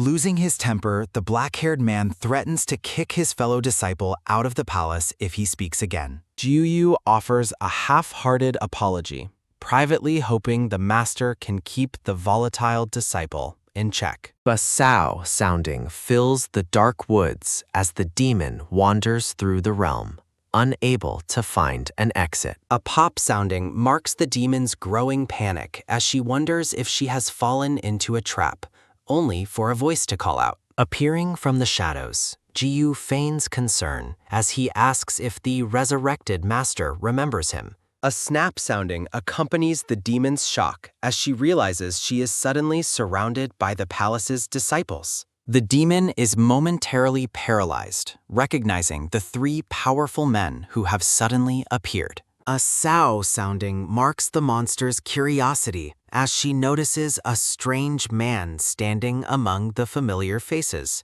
Internally, Chu Yinli seethes with a murderous desire to tear the disgusting monster out of his master's body. Mu Qingyi whispers a stern warning to his disciple to suppress his aura and play his part to deceive the monster. Forcing a hypocritical smile, Chu Yinli claims he missed his master deeply as the demon prepares to play along. Chu Yinli whispers his agreement, his golden eyes narrowed with a dark intensity. Xi Hongchen finds the monsters acting greasy, while Ji Yu notes its skills are as poor as the master's. Mu Qingyi insists they must play along despite the monster's behavior until a sudden gasp sounding marks an encounter. The possessed master asks who the white-haired stranger is, claiming she has never seen him before. Chu Yinli introduces the stranger as the master's subordinate, Mu Yi, while Mu Qingyi watches silently. The confused monster asks where she is and why she has been brought to this place. Ju Yu explains the teleportation trap and asks if the master has forgotten creating this realm. Claiming she just slept too long, the monster praises the disciples for being wary of intruders. Chu Yinli vows to personally kill any treacherous monsters, then asks how the master woke up. The panicked monster realizes she must maintain her disguise or face the black-haired man's murderous intent. Ju Yu suggests the master was awakened by the Wan soul art, noting the master's expertise in the technique. A sudden "oh" sounding escapes the monster as she realizes they know about the secret demon art. Chu Yinli asks why the master is acting so shocked about a technique he supposedly taught them. As the group confirms their knowledge, the female demon spirit panics over her clan's secret being leaked. A roar sounding echoes as the demon resolves to inform her clan of this dangerous betrayal. A whoosh sounding alerts the group as Chu Yinli and Mu Qingyi sense something approaching from the woods. A roar sounding precedes the arrival of night spirit beasts, which Mu Qingyi identifies as common predators. Chu Yinli tells his master's soul to stay back, insisting the disciples handle the dangerous beasts. The monster wonders why the black-haired man is so nervous about protecting a mere subordinate.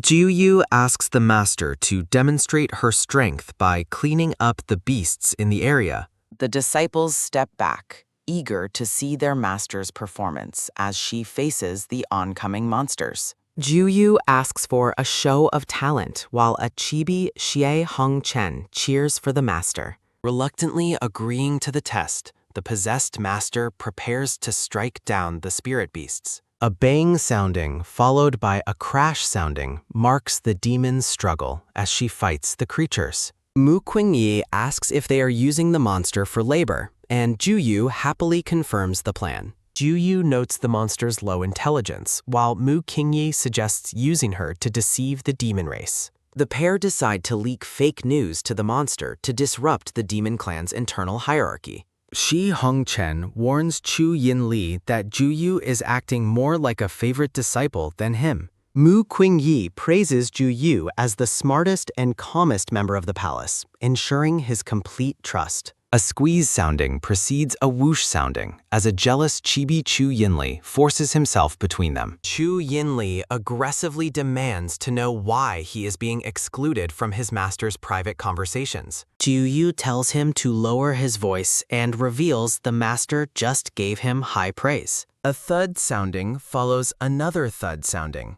as the two disciples begin a comical chibi brawl. A thump sounding marks the ongoing fight as Xie Hongchen tries to stop the violent behavior. Watching the childish behavior, the possessed master wonders if all the people at the palace are insane. A slash sounding marks the end of the battle as the monster finishes off the spirit beasts. An ugh sounding carries the monster's complaints about being forced to fight her own kind's beasts. The monster stops to watch the disciples fighting, her expression one of utter disbelief and confusion. A woe sounding from Xie Hongchen celebrates the master's power as the spirit beasts fall dead. Mu Qingyi asks about the fight, and Ju Yu claims it is just their way of expressing friendship. Taken in by the lie, the bewildered monster asks if she should join their friendship battle. Ju Yu claims he previously doubted the master's identity, but is now convinced by her impressive strength. Feeling smug about her success, the monster boasts that her intelligence has remained hidden from the humans. A sizzle sounding fills the air as the group gathers around a campfire to roast meat. Driven by hunger, the possessed master prepares to eat the half-cooked meat from the spirit beast. Jiu stops her, reminding the monster that the real master is a perfectionist with superb cooking skills. The group stares in silent suspicion at the master who tried to eat raw, unseasoned meat. Frantically backpedaling, the monster claims she was only planning to roast the meat for much longer. The chibi disciples look delighted as they wait for the master to demonstrate her legendary cooking. A sizzle sounding accompanies the demon spirit's frustration as she is forced to cook for her enemies. Mu Qingyi notes that his disciples are quite skilled at talking nonsense as he watches the trap for the monster unfold. A swish sounding accompanies a chibi Chu Yinli as he offers the most tender meat to the subordinate master Mu Yi. The black-haired man aggressively tries to feed his master, even offering to remove all the bone spurs personally. Ju Yu looks at his senior brother with a sweat-dropping expression of pure bewilderment. A snap sounding marks Chu Yinli's irritation as he tells the others to shut up while he cares for Mu Yi. A slice sounding follows another slice sounding in a chibi scene, while Xie Hongchen offers snacks to the other disciples. Holding a pile of meat, Mu Yi instructs the group to trick the monster first before deciding on their next move. A crunch sounding echoes as the possessed master watches in jealous confusion, wondering why the others are favoring a mere subordinate. A thud sounding precedes a chibi scene where the black-haired man lovingly feeds his master as if no one else exists. Mu Yi pushes the food away, insisting they focus on business before the monster returns from the woods. Jiui and Xie Hongchen discuss the importance of the Wan Soul art to ensure the master can return to his original body. Tu Yinli agrees to follow orders as the master instructs Xi Hongchen to play the sympathetic role to gain the monster's trust. Mu Yi adds that Yin Li and Ju Yu must play the villains to pressure the intruder into making a mistake. The black-haired man begins his performance, loudly questioning the master's knowledge of the hidden Juyu eye locations. The chibi disciples look on in shock, thinking their senior brother is overacting his part far too much.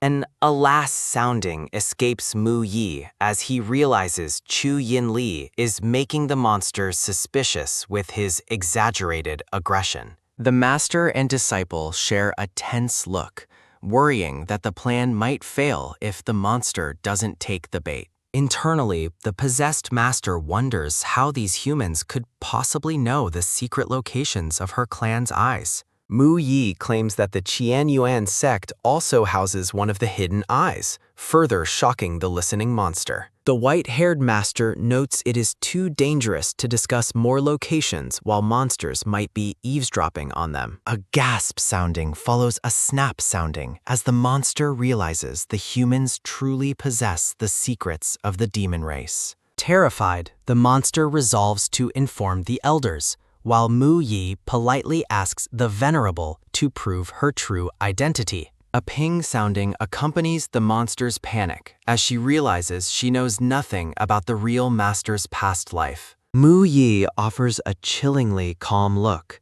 stating that proving her identity is actually a very simple matter. A breathe sounding fills the air as the chibi group watches Mu Yi tell the intruder to simply name the Wansel art. The monster is paralyzed by the request, knowing that naming the art is forbidden for any member of her race. Mu Yi explains that while monsters are bound by soul contracts, the real human master would have no such restriction. The white-haired subordinate asks if the lack of speech means the venerable is actually a disguised monster. A ping sounding marks the monster's desperate attempts to stall for time as her cover begins to crumble. Ju Yu warns the intruder that if she cannot prove herself, she will never leave this secret realm alive. Chu Yin Li brandishes his dark energy, threatening to personally tear the monster's soul into pieces if it is a fake. The chibi monster screams in fear, cursing the disciples for turning into murderous lunatics so suddenly. Shi Hongchen suddenly steps in front of the others, pretending to defend the monster's honor against his brothers. The brown-haired man argues that a monster wouldn't have been helpful or cooked for them, making the intruder feel safe. Feeling smug, the monster thinks she has successfully tricked the stupid Shi Hongchen into being her ally. Shi Hongchen urges the master to state the art's name to silence the others, putting the monster back in a trap. Claiming exhaustion, the monster announces she will rest alone and provide the proof after she has recovered. As the monster retreats, Ji Yu asks if it was wise to let the intruder leave their sight. Mu Yi smiles knowingly, predicting the monster is running off to find a way to break her clan's soul contract. Chu Yin Li asks for feedback on his acting, but his master notes that he was simply showing his true personality. The black-haired man pouts, asking for the same level of praise the master usually gives to Jiu Yu. Shi Hongchen mocks his brother's acting, claiming he can never compare to the master's favorite student. Chu Yin Li gets defensive, but Mu Yi tells him to be more mature and stop acting like a spoiled child. Leaning in close, the black-haired man asks if the master still considers him a child after everything they have shared. Chu Yin Li grips his master's chin, reminding him that their very souls have already been blended together. A breathe sounding accompanies a peaceful view of the white flowers as the tension between the two men grows. The chibi disciples are horrified by the scandalous claim,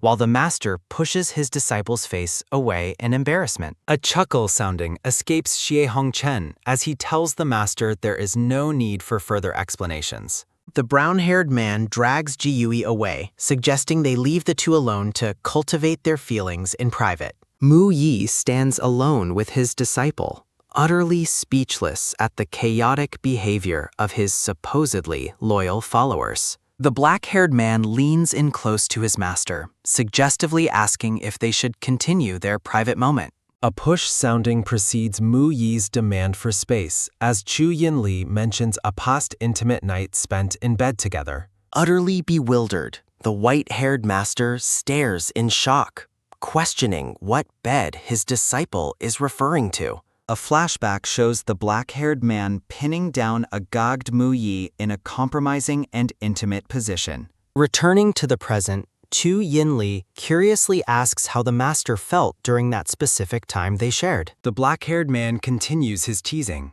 asking if the master felt anger or disgust during their previous encounter. He suggests that the master was actually happy, causing the white-haired man to look away in flustered silence. Mu Yi claims he doesn't understand, but Chu Yin Li grips his chin, noting that his face is clearly blushing. Scolding the rebellious son, Mu Yi is silenced when Chu Yin Li admits he is happy to finally touch his fairy. Chu Yin Li boasts about pulling his master down from the sky, while Mu Yi asks when he began having these feelings. Embracing him, the black-haired man admits he has liked his master for a very long time. Chu Yin Li insists he wants the master back in his original body so he can finally eat him completely. A thud sounding follows as a chibi Mu Yi is stunned before angrily sending his disciple away to reflect by a tree.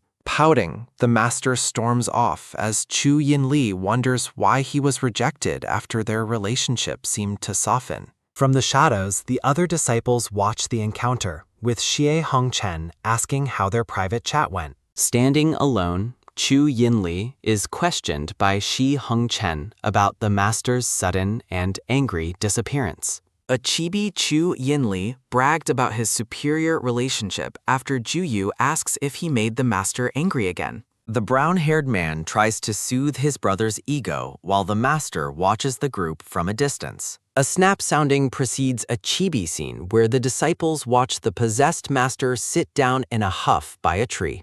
Ju Yu is confused, wondering if Chu Yinli's reflection is actually a secret punishment from the Xianzun.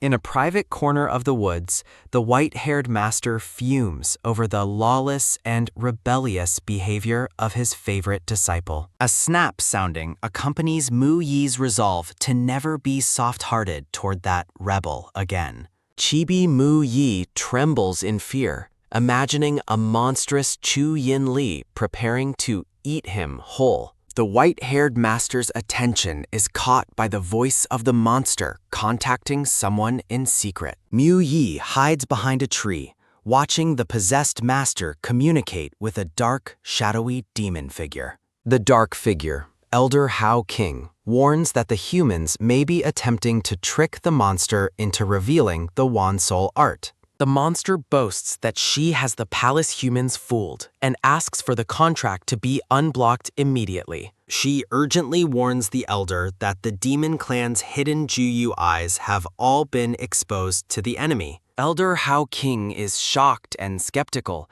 asking how a human could possibly be that powerful or well-informed. The monster claims the humans are weak and already possess the demon race's secret arts anyway. The elder agrees to help, but insists the monster launch a soul attack to verify the human's true strength. Relieved to have the art back, the monster resolves to save her race by testing the technique on a human. She surveys the camp, deciding that Chu Yinli and the other two senior disciples are far too dangerous to target. The monster suddenly remembers the weakest member of the group, a mere subordinate named Mu Yi. She chooses her target just as the white-haired Mu Yi appears and asks if she was calling for him. Suspicious of the timing, the monster asks when he arrived and if he happened to overhear her secret conversation. Mu Yi lies about his arrival, while the monster secretly prepares to attack his spirit with the Wan Soul art.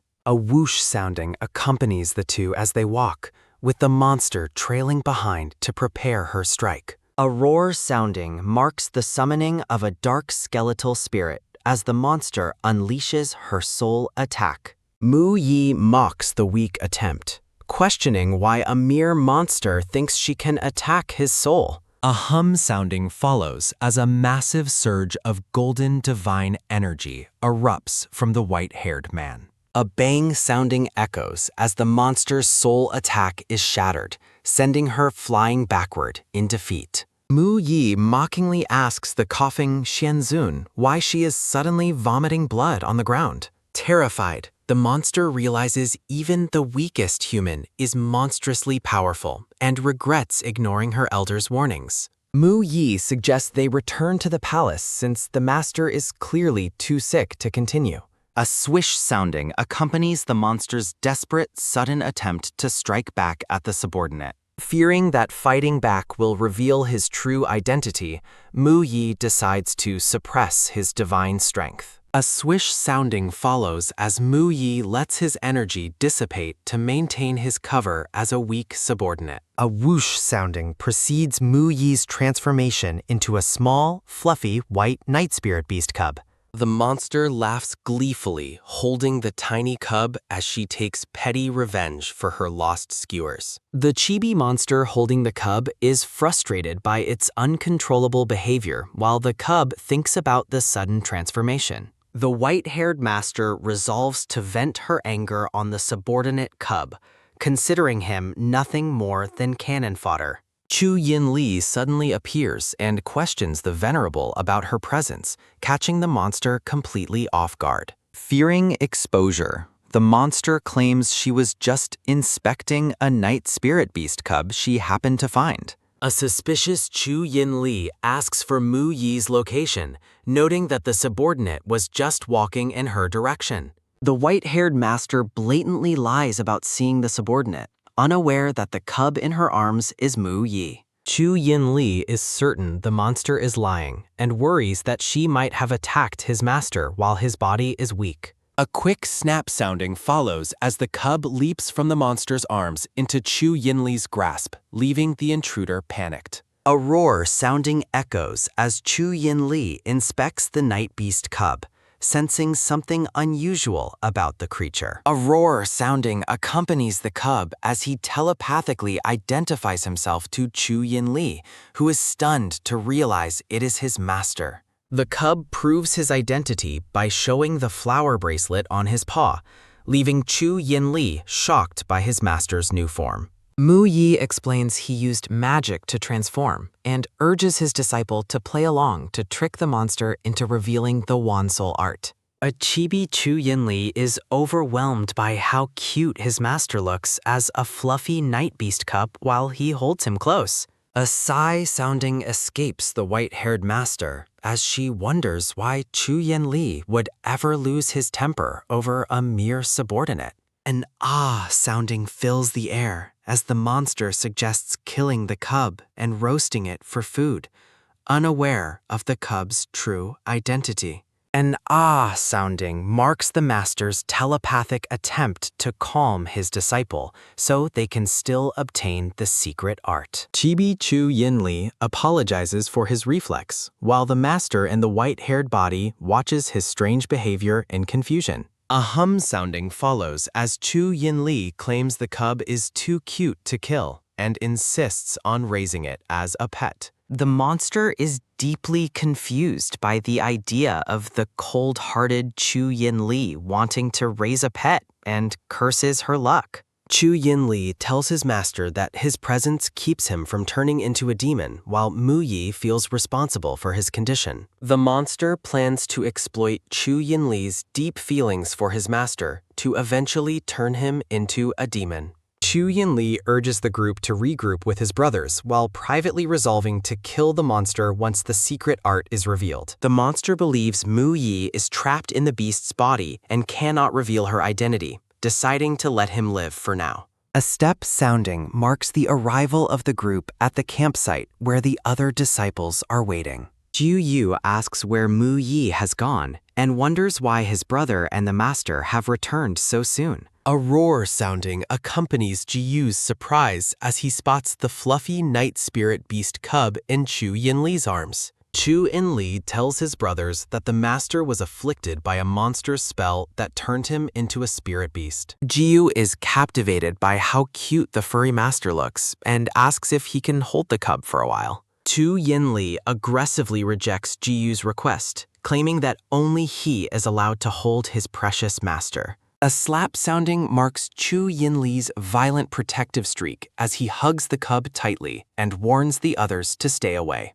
A slap sounding occurs as the cub strikes Chu Yinli, telepathically commanding him to focus on getting the Wan Soul art. An ah sounding follows as a chibi Chu Yinli agrees to behave while the other disciples watch the exchange. The monster is bewildered by the sudden kindness the disciples are showing toward the cub after they had previously eaten the same species. Shi Hongchen asks the monster to state the Wan Soul art to prove her identity and convince the others once and for all. The monster asks if they will truly believe her identity after she speaks, and the disciples confirm that they will no longer doubt her. The white-haired master confidently agrees to demonstrate her determination and prove she is the real venerable. The hum sounding precedes a whoosh sounding as the monster releases a massive wave of golden energy and spiritual characters. The three disciples watch in stunned silence as the monster inadvertently reveals the secret technique they were seeking. The monster recites the secrets of the art,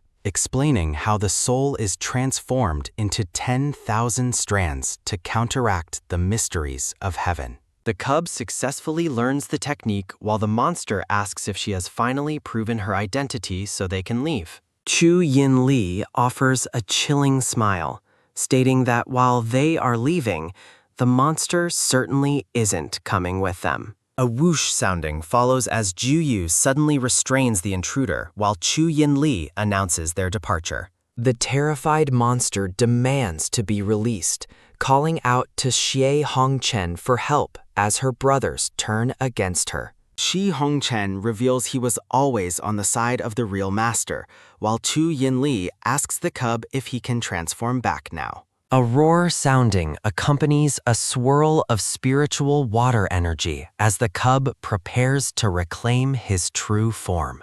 A whoosh sounding marks the return of the elegant white-haired master as he stands tall in a flash of light. The intruder is paralyzed with shock, staring at the real master while wondering how the subordinate Mu Yi could be the same person. Mu Yi mocks the monster's blindness while Chu Yinli laughs, revealing that they have been lying to her from the very beginning. The intruder realizes she has been completely outplayed as the humans prepare to reclaim the master's body. The white-haired master commands the monster to vacate his original form now that her ruse is over. Desperately refusing to lose, the monster prepares a final strike as a hum sounding fills the air. A massive explosion of spiritual light erupts, forcing the disciples to shield their eyes from the blinding clash. Chu Yinli watches the brilliant golden orb with intense worry, fearing for his master's safety during the exorcism. Jiyu reassures his brother, confident that no monster can stand against the true power of their venerable master. While Chu Yinli worries about potential injury, Xie Hongchen observes the deep protective bond between the two. A bang sounding marks the monster's soul being violently expelled, though she screams a final vow of revenge. Chu Yinli swiftly traps the fleeing soul in a golden cage, ignoring the monster's furious, muffled screams. The elegant master stands victorious as the golden energy dissipates, his white hair flowing in the gentle breeze. Overwhelmed with emotion, Chu Yinli can only stare at the man he thought he had lost forever. A soft smile touches the master's lips as he calls out to his most devoted disciple by name. The master descends from the air, announcing his return as Chu Yinli reaches up to welcome him home. A soft swish sounding accompanies their embrace as Chu Yinli pulls his master close, holding him with desperate relief. The master reassures the trembling man, promising that he will never leave his side again. Jiyu and Xie Hongchen watch the tender moment from a distance, feeling a mixture of relief and awkwardness. Xie Hongchen stops Jiyu from interrupting the reunion, warning him that he might get beaten for interfering. Chu Yinli checks his master for any signs of pain, but the white-haired man assures him he is fine. He explains that while he is unhurt, his soul is naturally unstable after the traumatic return to his body. Chu Yinli offers to use their soul bond to help, but the master notices their other disciples are watching. A chibi Chu Yinli angrily chases the eavesdropping brothers away while they pretend to have seen absolutely nothing. The master tells Chu to stop being so aggressive, insisting his body is stable enough for the moment. Xie Hongchen and Jiyu offer high praise for their master's power, which Chu Yinli proudly echoes with adoration. The master tells them to end the flattery and shows them the tiny, trapped soul of the monster. Qian Mei screams threats from her cage, though the disciples find her small form far less threatening now.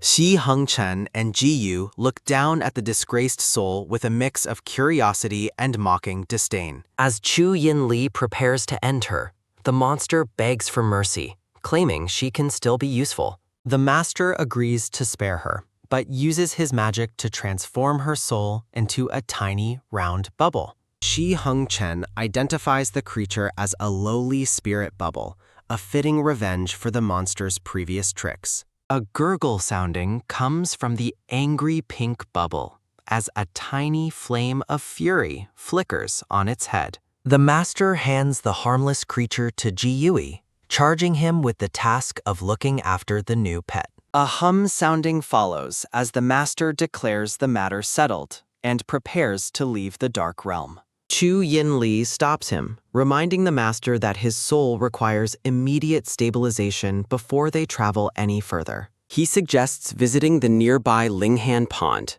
promising to stay by his master's side to ensure his recovery. Xie Hongchen offers to join the escort, but his presence is clearly not desired by the protective Chu Yinli. Chu Yinli sharply rejects the offer, insisting that he alone will accompany their master to the healing waters. Xi Hongchen laughs and drags the confused Juyu away, promising to leave the couple to their private business. Watching them go, the master notes that Xie Hongchen's impulsive nature is quite different from their younger brothers. Chu Yinli confesses his long-standing jealousy toward Juyu, admitting he often wanted to kill him for interrupting them. The master tells him not to be so stingy with his affection, reminding him of their brotherly bonds. Chu Yinli pulls him close, confessing that even a momentary glance at another makes him burn with envy. Flustered, the master tells him to stop talking nonsense and leads the way toward the glowing spiritual pond. A whoosh sounding follows as Chu Yinli watches him, resolved that his master will never escape him again. They arrive at the beautiful Linghan Pond,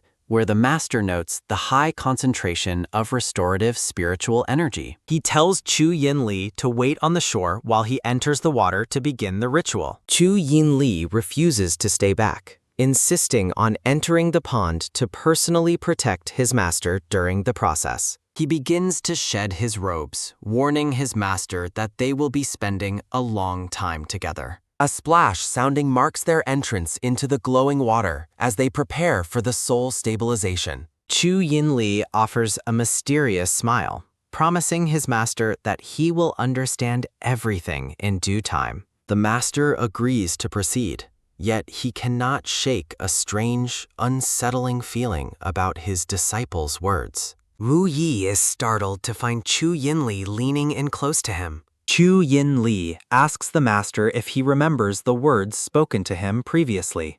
The white-haired master remains confused, asking his disciple what he is talking about. Chu Yinli notes that his words were ignored and reminds the master of his promise to eat him once he returned to his body. Stunned by the bold declaration, Mu Yi stares back at him in total shock. A thud sounding follows as the master tries to regain some personal space. Chu Yinli mentioned soul stabilization, but the master insists on being released first. Chu Yinli suggests starting the spirit and soul fusion, claiming he has the necessary experience to do so perfectly. A crackle sounding accompanies their intimate embrace amidst the glowing spiritual waters. A gasp sounding follows as Mu Yi calls his disciple's name while golden energy swirls around them. Chu Yinli asks if he enjoyed the experience and promises he will get used to it. Chu Yinli admits he cannot help himself when his master looks at him during the long night. Overwhelmed by the speed of events, Mu Yi asks for more time to think. A rustle sounding occurs as Chu Yinli confesses he has waited 10 years for this moment and refuses to let go. Seeing a chibi vision of the past, Chu Yinli vows to continue if he is not refused. A splash sounding marks a transition as Mu Yi realizes his own soft-hearted nature has betrayed him. A splash sounding occurs as two fish swim together in the vibrant blue water. A sigh sounding follows as Jiuyu wonders why the two have been gone for a full day.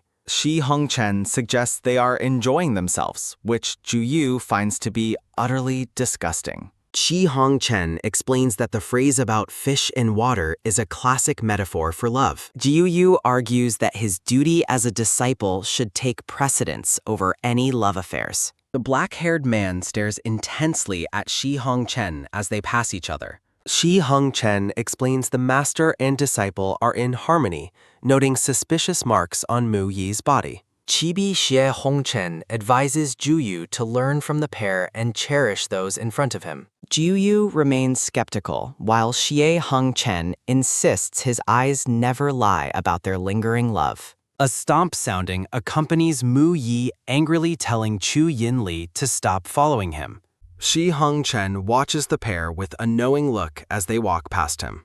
A gasp sounding marks the surprise of Jiuyu and Xie Hongchen at seeing the duo return. Mu Yi tells them not to be angry despite looking quite hoarse. Chu Yin Li holds the master's hand firmly as they walk through the palace grounds. Mu Yi yells for everyone to shut up, regretting his own soft-hearted nature. Chibi Chu Yinli apologizes for losing control and offers to take a resting master back to bed. Mu Yi refuses to see him, while Chu Yin Li notices the others observing them silently. Chu Yin Li sharply asks the two disciples why they are still lingering nearby. A cough sounding precedes Xie Hongchen's apology for disturbing them after guarding the palace entrance. The master tells the disciples to leave the area immediately.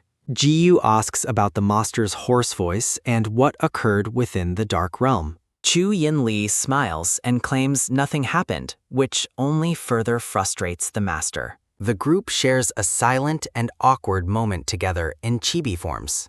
Chu Yin Li tells Ji Yu he is just a child and suggests their seniority will soon change. Master Mu Yi demands that everyone leave his presence so he can finally rest. Mu Yi specifically orders Chu Yin Li to leave as well, despite his disciples' pleas. A bang sounding marks the door closing firmly on the three confused men. Ji Yu asks Chu Yin Li what he did to make the master so unusually angry. Chu Yin Li offers a smirk, claiming that the master is actually just being shy. Shi Hongchen leads Ji Yu away, telling him not to pry into the master's private business. Shi Hongchen concludes that the master's anger stems from dissatisfaction with Chu Yin Li's skills. Chu Yin Li remains behind while Xie Hongchen departs with Ji Yu, teasing him about the master's anger. Left alone, Chu Yin Li wonders why his master is truly so upset with him.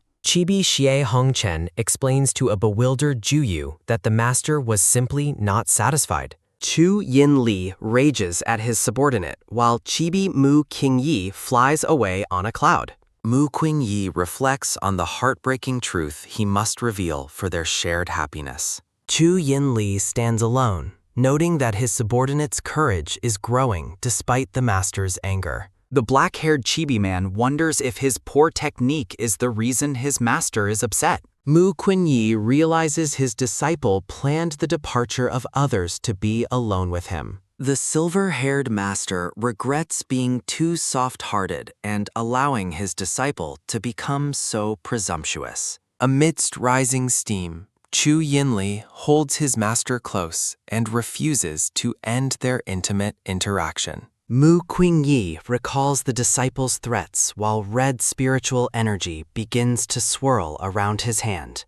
The silver-haired man looks at his hand in surprise as the crimson energy manifests. Mu Qingyi reflects on the strange abnormality he feels while connecting his spirit to Chu Yinli. He suspects the intense heat burning within the disciple's soul is far from normal. The silver-haired man wonders if his disciple is intentionally keeping important secrets from him. A creak sounding as the chibi disciple peeks in to check on his master. Mu Qingyi questions his presence, but the disciple vows to never leave his master's side. The silver-haired man commands his disciple to be silent and points toward the bed. Mu Qingyi tries to hide his embarrassment while the shirtless disciple questions his master's frantic thoughts. Chu Yinli takes his master's hands, asking if they are sharing the same deep desires. A swish sounding as Mu Qingyi places a glowing hand against his disciple's bare chest.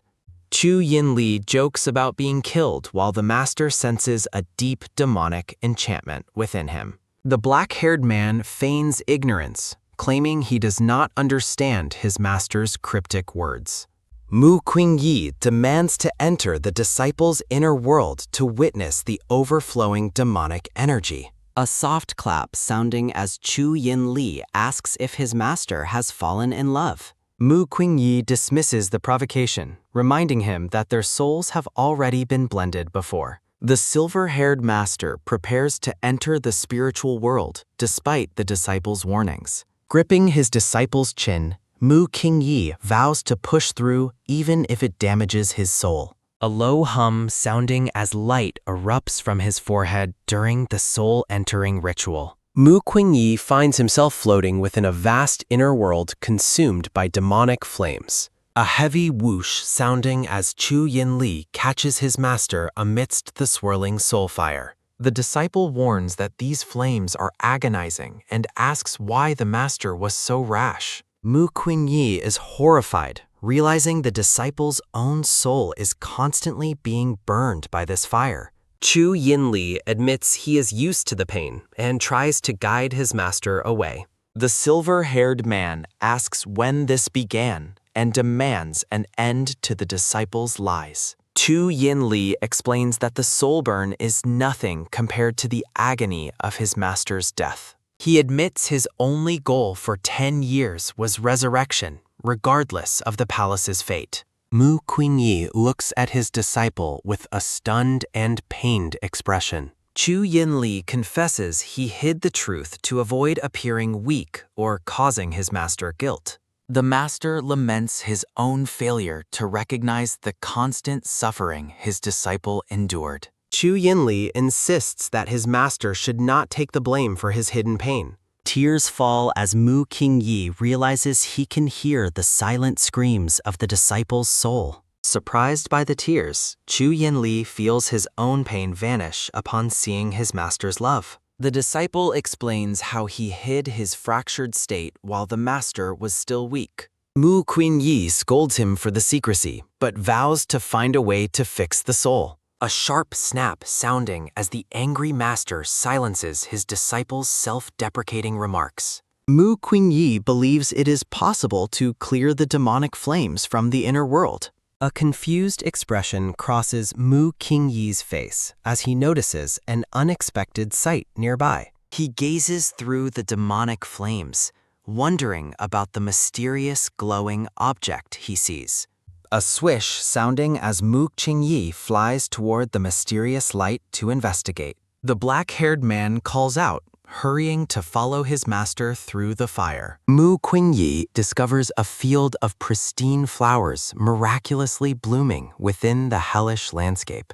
Mu Yi is surprised to find such a place in the soul world, while Chu Yinli mocks his master's ignorance. Chu Yinli admits he has been too focused on his master's resurrection to notice his own neglected soul world. Mu Yi labels his disciple a rebel, the two standing in the barren, red soul landscape.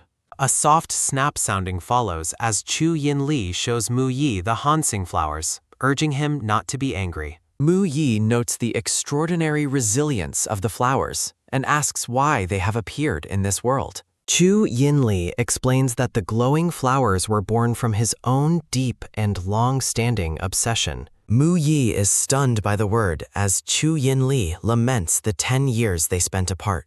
Chu Yinli stares intensely at his master, declaring that his obsession has only ever been for him. Chu Yinli claims Mu Yi is his only pure land, and the master quietly accepts the heavy confession. The white-haired master looks on with a calm, thoughtful expression in the red glow of the soul world. Mu Yi suggests that another soul blending might further help the soul world heal. Chu Yinli looks flustered, admitting he was too preoccupied with his master to notice any changes during their previous blending. Mu Yi holds the glowing flower and decides to try the spiritual union again to test the effect. Chu Yinli is completely shocked by his master's sudden and bold invitation to merge their spirits. Mu Yi pulls his disciple into an embrace, intending to test the restorative effects of their soul connection. A hum sounding accompanies their close contact as swirling golden energy begins to fill the soul world. A whoosh sounding marks the intense spiritual fusion,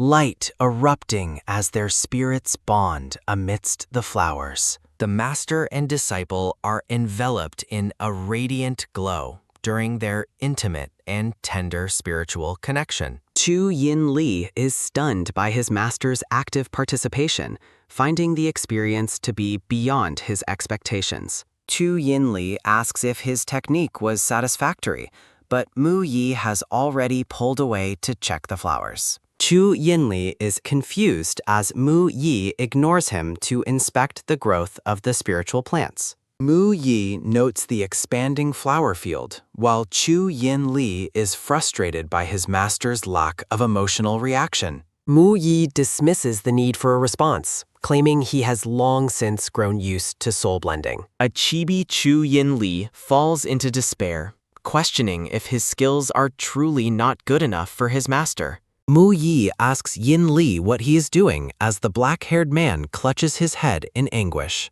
Chibi Chu Yin Li asks what Mu Yi is satisfied with, and the master looks on with total confusion. Chu Yin Li points out that his master seemed to feel nothing during their recent spiritual bond. Mu Yi thinks to himself that his concern for Chu Yin Li's soul world masked his own sensitive feelings. Chu Yin Li looks up with sudden hope, asking if his master actually has feelings for him. A slap sounding follows as Chibi Mu Yi hits his disciple, then notes the flowers have grown slightly. A dense field of glowing blue hand-sing flowers now covers the ground of the soul world. Mu Yi explains that the spreading flowers will eventually dissipate the demonic flames, urging Chu Yin Li to stay focused. Chu Yin Li's eye narrows as he begins to realize the potential of this restorative cycle. He realizes a cycle where more bonding leads to a happier master and a healthier soul world. Chu Yin Li excitedly proposes they continue their soul blending dozens of times a day for a full century.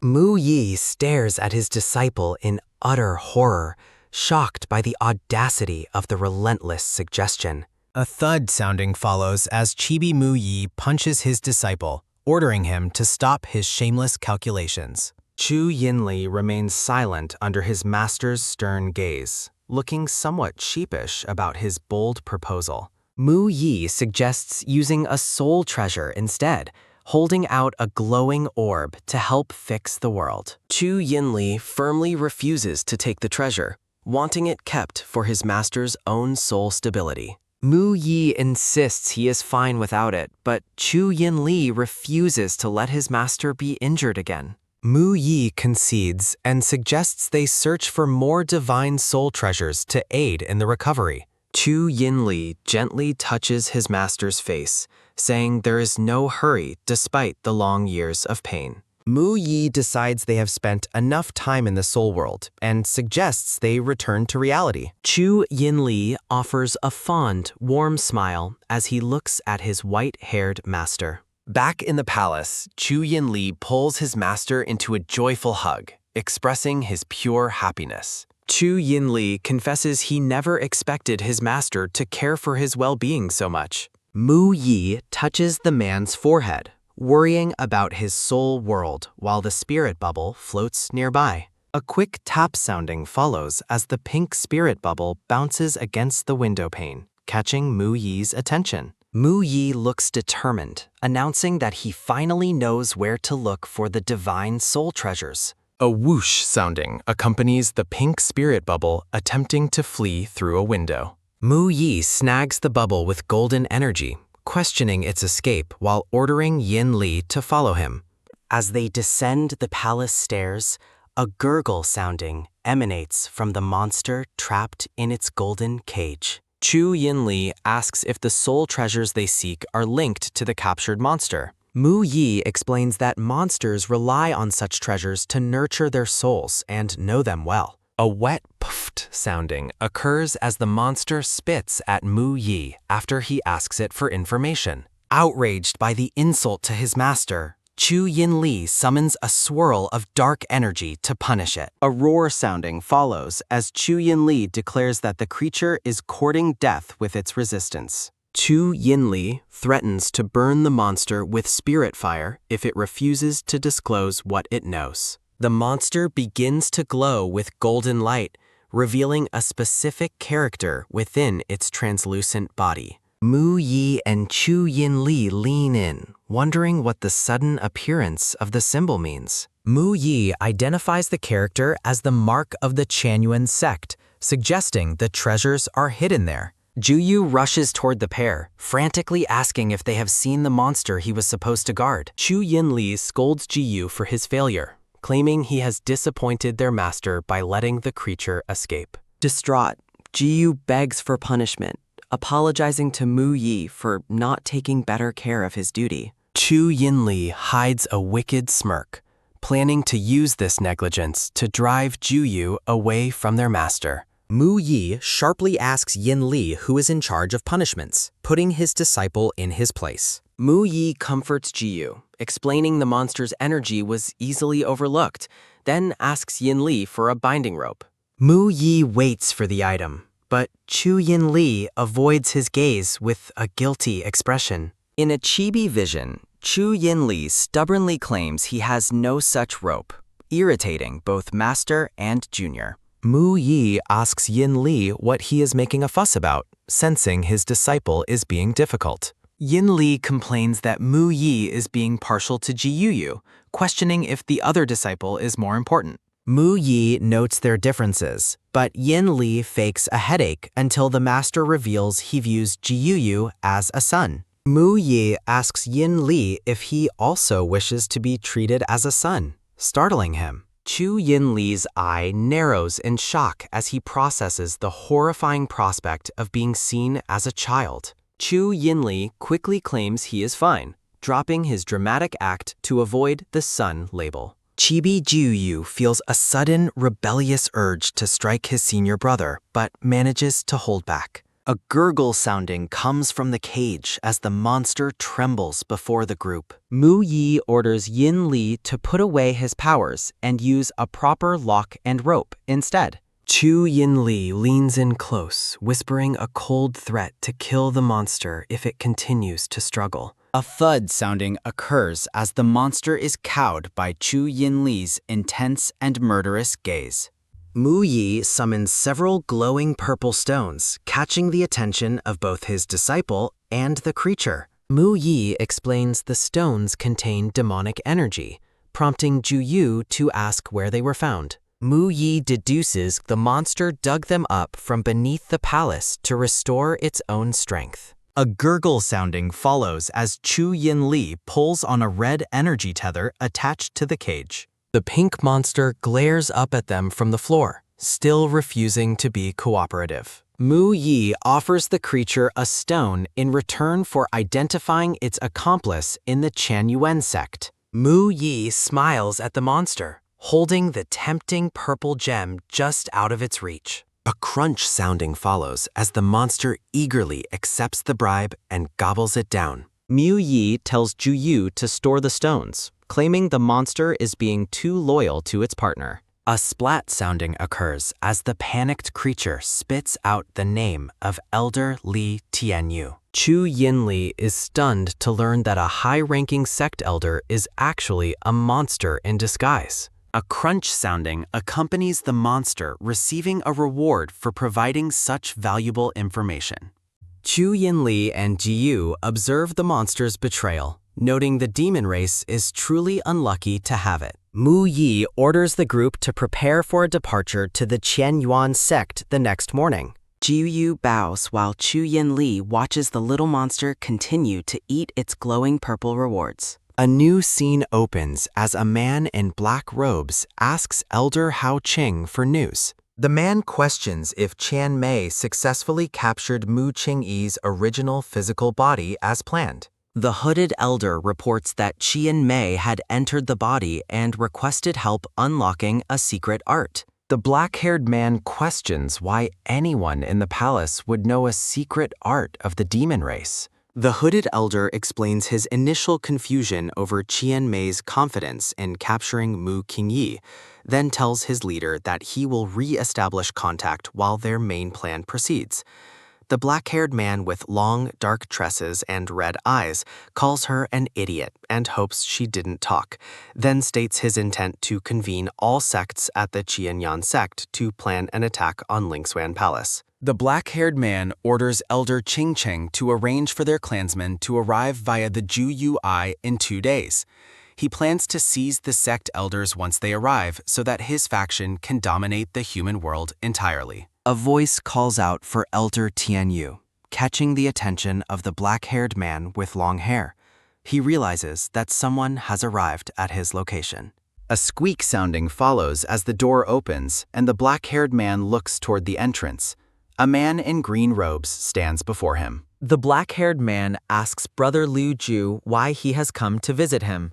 The green-robed man recalls that he was told they would join forces with the righteous sects to attack Lingshuan Palace soon. The black-haired man says he will explain and reveals his plan to gather various sects at the Tian Yuan sect shortly to discuss the assault on the Demon Palace. The man in black robes hands over a placard and asks Brother Liu Ju to distribute them to all the other sects.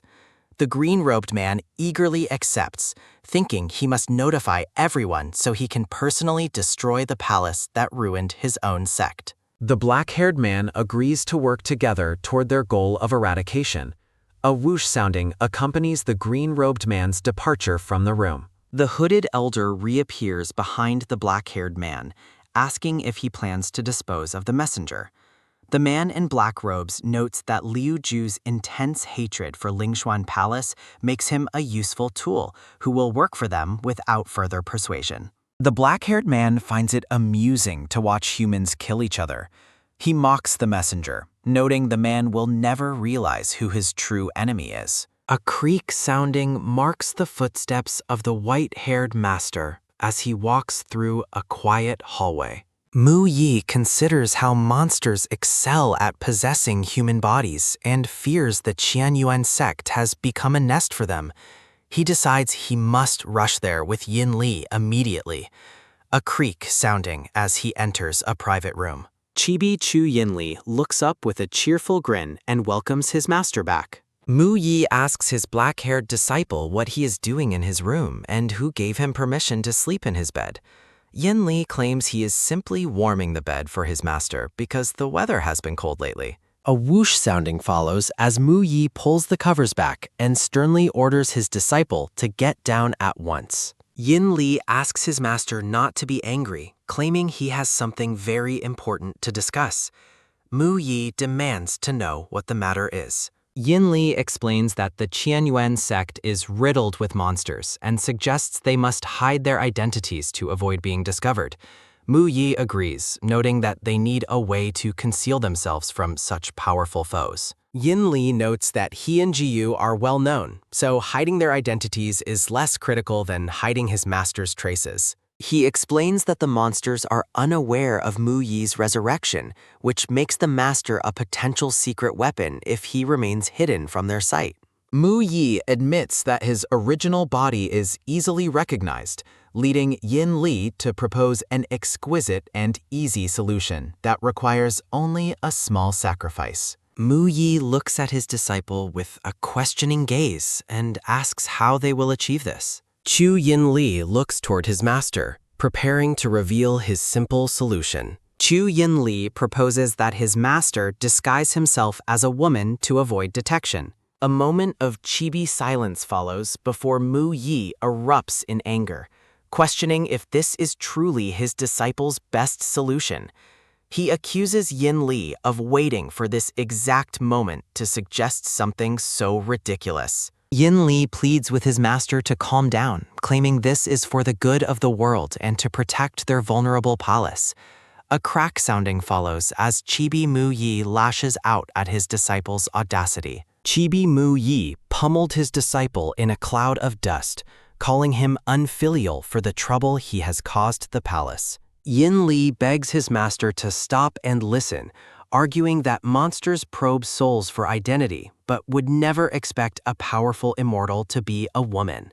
He swears he is acting without any selfishness and only wants to protect the world. In a chibi moment, Mu Yi considers the logic, while Yin Li reveals a beautiful red dress he already had prepared.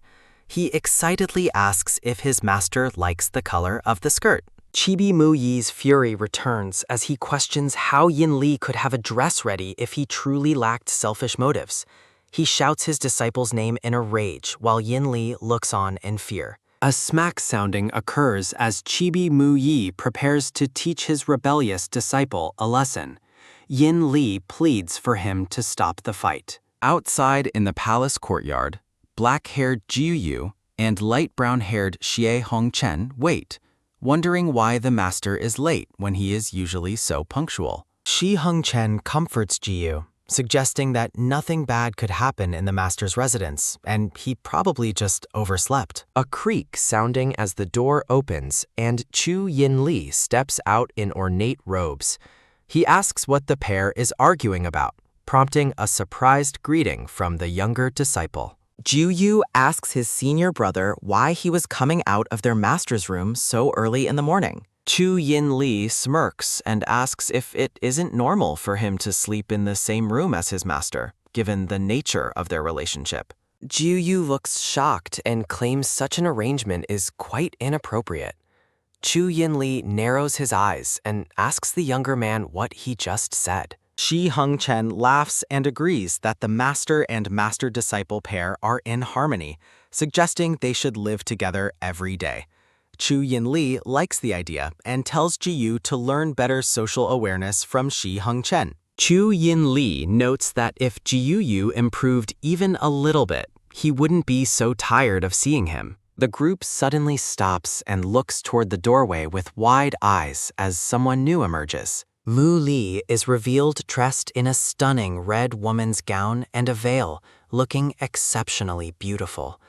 Chu Yinli is completely stunned by the sight, while Xie Hengchen compares the master to a fairy and wonders if the immortal will be jealous of such beauty.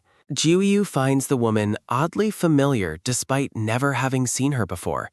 Mu Yi ignores the confusion and addresses his disciples. Chu Yinli approaches his master, praising the choice of color and telling him he looks beautiful in the red dress. Mu Yi orders his disciple to shut up, looking deeply annoyed behind his delicate red veil. A thud sounding follows as chibi versions of Ju Yu and Xie Hengchen are frozen in shock, finally realizing the woman is actually their master. Ji Yu asks why his master is wearing women's clothes, and Mu Yi explains the disguise is necessary to keep monsters from identifying him during their trip to Ningchang. He then asks if he looks weird. Chu Yinli smiles warmly and leans in, assuring his master that he doesn't look weird at all. Chu Yinli explains that monsters probe souls, but they won't think to probe a woman, ensuring the master's identity remains safe. Chu Yinli thinks to himself that since he managed to persuade his thin-skinned master to wear the clothes, he won't let the other two ruin the plan. The group prepares to leave for Ningcheng, with Mu Yi reminding them to stay vigilant so the monsters do not discover who they really are. Yin Li considers how beautiful his master looks, admiring the elegance of his movements in the woman's dress. Ju Yu asks if his senior brother forced their master to dress up, prompting a defensive response from Yin Li. Yin Li becomes visibly enraged after Ju Yu suggests that his master will now attract many male disciples as well. Ji Yu admits he didn't expect his senior brother to be so open-minded about their master getting so much attention. Annoyed by the teasing, Yin Li tells Ji Yu to be quiet and storms off to catch up with his master. Yin Li realizes he originally just wanted to see his master in a dress, but he forgot about the competition. The scene shifts to the town as a series of glowing lanterns light up the bustling evening streets. Bystanders are captivated by the beauty in red, wondering if she is a disciple from a prominent sect. The group of four walks through the town, attracting the gazes of everyone they pass on the road. Mu Yi asks Yin Li why everyone is staring, worried that his secret identity has already been revealed. Yin Li reassures his master that he hasn't revealed anything, then threatens to gouge out the eyes of everyone staring. Mu Yi looks deeply annoyed and sternly orders his disciple to stop talking such nonsense at once. People feel a terrifying pressure and look away as Mu Yi decides they should rest at a nearby tea house. Mu Yi realizes his crazy disciple is acting out again and decides to usher him away from the crowds. Ju Yu and Xie Hengchen observe from behind, expecting that Yin Li is about to be scolded by their master again. The group takes a seat at a large wooden table inside the tea house for a moment of respite. Mu Yi reprimands Yin Li, warning him that his aggressive aura will reveal their identities to the nearby monsters. Yin Li argues that since he isn't using his sect's-specific techniques, no one should be able to recognize him. Mu Yi warns him that any murderous intent will ruin their mission and orders him to leave if he cannot behave. Yin Li promises to stay out of trouble, explaining he was only angry because people were staring at his master. Ju Yu argues that since few people have ever seen Yin Li in person, they should be safe from recognition. Yin Li admits to himself that Ji Yu is actually right about the situation for once in his life. Mu Yi notes that if Yin Li were as sensible as Ju Yu, he wouldn't have to worry so much. Chibi Yin Li is furious at being compared to Ju Yu, while a nearby conversation about the Tian Yuan sect catches their attention. A man in blue robes claims that the Tian Yuan sect has now become the most powerful force in the world. The man explains the Tian Yuan sect's plan to attack Lingshuan Palace, while his friend suggests they should simply stay out of it. A crash sounding as a table is flipped by an aggressive newcomer, knocking the gossiping pair to the floor. The young master of the Swan Ming sect, Swan Feng, mocks the men for daring to gossip about the Tian Yuan sect. The victims are warned by a friend to stay quiet because their attacker is a high-ranking young master. The man looks terrified upon finally realizing the identity of the person who just attacked his group. People whisper that the spoiled young master Xuan Feng shouldn't be provoked due to his sect's immense power. The victims apologize and try to leave, but Xuan Feng sadistically tells them it is far too late to run. Xuan Feng begins to make a threat, but he is suddenly distracted by the sight of the beauty in red. Xuan Feng approaches the table, marveling at finding such a beauty in a simple tea house and asking for her name.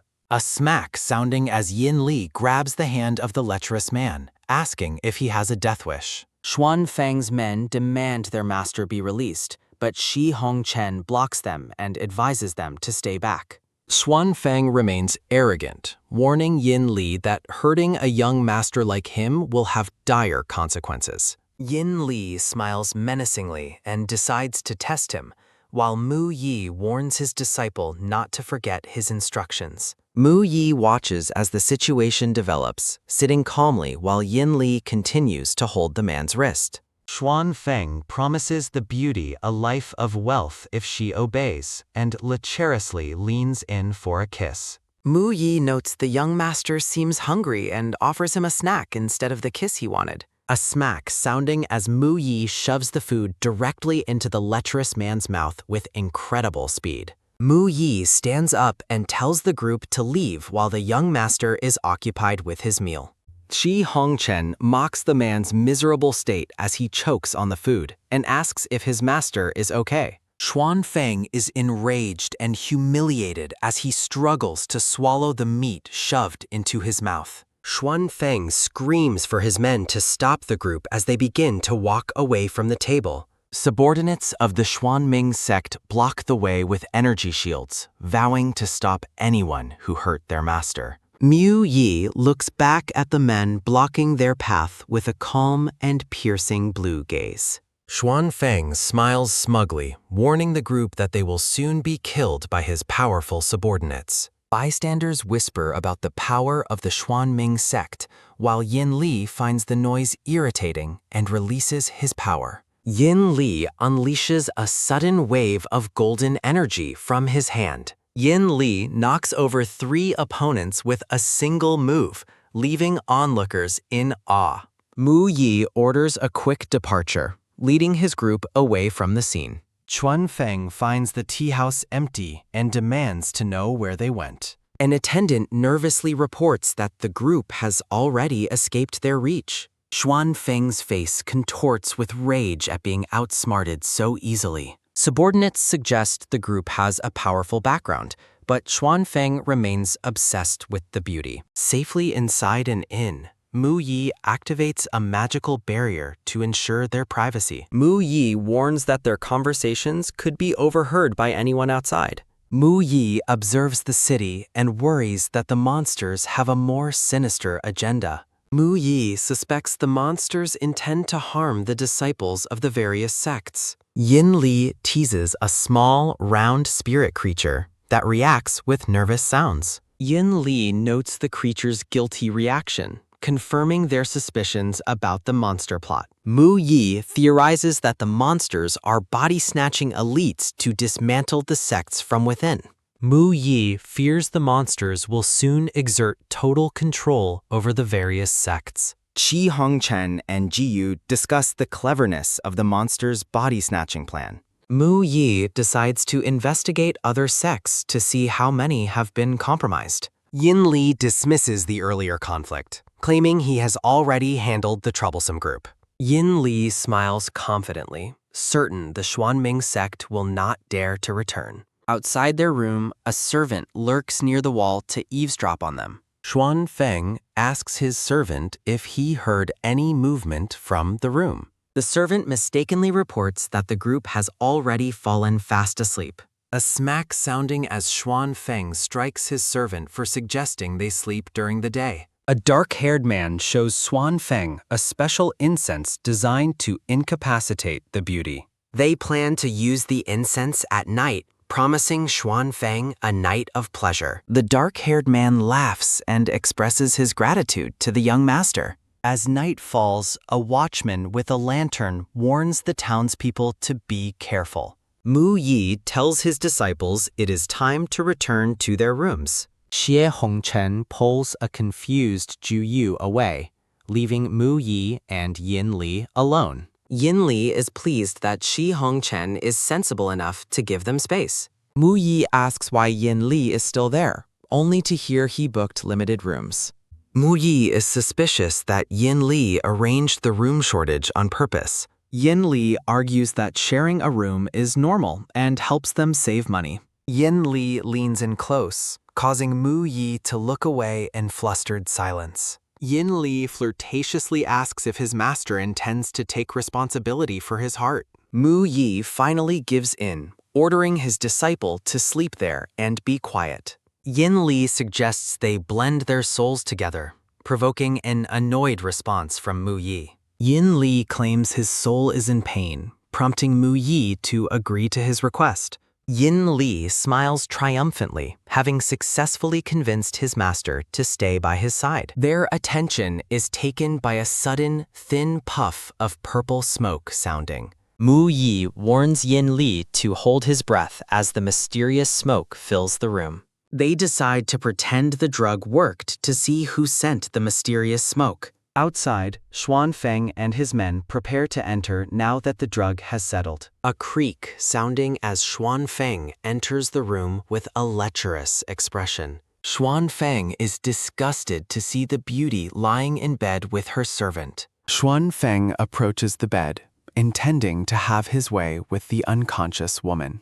A whoosh sounding as Yin Li suddenly lunges up and seizes Xuan Feng by the throat. Xuan Feng chokes and gasps as Yin Li holds him in a powerful grip. Yin Li mocks the petty trick while Xuan Feng desperately begs for his life. The Xuanming sect subordinates rush into the room to save their young master. Yin Li seizes Xuan Feng, shouting for him to get lost as a pained ouch sounding. Yin Li demands to know how Xuan Feng wants to die, while the young master trembles. Yin Li describes a brutal end, forcing the terrified young master to beg for mercy. Xuan Feng is paralyzed with fear, realizing that Yin Li is a truly terrifying person. A sharp smack sounding as Mu Yi blocks the attack, calling out to stop Yin Li. Yin Li argues that he cannot let go of anyone who dares to covet his master. Mu Yi sternly forbids the killing, explaining that he also has lines that cannot be crossed. As the young master faints, Mu Yi explains that a murder would compromise their secret mission. Mu Yi emphasizes the importance of remaining undetected to secure the divine soul treasure. Yin Li vents his jealous rage, admitting he wants to kill everyone close to his master. Mu Yi confesses that he now lives only for Yin Li, leaving his disciple completely stunned. Mu Yi promises to do whatever it takes to heal Yin Li's burning demon flames. Mu Yi declares Yin Li is his top priority and his disciple finally agrees to yield. Subordinates quickly carry the unconscious young master away, while the others watch them depart. Mu Yi looks at his disciple with a gaze full of unspoken concern and affection. A painful sounding as Yin Li collapses while dark red energy erupts from him. Mu Yi realizes with horror that the demon flames within Yin Li's soul have broken out. Xie Hongchen and Ju Yu rush into the room, startled by the sudden chaotic energy. Yin Li's appearance shifts as he struggles against the overwhelming demonic power consuming his mind. Yin Li roars for them to get out as he loses control of his surging power. A quick whoosh sounding as Mu Yi protects the others, telling them to stay back. Shi Hongchen watches the scene with a look of pure shock and disbelief. Mu Yi orders the others to leave so he can focus on stabilizing his disciple. Outside the room, Jiyu and Xie Hongchen discuss their worries about their master's dangerous condition. Mu Yi instructs Yin Li to focus his spirit and protect his inner soul world. Yin Li begs his master to stay away, terrified that he will end up hurting him. Mu Yi refuses to let go, vowing to never leave his side despite the danger. The chaotic energy begins to dissipate as the two remain locked in a desperate embrace. Mu Yi observes with relief that the demonic flames are finally starting to subside. An sounding as Mu Yi presses his fingers to Yin Li's forehead to help him. Mu Yi realizes the situation is worsening and they must find the soul treasure immediately. Yin Li awakens and immediately asks his master if he was accidentally harmed during the outburst. Mu Yi dismisses his injury, but Yin Li stubbornly tells him to abandon the treasure hunt. Mu Yi is confused by the sudden change in his disciple's attitude. Yin Li declares he will act alone to protect his master, but Mu Yi refuses. Yin Li expresses his fear of making the same mistakes as a person named Nan Qian. Yin Li insists he won't see his master again until the demon flames are gone. Yin Li turns away, resolved to distance himself to prevent his master from being hurt. Yin Li suddenly leaps out of the window, ignoring Mu Yi's desperate cries to stay. Mu Yi is left behind, feeling deeply frustrated and annoyed by Yin Li's impulsive behavior. Mu Yi senses someone approaching the room and prepares himself for another interaction. Xie Hongchen and Ji Yu return to the room, asking about the status of the two. Mu Yi explains that Yin Li ran away out of fear of losing control again. Mu Yi decides they shouldn't chase him and must focus on the mission to help him. Mu Yi outlines a plan for them to act separately while investigating the various sects. Mu Yi hands a jade slip to Xie Hongchen to use for communication during their search. Shi Hongchen takes the jade slip and warns his master to be extremely careful. At dawn, their conversation is interrupted by a sudden, frantic, dead, sounding from downstairs.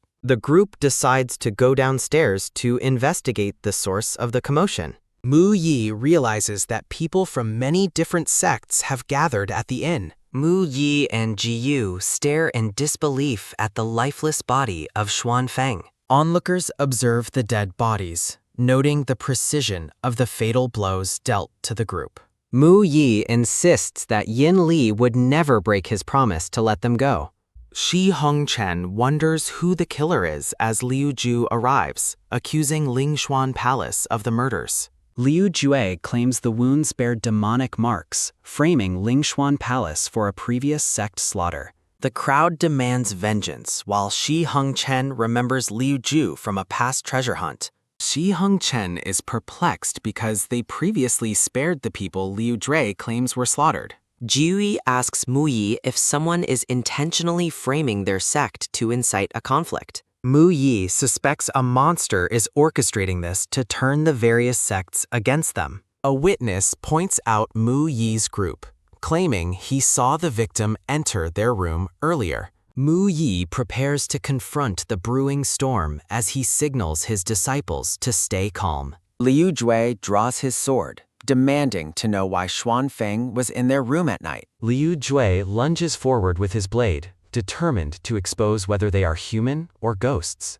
A sharp clang sounding as Mu Yi effortlessly parries the blade with his spiritual energy technique. The crowd is stunned as they realize the group possesses high-level Lingshuan Palace martial skills. Mu Yi worries that his exposed identity will hinder his secret mission at the Yuan Sect.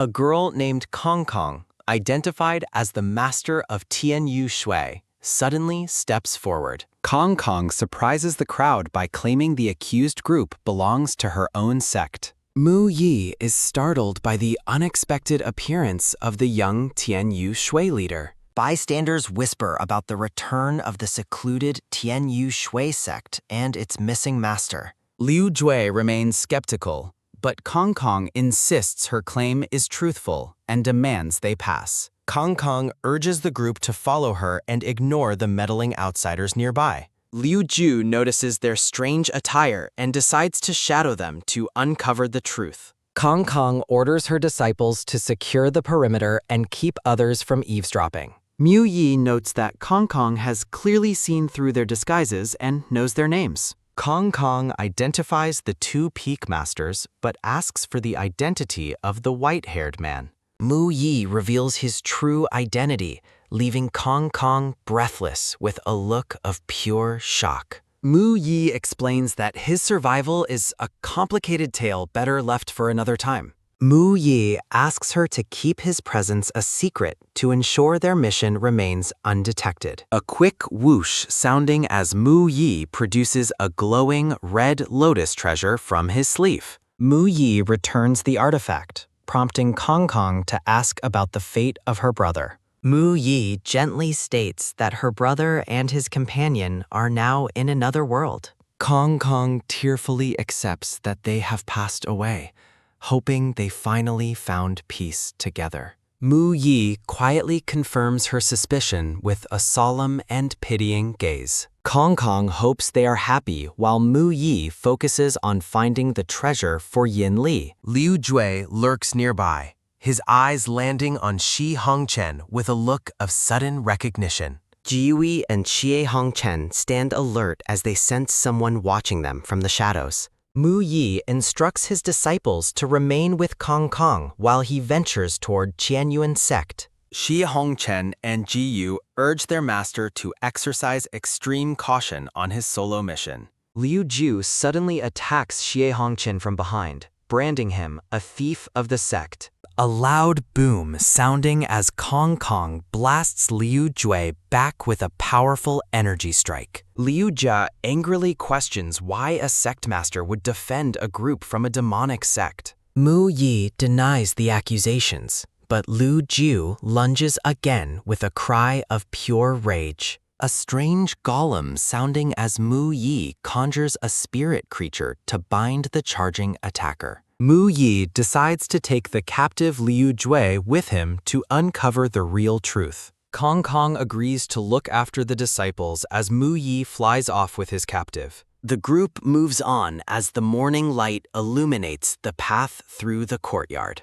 Mu Yi leads the way, towing his captive with a shimmering tether of golden light. Mu Yi resolves to find the soul treasure and rescue Yin Li from the darkness. Liu Jue demands to be released from the shimmering golden ropes, calling Mu Yi a bastard. A sharp snap sounding as Mu Yi uses a silencing technique to magically seal Liu Ju's mouth. Mu Yi wonders why the Demon Palace sent a female disciple to the Yuan Sect for destruction. Mu Yi approaches the Grand Treasure Pavilion, suspecting it holds the artifact he seeks. Mu Yi enters the building, confident the divine soul treasure is hidden within the pavilion's stores. A quick whoosh sounding as Mu Yi slips past the guards, who dismiss his movement as the wind. A quiet step sounding as Mu Yi leads his captive through the hall filled with massive swords and relics. Mu Yi pauses as he detects a powerful red spiritual breath emanating from the center of the room. Liu Ju attempts to scream through his magical gag, his eyes wide with desperate alarm. A clicking snap sounding as Mu Yi successfully unlocks the hidden mechanisms guarding the inner chamber. Liu Jue demands to know what Mu Yi truly intends to do at the Tianyuan Sect. Mu Yi explains that monsters have quietly returned to the world and are framing his palace for destruction. A bright flash sounding as Mu Yi produces a glowing orb to prove the monster threat is real. A sudden whoosh sounding as the creature transforms into a woman dressed in flowing teal garments. Liu Ju is paralyzed with shock, unable to believe the creature beside him is actually a monster. The monster woman confesses that her kind destroyed the sects to incite war between the various factions. Mu Yi asks the captive if he heard the monster's confession regarding the recent sect massacres. Liu Zhou accuses Mu Yi's palace of secretly colluding with the monsters to deceive everyone. A loud whoosh sounding as Liu Zhu escapes his bindings and lunges at Mu Yi with his sword. A sharp clang sounding as Mu Yi effortlessly parries the blade, lamenting Liu Jue's refusal to understand. Outside, the guards realize someone has broken into the pavilion and call for the elder's intervention. Liu Jue declares that even if he cannot kill Mu Yi, the sect's experts surely will. A heavy thud sounding as Mu Yi strikes Liu Ju and orders him to get lost. Mu Yi leaps through the window and takes flight, leaving the chaotic scene behind him.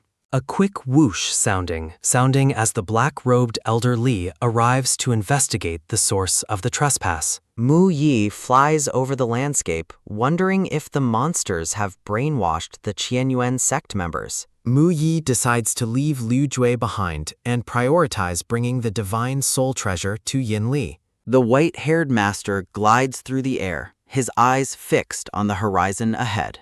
Mu Yi vows to settle the score with Yin Li for his impulsive escape once he finds him. Liu Ju reports to Elder Li that a thief from the demon palace stole their treasures. Elder Li reassures Liu Ju and asks for more details about the identity of the female intruder. Liu Ju admits he only knows the thief was a woman, but doesn't know her name.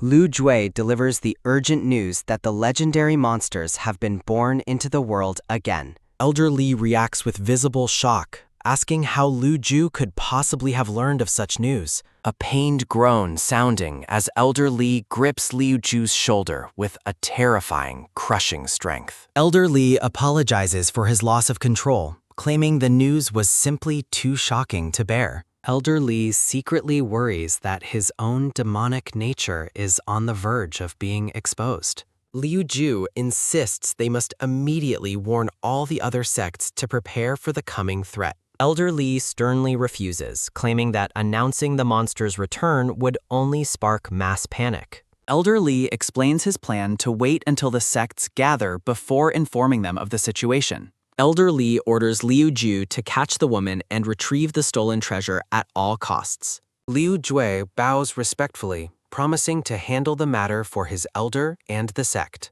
Elder Li instructs the other disciples to follow Liu Ju and assist in the hunt for the thief. Elder Li suspects that a monster named Qian Mei has been captured by the Lingshuan Palace. Elder Li meets with a hooded figure, discussing their plan to slaughter the sects and conquer the world. The two villains laugh together as they prepare to expedite their plans for total domination. Mu Yi continues his frantic search, hoping to catch Yin Li before he leaves the area. A frantic "ah" sounding as Mu Yi hears a cry for help coming from the forest below. A villager flees in terror while a monster with glowing red eyes prepares to strike him down. A sharp smack sounding as Mu Yi blocks the attack, desperately calling out to stop Yin Li. Mu Yi has finally intercepted the possessed Yin Li, who warns that he will kill anyone who dares to stop him. A sharp "pa" sounding as Mu Yi unleashes a swirl of spiritual energy to subdue his out-of-control disciple. Yin Li rubs a growing lump on his head and dizzily asks for his master, while a small Mu Yi spirit explains that a firm reminder can recall a possessed soul. Mu Yi points an accusing finger and demands to know why Yin Li left and if he intended to torment himself like a demon. Yin Li looks down at his master with a pained and regretful expression, beginning to say that he only meant to protect him. A quick whoosh sounding as Mu Yi binds Yin Li with a glowing blue energy cord, prompting the disciple to ask why he used the specific flower bracelet he once gifted. Mu Yi reminds him that he used to be the one doing the binding, so now it is simply his turn to get used to it. Yin Li stands silently before his master, the weight of his actions reflecting in his somber gaze. Mu Yi scolds him for his poor appearance and warns that if he dares to run again, he will break his legs, leading Yin Li to submissively promise he will stay. Mu Yi orders Yin Li to shut up and follow him as they approach a startled older woman in the forest. Mu Yi apologizes to the terrified grandma, claiming Yin Li is his husband who suffers from mental problems and occasional fits that caused the earlier scare. The bound Yin Li is left speechless and utterly bewildered by the sudden claim that he has a brain problem. The grandma is relieved to hear it was just an illness, but warns the little girl to watch her husband closely while Mu Yi demands Yin Li apologize to her. Chibi Yin Li looks adorable and deeply wronged as he mutters an apology to the grandma while still bound in glowing ropes. Mu Yi offers a shimmering piece of gold as compensation on behalf of his husband,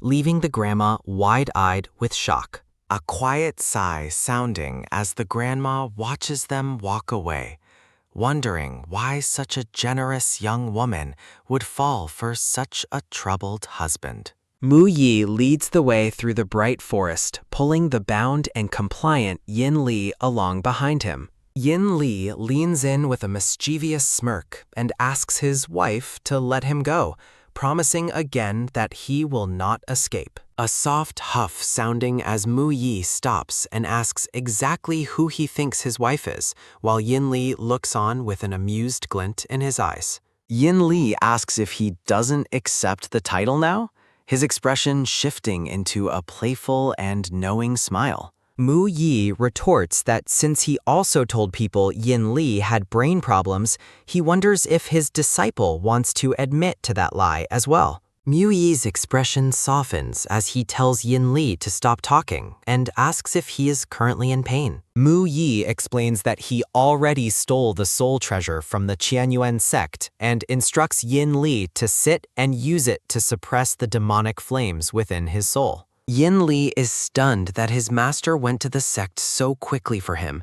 and asks with concern if he was hurt during the theft. Mu Yi reveals the glowing red lotus seed of Snow Soul, explaining its cold nature is perfect for quenching the demon fire in Yin Li's world. The radiant red treasure floats before Yin Li as he stares at the artifact that will save his soul from darkness. Mu Yi promises to protect him while he focuses on his cultivation, and Yin Li sits cross-legged to begin the healing process. Mu Yi watches over him, reflecting on how Yin Li once protected him in the exact same way during a past trial. Mu Yi stares at his disciple, hoping the divine treasure will successfully purge the demonic influence and keep him safe. A sudden quack sounding as the scene shifts to a crescent moon hanging over the dark silhouettes of the forest trees. Mu Yi notes the encroaching darkness and worries that the sheer volume of demonic flames in Yin Li's soul will require several more hours of protection. Suddenly, Liu Ju and two other disciples arrive at the clearing, declaring that they have finally tracked them down. A cold whoosh sounding as Mu Yi turns to face the intruders with a look of icy determination. Liu Jie recognizes the sitting figure as Chu Yin Li, his face contorted with a mix of recognition and malice. Liu Jue mocks Mu Yi for standing in defense of Chu Yin Li and warns her not to think about making a mess here. Liu Jue draws his sword and gleefully notes that Yin Li is defenseless, vowing that today he will finally kill him and anyone who stands in his way. a sharp hum sounding as Mu Yi decides to be merciless, preparing a powerful technique to deal with the stubborn intruders. Mu Yi chants a cryptic spell about flowers and moons while his body begins to radiate an intense and blinding golden light. Mu Yi thrusts his hand forward, unleashing a massive burst of spiritual energy that illuminates the entire forest clearing. A loud zoom sounding as the golden energy surges toward the attackers with overwhelming force. Liu Zhou is blasted back by the explosion of light, crying out in pain as the master's power overwhelms him. Mu Yi stands tall and orders the group to leave immediately, promising to spare their lives if they retreat now. A pained cough sounding as Liu Jue stubbornly refuses to back down against the Demon Palace members and orders his companions to seize the woman. The two other disciples lunge into the air with a roar, but Mu Yi resolves to get rid of them if they persist. A quick whoosh sounding as the two attackers dive toward Mu Yi, their eyes glowing with an unnatural and sinister red light. Mu Yi realizes something is wrong, noting that the combat moves of the two disciples are strangely erratic and unlike their usual sect styles. Liu Jue sees that Mu Yi is distracted by the other two and decides now is the perfect opportunity to strike down his enemy. Liu Ju lunges at the defenseless Yin Li with a shout of rage, while Mu Yi calls out a desperate warning for his disciple. Mu Yi's face tenses with panic as he realizes he might not be able to reach Yin Li in time to block the blow. A loud boom sounding as Mu Yi releases a massive shockwave with a command to go away, blasting everyone back from the clearing. A sudden whoosh sounding as Mu Qingyi reacts to an unexpected incoming attack. A sharp bang sounding as the green-clothed man releases a powerful energy blast. A painful cough sounding as Mu Qingyi stumbles while fresh blood drips to the ground. A heavy whoosh sounding as Chu Yinli arrives to shield his injured master from further harm. Liu Ju is infuriated that the silver-haired man would sacrifice himself for a monster. Mu Qingyi vows to protect Yinli from harm as long as he remains standing. Chu Yinli is horrified by his master's injuries and curses those responsible. Mu Qingyi warns his disciple not to move as his soul remains in a fragile state. A powerful whoosh sounding as Yin Li releases his demonic energy while ordering his enemies to die. A sudden crack sounding as Liu Ju trembles before the overwhelming and terrifying demonic power. Realizing he cannot win, Liu Ju prepares to use a talisman to flee the scene. A loud boom sounding as Liu Ju vanishes, leaving the silver-haired man to note the teleportation. A low whoosh sounding as Chu Yinli continues his merciless assault on the remaining enemies. The survivors are paralyzed with fear, decrying the black-haired man as a true monster. Mu Qingyi restrains his disciple, asking him to spare the survivors for questioning. Consumed by a murderous rage, Chu Yinli simply commands his targets to die. The black-haired man's demonic aura surges with an even more intense and violent energy. A massive boom sounding as a scream of denial is lost within a dark explosion. Mu Qingyi watches the aftermath in shock, questioning if any of their enemies survived. Mu Qingyi notices Yinlis's persistent demonic state and reaches out to check on him. Chu Yinli appears composed, questioning why his master looks so concerned. Mu Qingyi expresses his fear for Yinli's well-being and demands to examine him closely. The master checks for magic patterns and asks if the soul world has truly been healed. Yinli claims the soul treasure was effective and that the demonic flames are gone. Skeptical of the claim, Mu Qingyi insists on entering the disciple's spirit world again. The black-haired disciple firmly refuses, claiming there is no need for such an intrusion. Mu Qingyi remains deeply suspicious of the disciple's sudden secrecy and uncharacteristic behavior. Yinli shifts the focus to a deeper conspiracy, urging them to regroup with their allies. Mu Qingyi asserts that Yinli's health is more important than any sect's complex schemes. Yinli insists his master recover first, leaving Mu Qingyi feeling helpless and concerned. A sharp clang sounding as a glowing jade message strip appears between the pair. Mu Qingyi recognizes the message strip and realizes something urgent has happened with his allies. A soft swish sounding as the master contacts Jiu Yu and Xie Hongchen at a distant location. Mu Qingyi warns his hidden allies to protect their identities while staying on high alert. Jiu Yu acknowledges the master's orders, while Yin Li urges they move to rejoin the group. Mu Qingyi secures a promise to inspect the disciples' soul world once their mission is complete. A faint whoosh sounding as Yin Li turns away, concealing a glowing red mark on his arm. A painful cough sounding as Liu Ju recovers from the battle with blood on his lips. Liu Jue laments Yin Li's monstrous strength and decides to seek help from the Tianyuan sect. Representatives of the Tianyuan sect invite the local disciples to join them immediately. The disciples are confused by the sudden midnight summons to the Tianyuan sect headquarters. Liu Jie steps forward to lead the crowd, urging everyone to follow the sect's instructions. Jiu Yi and Xie Hongchen watch from the shadows, questioning Liu Ju's suspicious and sudden reappearance. A young woman questions the urgency while Liu Jue claims the sect's treasure was stolen. Liu Ju shows his wounds, blaming Chu Yinli and spreading fear among the gathered disciples. The crowd is terrified by the news of a lunatic killer lurking in the city. The young woman remains silent and observant while watching the chaos unfold. Liu Jue reflects on his sinister plan to turn everyone against his enemies. Xi Hongchen realizes the situation is critical and prepares to inform the silver-haired master. A soft whoosh sounding as the night deepens over the quiet city rooftops. Mu Yi and Yin Li sprint through the dark streets as a glowing green message appears. Mu Yi reports that the other sects have already joined forces and headed toward the Tianyuan sect. Dark, shadowy spirits descend upon them, declaring that neither of them will be allowed to leave. Yin Li offers to stay behind and handle the monsters while urging his master to proceed alone.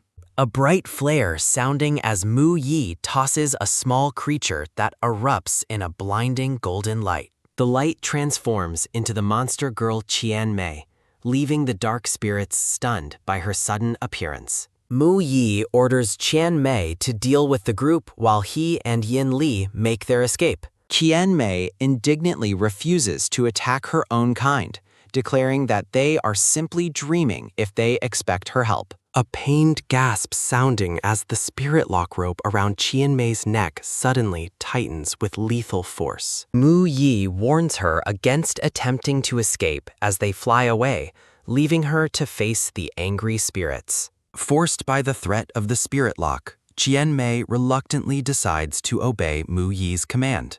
A powerful whoosh sounding as Qian Mei unleashes a massive wave of energy against the dark spirits. The monsters curse her betrayal, while Qian Mei offers a somber apology to her fallen demonic comrades. Qian Mei continues her fierce assault, dispelling the shadowy monsters with her blue-green energy. A messenger reports to his master that the group sent to intercept Yin Li has been killed by Qian Mei. The Dark Leader decides to prioritize the destruction of the human sects before settling his score with the traitorous girl. The scene shifts as the villainous leader confronts Liu Jue and the gathered disciples of various sects. The villain mocks Liu Ju for successfully gathering all the sects in one place for their trap. Elder Li reveals a sinister, wide grin as his eyes glow with a terrifying red light. A loud hum sounding as the Blood Soul Array is activated,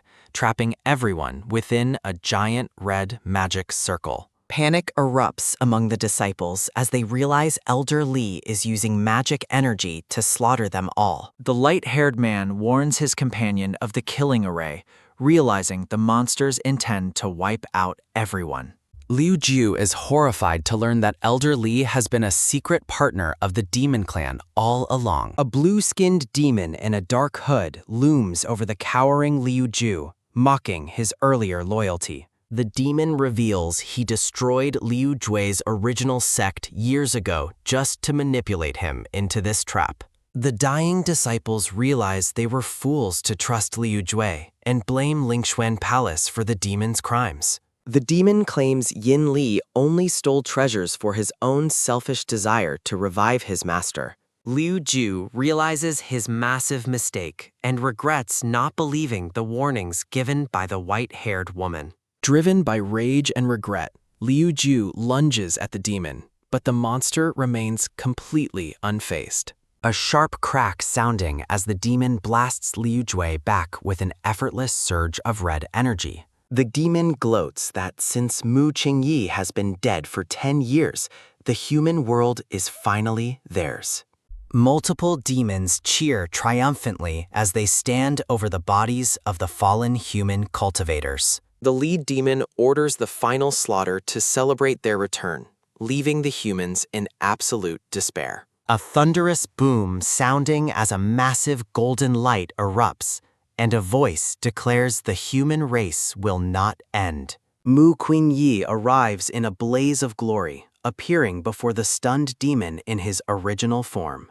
The disciples cry out in relief while the demon is paralyzed with shock at seeing the supposedly dead master. The demon trembles in denial, insisting it is impossible for Mu Qingyi to be standing before him. Mu Qingyi declares that he is very much alive and will not allow the demon race to destroy his people. A massive blast sounding as Mu Qingyi unleashes a golden shockwave that rips through the demonic army. A stunned silence follows as the disciples realize Mu Qingyi has single-handedly shattered the demonic killing formation. The survivors praise Mu Xianzun's return, while the wounded Liu Ju finally realizes his savior's true identity. The demons are shaken by the loss of their array, fearing that they are about to be defeated once again. The lead demon refuses to back down, claiming they killed Mu Qingyi once and can surely do it again. He rallies his entire army of hundreds of demons for one final, desperate charge against the master. The horde of monsters lunges forward, but Mu Qingyi remains calm and composed in the face of the assault. Yin Li steps up beside his master, promising that he will never allow him to fight alone again. Mu Qingyi smiles at his disciple and agrees to face the coming battle together as one.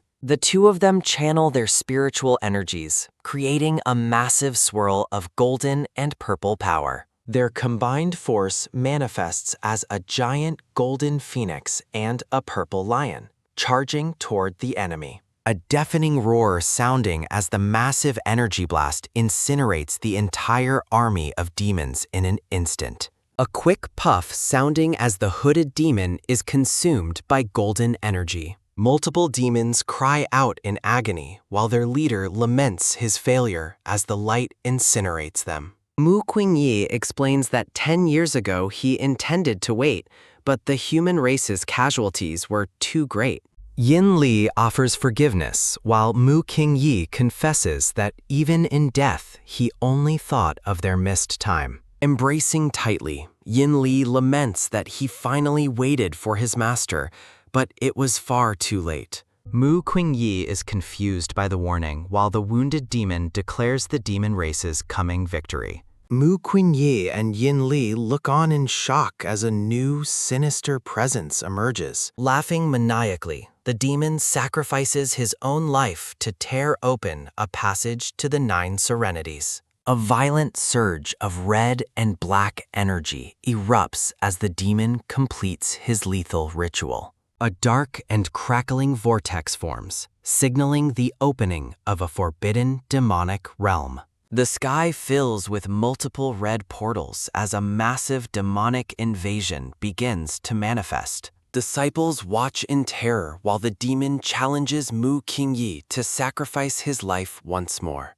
Demonic spirits swarm from the portals, vowing that their race will never be defeated again. Mu Qingyi realizes the monster used its life to open the passage and fears history will repeat itself. The gathered disciples urge Mu Xianzu not to worry and claim they can handle the monsters themselves. They promise Mu Xianzun that they will not allow him to sacrifice himself for the world again. Inspired by their master, the cultivators vow to protect the common people, even at the cost of their lives. A chaotic battle begins as the disciples charge toward the encroaching demonic army. Yin Li notes that many others besides himself have never forgotten Mu Qingyi's original sacrifice. Mu Qingyi prepares to fight, refusing to let the brave disciples perish in the conflict. He unleashes a massive wave of golden power to counteract the spreading demonic energy. The skeletal demon mocks his efforts, claiming the tunnel cannot be destroyed by ordinary force.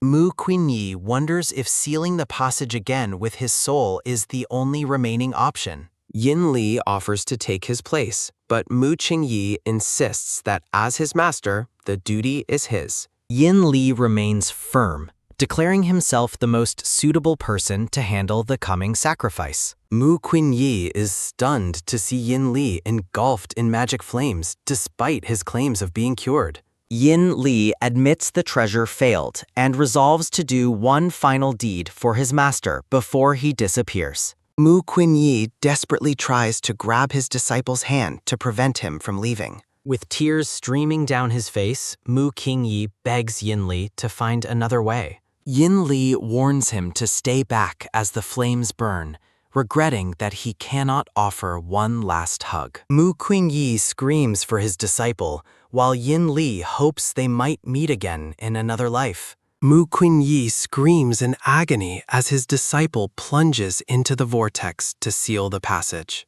Trapped behind a barrier, Mu Qingyi demands to be let out as the demons cry out in defeat. A firm clench sounding as Mu Qingyi watches his disciple sacrifice himself for the world. Mu Qingyi strikes at the space where the portal once stood, only to find the energy has dissipated. He looks around the empty, dark battlefield, calling out his disciple's name in hope and fear. Mu Qingyi stands alone under a vast, empty sky, the silence of the night heavy with grief. He screams at the void, accusing Yin Li of hiding and lying about his survival. As lightning crackles in the storm, Mu Qingyi calls his absent disciple a traitor for leaving him. A pained cough sounding as Mu Qingyi collapses in the rain, blood staining the wet ground. Overcome by weakness and despair, he weakly calls out Yin Li's name one last time. Liu Jie and the other survivors find their master, shielding him from the relentless downpour with an umbrella. Liu Ju tries to comfort the grieving master, insisting that Yin Li wouldn't want to see him so broken. Mu Qingyi laments that Yin Li's devotion to him alone led to his corruption and ultimate death. He blames himself for his disciple's fate, while a lingering demon spirit vows to take Mu Qingyi away. The disciples cry out in alarm as the master sinks further into his profound sorrow.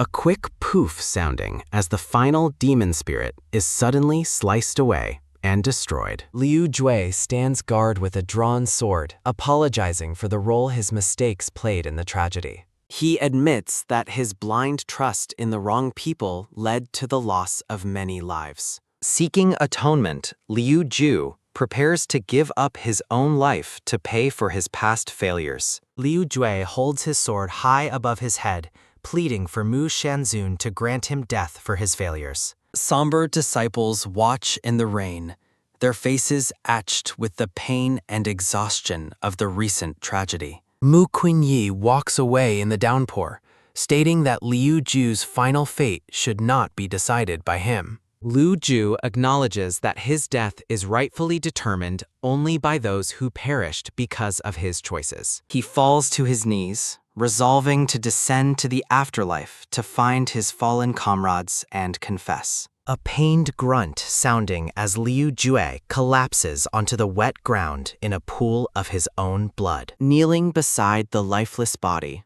the light-haired man reports Liu Ju's suicide to the departing Mu Xianzun. The survivors lament the end of the sect and realize the high price of a single wrong step. Mu Qingyi orders them to return Liu Jui's body to his sect for burial before flying off into the storm. The dark-haired man worries about the master's recklessness and follows him after assigning duties to the others. He questions the ruthlessness of the Tao, wondering why fated lovers are so often kept apart. A sharp crack sounding as the relentless rain continues to lash against a silent, darkened temple gate. Mu Qingyi stands alone under the heavy downpour, resting his weary head against the closed temple doors. Refusing to believe Yin Li is dead, Mu Qingyi enters the soul lamp hall to search for proof. A quick puff sounding as the lamp Mu Qingyi summons remains cold, dark, and seemingly extinguished. Mu Qingyi screams in denial, desperate to find any sign that his disciple is still alive. A thunderous hum sounding as Mu Qingyi unleashes a golden wave of energy to command the heavens and earth. Staring at his shaking hand, Mu Qingyi wonders why the soul lamp shows no sign of life despite his efforts. A wet cough sounding as Mu Qingyi vomits blood, vowing that Yin Li will not wait for him any longer. Mu Qingyi wipes blood from his mouth, his gaze filled with a grim and unwavering determination. He channels spiritual energy toward the lamp, calling out to Yin Li through the void to find him. Mu Qingyi recognizes the flower bracelet Yin Li gave him and hears a faint, ghostly voice calling him master. A soft glow sounding as a strand of blue light flows from Mu Qingyi into the dark lantern. A bright flash sounding as a glowing blue lotus manifests inside the previously dark soul lamp. Relieved, Mu Qingyi realizes Yin Li's soul remains and celebrates the great news that he is still alive. The dark-haired man arrives at the hall and is stunned to see the senior brother's soul lamp glowing. Mu Qingyi explains Yin Li's consciousness was hidden in a bracelet and vows to find his disciple. The companion asks Mu Shanzun where he could possibly hope to find their senior brother. Mu Qingyi explains that Yin Li must be in another realm since his soul is not in the human world. The companion looks on in shock as he realizes the dangerous path Mu Qingyi intends to take. Mu Qingyi reveals his plan to enter Juyu through a secret passage, ignoring his companion's desperate protests. He declares that after a lifetime of duty, he will finally be willful for his own sake. Mu Qingyi reaffirms his singular, burning resolve to save Yin Li from the depths of the demon realm. The companion agrees to wait at the palace, thanking Mu Xianzun for his courage and devotion. A low hum sounding as Mu Qingyi approaches a dark, flower-framed portal deep within his residence. A sharp whistle sounding as Mu Qingyi prepares to summon a guide for his journey into Jiuyu. Elsewhere, Qian Mei feasts on meat and mocks Mu Qingyi for being a fool to let her go. A sudden blast sounding as a beam of golden light strikes Qian Mei, making her scream in terror. Qian Mei is horrified to see Mu Qingyi standing before her, his power overwhelming and absolute. She demands to know how he found her and how he managed to forcibly transform her body. Mu Qingyi commands the shocked girl to lead the way into the forbidden demonic realm of Jiyu. Qian Mei refuses, calling him crazy for wanting to go to the demon base camp after her betrayal. A quick snap sounding as Mu Qingyi ignores her pleas and shrinks her into a tiny childlike form. A roaring whoosh sounding as Mu Qingyi unleashes a massive blue phoenix of energy to open the way. Tian Mei is awestruck as the master's powerful blast smashes open the sealed eye of Jiyu. A dark pulse sounding as a cavernous pit of swirling red and black energy forms on the floor. A loud boom sounding as Mu Qingyi dives into the terrifying vortex, dragging the tiny demon along. A heavy thud sounding as they land in a desolate, craggy wasteland stained with demonic energy.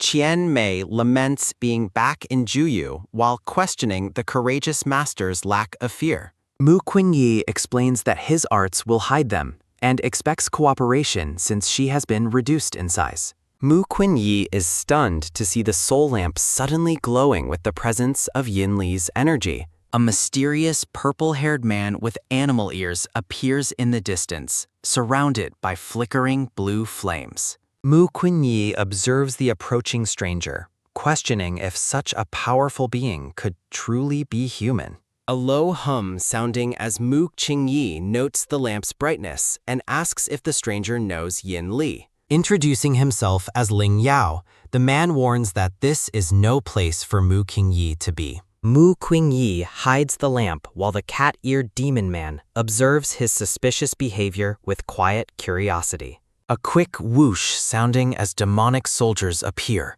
ordered by their city lord to eliminate the foreign outsiders. Tian Mei panics, realizing they have been discovered almost immediately after entering the dangerous demon realm. A thunderous hum sounding as Mu Qingyi shields the tiny girl, promising to keep her safe from harm. A sharp whiz sounding as Ling Yao steps forward, telling the master to stay back while he fights. A soft smack sounding as Ling Yao gets close to Mu Qingyi's face, complimenting his scent before leaving. A roaring swoosh sounding as the purple-haired demon charges into battle, unleashing a massive wave of energy. Mu Qingyi touches his cheek in shock, processing the bold and unexpected actions of the mysterious demon. Tian Mei teases Mu Qingyi for his charm while playfully claiming his physical body belongs only to her. A quick whoosh sounding as Mu Qingyi flies off, ordering the reformed girl to keep up with him.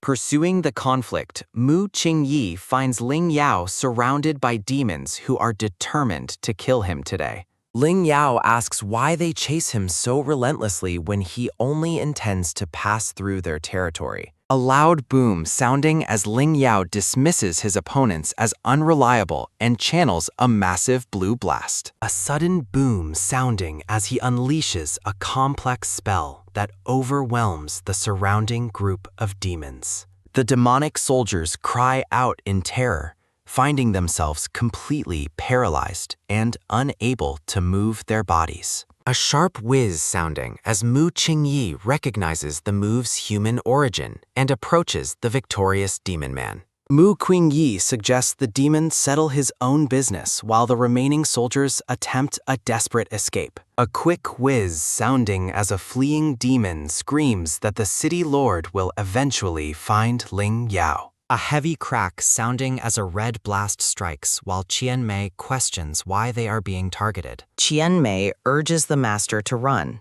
but Mu Qingyi remains calm and refuses to dodge the attack. A sudden swoosh sounding as a figure blurs across the battlefield to intervene in the incoming strike. A pained cough sounding as Ling Yao takes the blow for Mu Qingyi and collapses into his arms. Mu Qingyi looks at the injured demon man with deep concern, asking him if he is truly okay. A heavy thud sounding as Ling Yao explains he protected the master because he is the most important.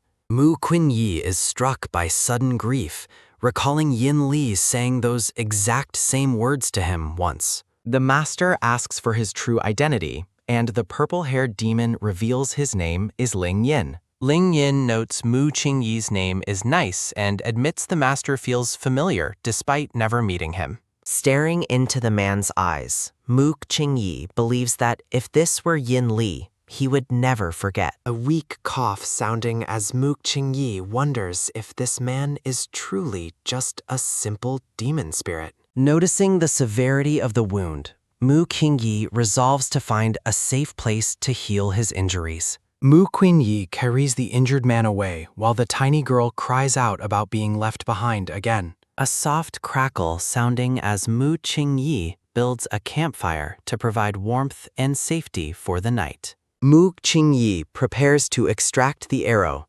telling Ling Yin to remain brave through the coming physical pain. A pained groan sounding as Ling Yin suffers while Mu Qingyi successfully pulls the weapon from his shoulder. Ling Yin affectionately thanks Yi Yi for staying, but Mu Qingyi demands he use his proper full name instead. Ling Yin finds the master's full name too formal and insists that the nickname Yi Yi is far better. Relenting, Mu Qingyi orders the demon to undress so he can apply ointment to the poisoned arrow wound. Qian Mei watches from the fire, muttering about their intimacy and feeling bad for the late Chu Yinli. A sharp bonk sounding as Mu Qingyi strikes the girl for her nonsense and orders her to draw.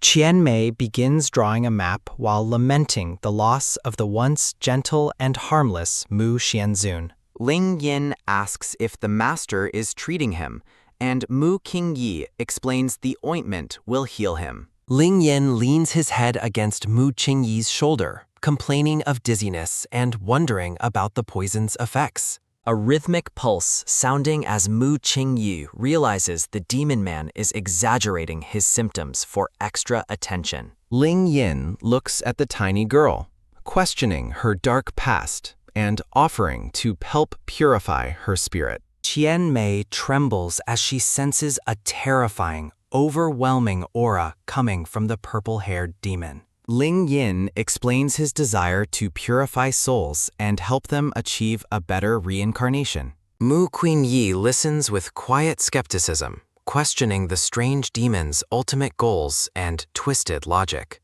Qian Mei angrily refutes his kindness, accusing him of slaughtering demons and causing widespread destruction. A soft whoosh sounding as Ling Yin insists he only saves demons from their suffering. Tian Mei finds his logic terrifying and asks why he must enter the dangerous Xia city. Ling Yin reveals his target is a master criminal whom he must save to become one. Intrigued by the connection, Mu Qingyi asks for the identity of this powerful demonic being. Ling Yin clarifies that his intended target is the Xia city lord, a man named Langley. Somewhere else, the dark-haired city lord stands amidst a swirling, ominous red and black mist. A sharp ping sounding as the city lord notices a glowing gem reacting to a nearby presence. Hearing the name, Mu Qingyi looks utterly stunned and whispers the name of his lost disciple.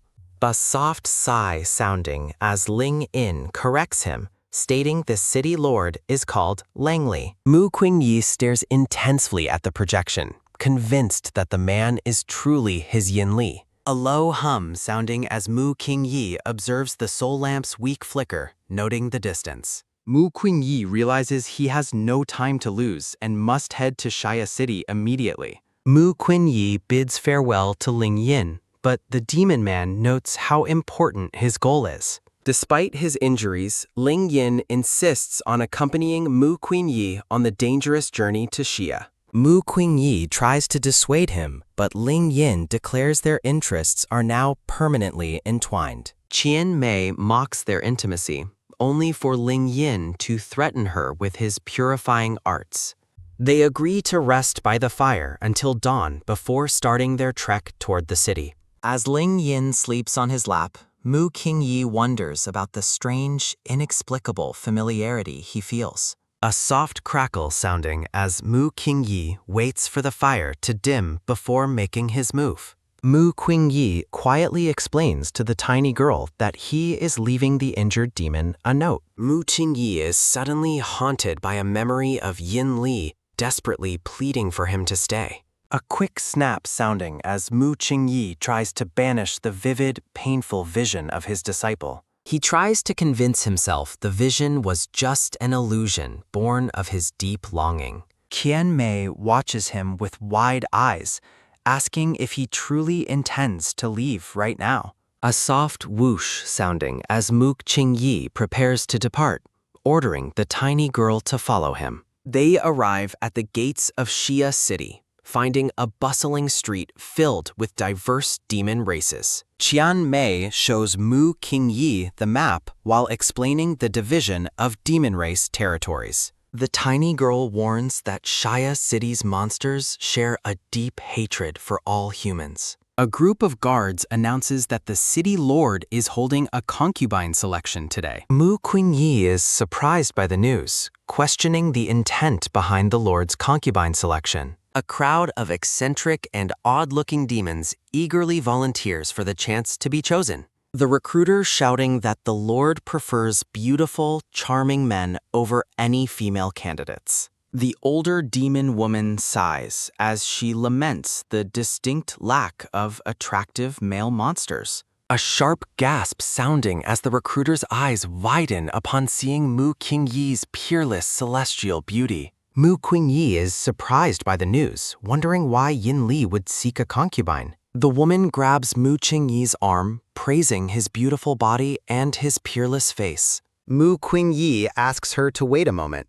clearly caught off guard by her aggressive recruitment. The recruiter lists the Lord's many terrifying flaws, but insists he is a perfect talent. Mu Qingyi asks if he will see the Lord immediately, while the recruiter scolds his tone. Mu Qingyi agrees to the plan, seeing the selection as the perfect opportunity to find him. The recruiter is momentarily stunned by his quick compliance before leading him toward the mansion. A confused squeak sounding as recruiter realizes he's the one who should be leading. A confused squeak sounding as Qian Mei realizes she's being left behind as Mu Qingyi walks. Nearby demons watch Mu Qingyi with suspicion and envy, questioning his origins and his skills. Mu Qingyi observes the grand procession, while whispering rumors suggest the powerful city lord's arrival. A masked subordinate explains that they have gathered all the beauties for his concubine selection. The dark-haired city lord, Langley, overlooks the potential candidates and questions the current concubine selection process.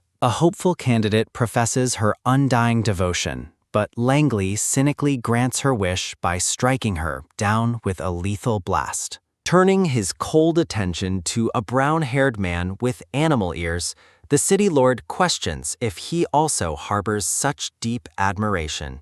Langley seizes the nervous man by the throat, skeptically challenging the sincerity of his sudden profession of love. A pained choke sounding as the man begs for mercy while Langley dismissively drops him, declaring the entire display boring. The remaining candidates tremble in absolute terror, whispering about the city lord's terrifying and unpredictable cruelty. Mu Qingyi observes the violent scene from the crowd, noting how much more aggressive and volatile Yin Li has become. Langley approaches the white-haired master, questioning how he can stand there so calmly without showing any signs of fear. Mu Qingyi asks if he intends to kill him, but Langley merely boasts about his many victims while gripping his chin. Mu Qingyi asks if he is remembered, only for Langley to laugh mockingly and question why he should care about his identity. Nearby demons mock Mu Qingyi's perceived arrogance, laughing at the idea that his good looks would earn him special recognition.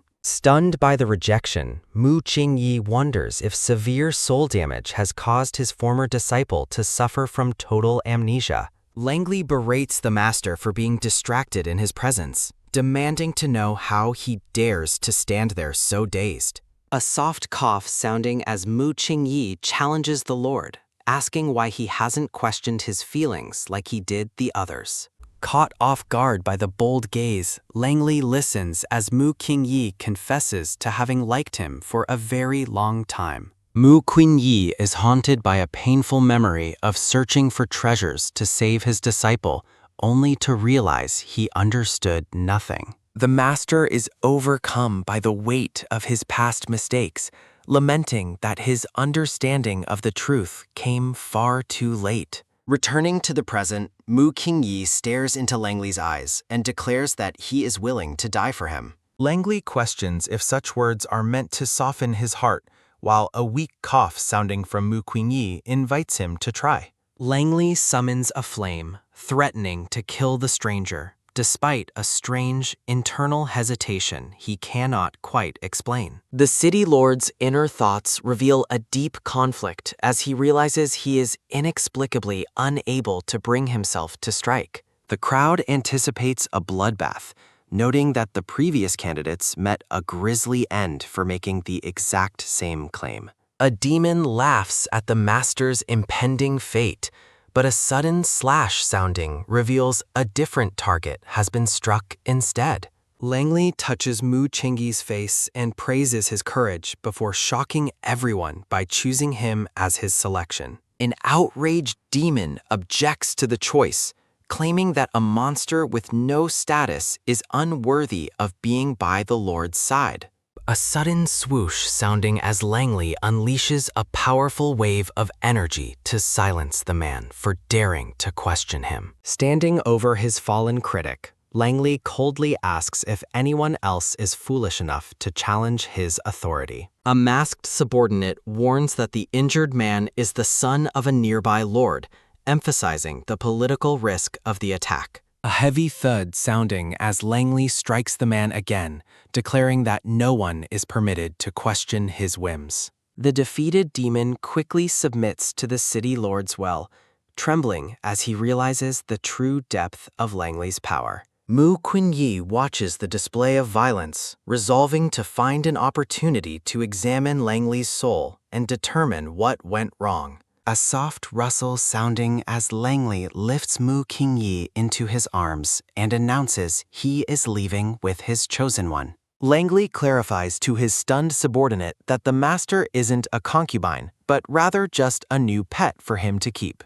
A soft whoosh sounding as Langley carries him away, while Mu Qingyi addresses him by name and asks to be put down. Langley notes the master's lack of fear and finds it interesting that he has the audacity to call out his name so boldly. A soft thud sounding as Langley drops him onto a seat and begins to undress, stating he doesn't care about his opinions. The city lord looms over Mu Qingyi, bluntly demanding that the master find a way to please him. Mu Qingyi is confused by the order, but Langley mocks his ignorance and asks if his pet needs a personal lesson in service. Mu Qingyi denies being a pet, but Langley asserts his absolute authority and impatiently orders him to remove his clothes. The master stands his ground and firmly refuses the demand, glaring back at the Lord with an unwavering resolve. Langley laughs at the master's defiance, and a quick tear sounding as he forcefully rips Mu Qingyi's robe open. A heavy thud sounding as Langley pins him down while Mu Qingyi struggles to process the sudden and aggressive turn of events. Langley asks if his intentions aren't obvious, reiterating that he wants his pet to find a way to satisfy him right now.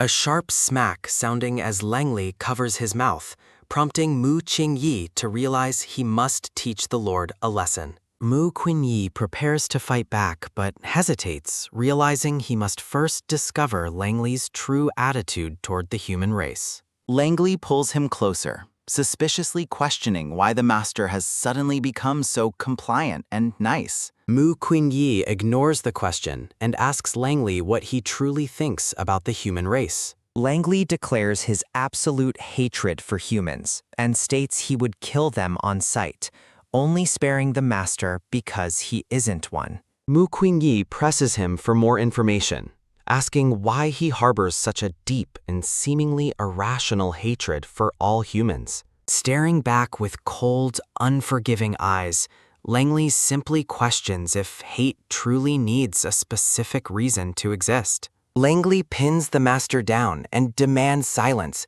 stating he only wants to hear sounds of pleasure. A soft grunt sounding as Mu Qingyi struggles against the aggressive pinning while considering his next move. Mu Qingyi realizes he must seize this chance to explore the dark-haired lord's soul and find answers. A magical spark sounding as Mu Qingyi initiates a spiritual connection through their close physical contact. Langley notices the master's touch and mockingly questions his sudden and unexpected proactive behavior. A low hum sounding as Mu Qingyi's spirit enters the mental realm, only to be met with hostility. Within the soul space, Mu Qingyi is shocked to discover that Yin Li's essence has been violently fragmented. The Lord's consciousness roars with fury, ordering the intruder to immediately get out of his soul. A sharp crackle sounding as Mu Qingyi is forcibly ejected from the spiritual realm by a powerful rejection.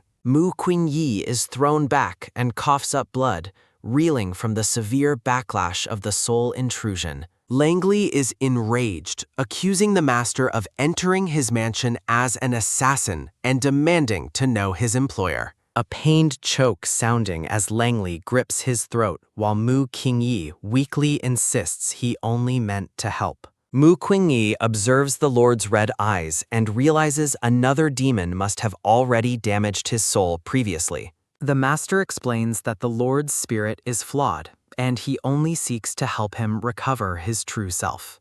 Langley loses his temper and screams for him to stop lying while demanding the name of his mastermind. The city lord unleashes a burst of energy, declaring he is no longer reluctant to kill his new pet. A heavy thud sounding as guards outside the room hear the violence and fear for the prisoner's life. Langley stands amidst the wreckage of the room, looking down at the kneeling and injured white-haired master. Despite the clear danger, Mu Qingyi looks up and softly calls out his disciple's name with deep concern. Langley commands him to be silent, reiterating his demand to know who sent him on this assassination mission. A quick sizzle sounding as Langley places a magical bracelet on the master's wrist to prevent his escape.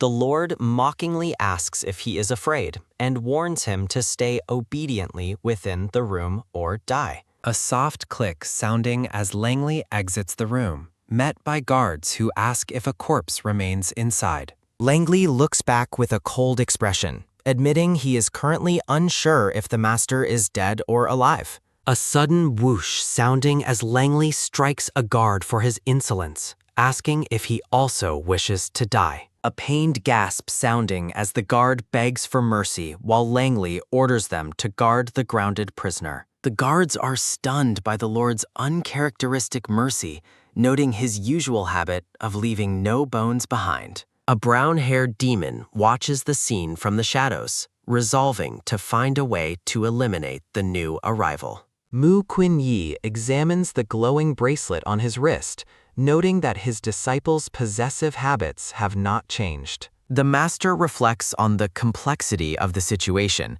wondering why Yin Li's soul was split into two pieces. Mu Qingyi realizes the Lord will succumb to madness without his full soul and wonders where the missing half is. The scene shifts to the forest where Ling Yin stands alone under the moonlight, looking deeply worried and anxious. A soft clink sounding as Ling Yin drops a green jewel, lamenting that the master has broken his promise.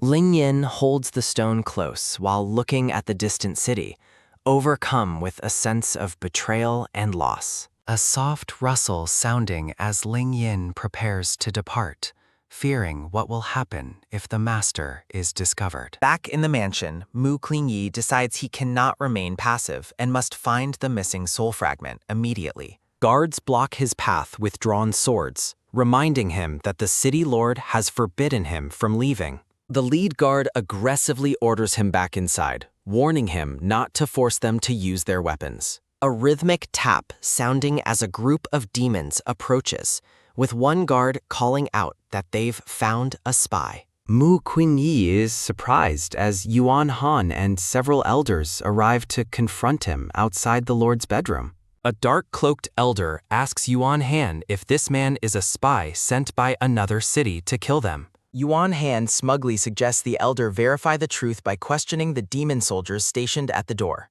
A sharp whoosh sounding as the elder ignores the soldiers and launches a powerful energy blast at the master. Mu Qingyi prepares his spiritual energy to defend himself, but worries that revealing his identity will cause trouble. A heavy slam sounding as the elder's dark magic binds the master, forcing him to his knees in pain. The elder orders the master to be taken to the demon prison for torture to reveal his true goals. The demon soldiers watch in visible distress, torn between the elder's orders and their fear of the city lord. Yuan Han dismisses the master as a mere traitor, claiming the lord will not care if he is killed. Yuan Han mocks the master's beautiful appearance and threatens to personally end his life in the demon prison. A nervous nod sounding as the guards agree to hurry, fearing the consequences of disobeying the powerful demon elders. Outside the city walls, the hooded elder Toye notes the prisoner is being stubborn and demands that the white-haired man reveal who is instigating him from behind the scenes. Mu Qingyi coughs up blood as the hooded elder decides to continue the interrogation with a whip. A menacing shadow looms as the elder raises his whip and questions how much longer the master can endure the torture. Yuan Han suggests using the various punishments of his 1,000-volt city to force the demon to confess. After the elder agrees to leave the interrogation to him, Yuan Han lists minor punishments like gouging eyes or cutting off ears and asks if the master is truly sure he won't talk. Mu Qingyi firmly states he has nothing to say, and a sharp crack sounding as Yuan Han lashes him with the whip, eliciting a pained grunt. Yuan Han leans in close, coldly explaining that he doesn't actually care for a confession and intends to kill the master slowly through a long series of punishments. Mu Qingyi resolves to avoid using human martial arts to maintain his cover, trusting that Yin Li will eventually come to his rescue. Back at the palace, subordinates report to Langley that a powerful spirit demon has been slaughtering their soldiers and cannot be ignored. Lounging on his throne, Langley ignores his advisors to wonder if his new playpet is currently scolding him in his absence. When a subordinate asks for his opinion, Langley snaps and threatens to cut out the man's tongue for yelling at him. Staring with cold intensity, the city lord demands that the messenger repeat what he just said. Langley mocks his subordinates for their inability to handle a single demon and declares that he should kill all the trash he has raised. Terrified by the threat, the subordinates bow low and promise to kill Du Lingyao immediately to appease their lord's fury. A guard rushes into the throne room shouting that something is wrong, prompting Langley to demand who sent him. Langley questions why the guard failed to protect the prisoner, and the man explains that Mr. Yuan Han and the elders took the monster away just now.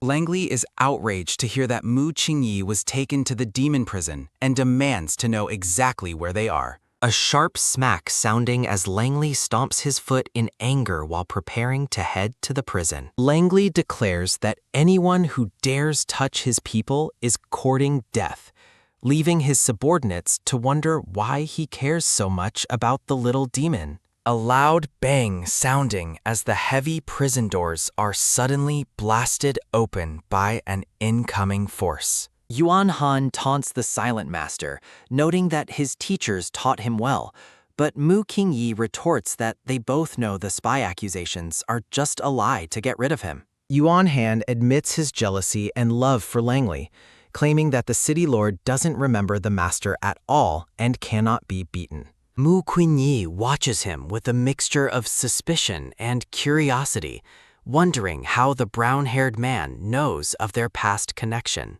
Yuan Han draws a blade to finish the job, but a sudden roar sounding as a blast of energy interrupts the execution. A pained cry sounding as Yuan Han is sent flying back by the powerful and unexpected magical strike. Mu Qingyi is stunned to see Langley arrive, and though he tries to speak, the Lord gently tells him not to worry about his condition. A sharp snap sounding as Langley breaks the master's chains, coldly stating that he wouldn't care if the prisoner died as he pulls him into his arms. Yuan Han struggles to his feet and desperately asks the Lord why he would bother saving a lowly spy. A sharp blast sounding as Langley silences him with another energy attack, declaring that an ant like him has no right to touch his property. Engulfed in magical flames, Yuan Han screams for mercy and reminds the Lord that he is the son of a nearby city's ruler.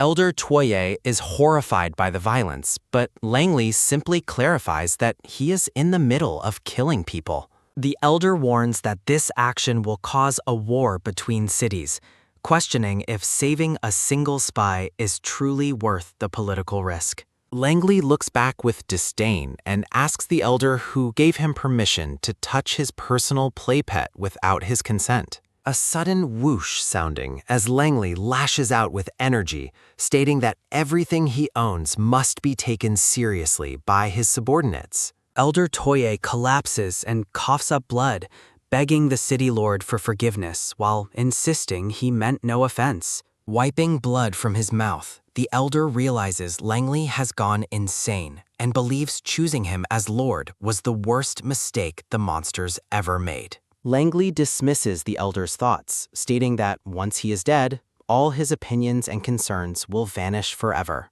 A sharp beam sounding as Langley unleashes a final lethal blast of energy that completely incinerates the elder. Yuan Han watches the execution in terror, realizing that his own death is likely imminent now that the elder has fallen. Langley turns his cold gaze toward the injured Yuan Han, signaling that he is next to face his judgment. Mu Qingyi softly calls out to his disciple, and Langley asks if the master truly finds his actions to be too cruel. Langley grips the master's chin and questions why he still has mercy for the monsters who just abused and hurt him so badly. Mu Qingyi calmly tells him not to get too excited, noting that the Lord's tight grip is actually pressing on his open wounds and causing him pain.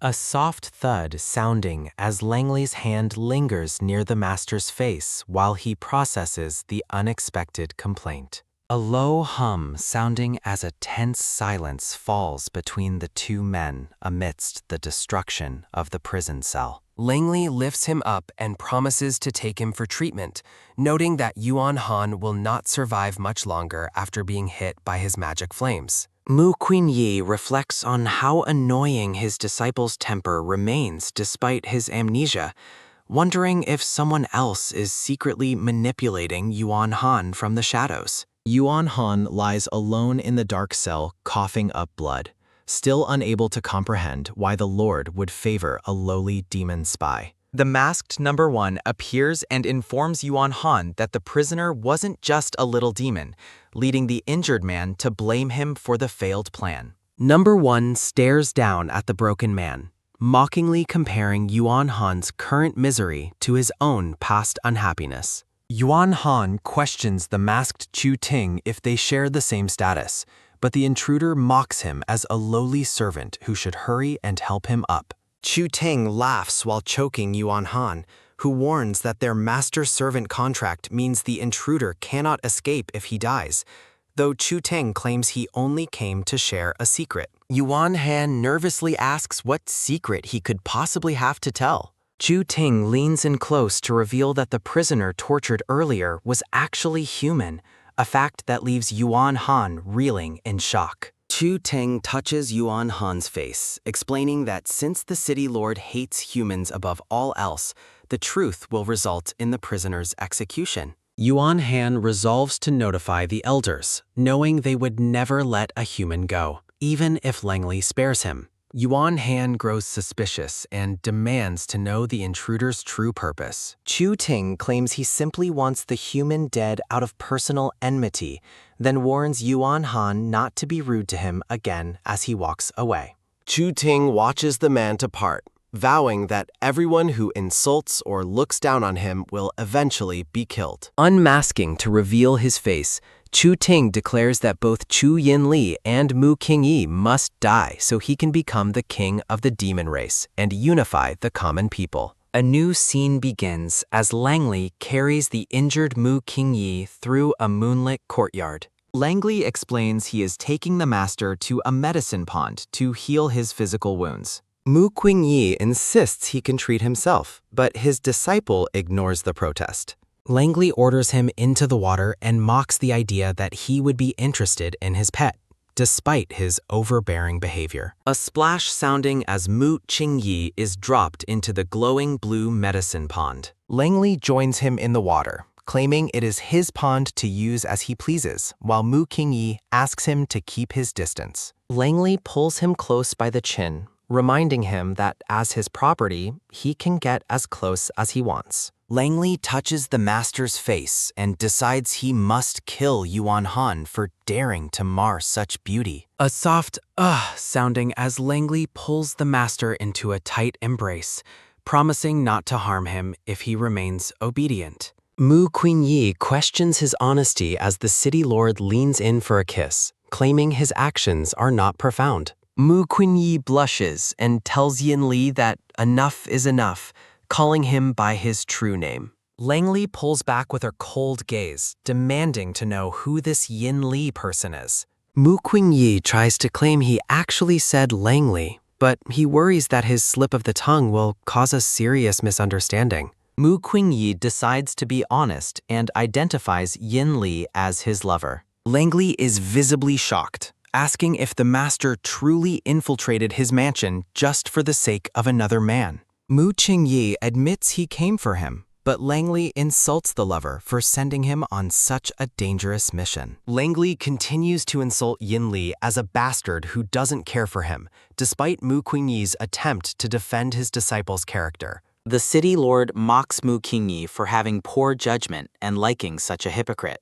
Mu Qingyi looks him in the eye and declares that the man deserves his affection regardless of his personality. Mu Qingyi reflects on the irony of scolding a man who has lost his memory for his own past actions. A splash sounding as Langley vows to make the master his own so he can see how much he still likes that other man. Mu Qingyi teases the city lord, asking if he has already fallen in love despite his earlier denials. Langley laughs at the suggestion, stubbornly insisting that he could never care for a pet. A splash sounding as Langley exits the water, telling the master to finish soaking by himself. Mu Qingyi finds it amusing to tease his disciple, noting that his awkward personality hasn't changed with his memory loss. The master enjoys the peace of the pond, wondering if Yin Li will ever return to his true self. A clack sounding as Langley walks away, but he pauses to reflect on the master's refusal to let him touch him. A splash sounding as Langley decides that as long as his identity remains hidden, he is not technically breaking his promise. Mu Qingyi steps out of the pond, noting that his injuries have been mostly healed by the magical water. A flash of energy sounding as someone suddenly attacks the master from behind. Mu Qingyi realizes his acupuncture points have been sealed and knows only Yin Li has the skill to do so. A voice from the shadows tells the little beauty to give up on trying to move. Mu Qingyi asks if it is Langley, but the figure blindfolds him and tells him no one is coming to save him. Recognizing the presence as Yin Li, the master curses his shameless disciple for coming up with such a crooked plan. When Mu Qingyi asks what he wants, Langley suggests that his intentions should be perfectly obvious. Mu Qingyi tells him to hurry up because he has more important things to attend to. Langley is outraged by the master's casual attitude and lack of resistance, while Mu Qingyi asks if resisting would even help him. An sounding as the master tells him to stop talking and just continue with what he planned. Langley declares he will not be polite since the master is being so casual, pinions him to the ground. An sounding as Mu Qingyi groans in pain while his disciple pins him down in the dark prison cell. Mu Qingyi asks the man to remove the blindfold, thinking to himself that his attacker is behaving like a biting dog. Langley tells him he is only dreaming if he expects to be let go, warning the master to endure the night. The scene shifts to the courtyard before showing Langley sitting on the edge of the bed. Mu Qingyi wakes with a groan and reflects on his hoarse voice, realizing he shouldn't have provoked the man. Langley mockingly asks why his throat is hoarse and questions if the previous encounter was too intense or caused pain.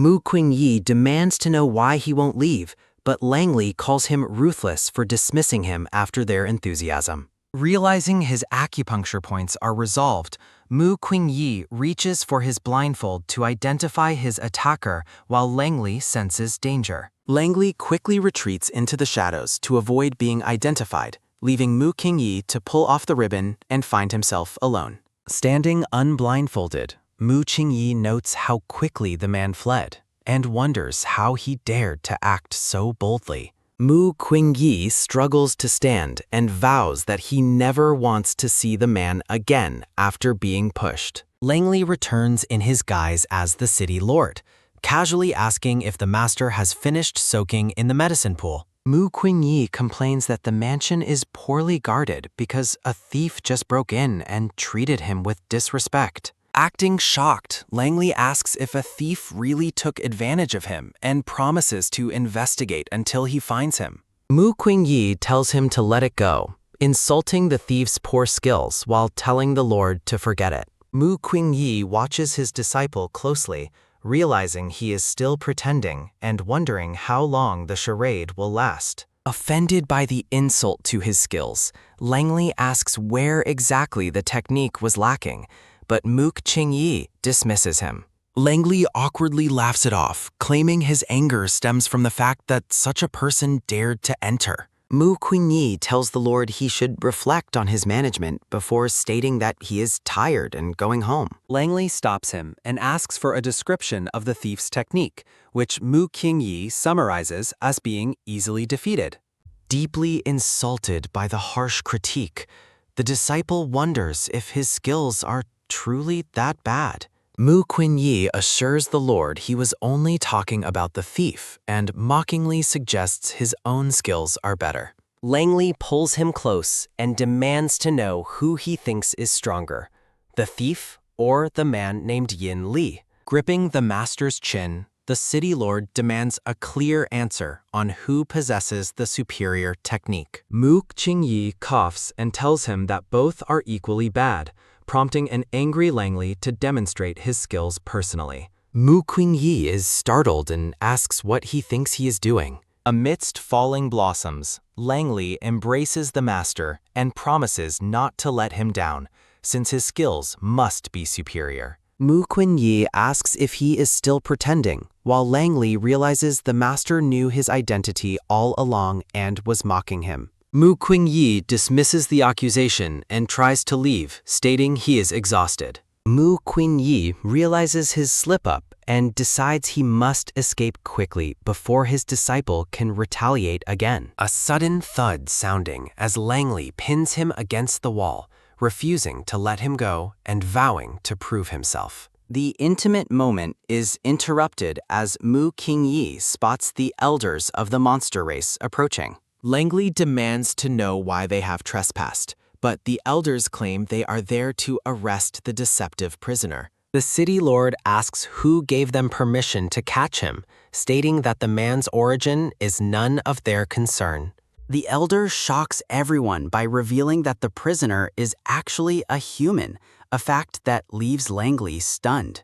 The elder explains that while a demon's fate belongs to the Lord, a human must be dealt with by the race. Mu Qingyi grows suspicious of the demon's knowledge, while Langley turns to him and asks if he is truly human.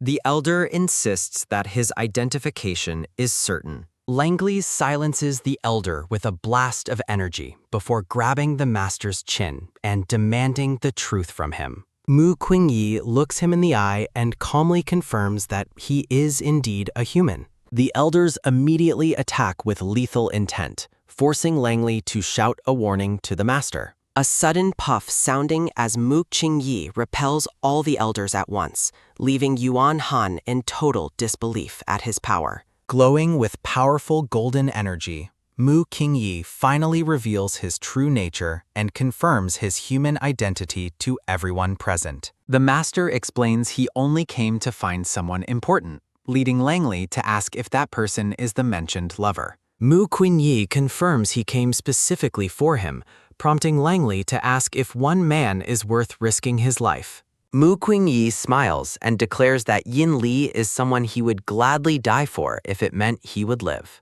A sharp snap sounding as Mu Qingyi easily deflects another magical attack from the surrounding monsters.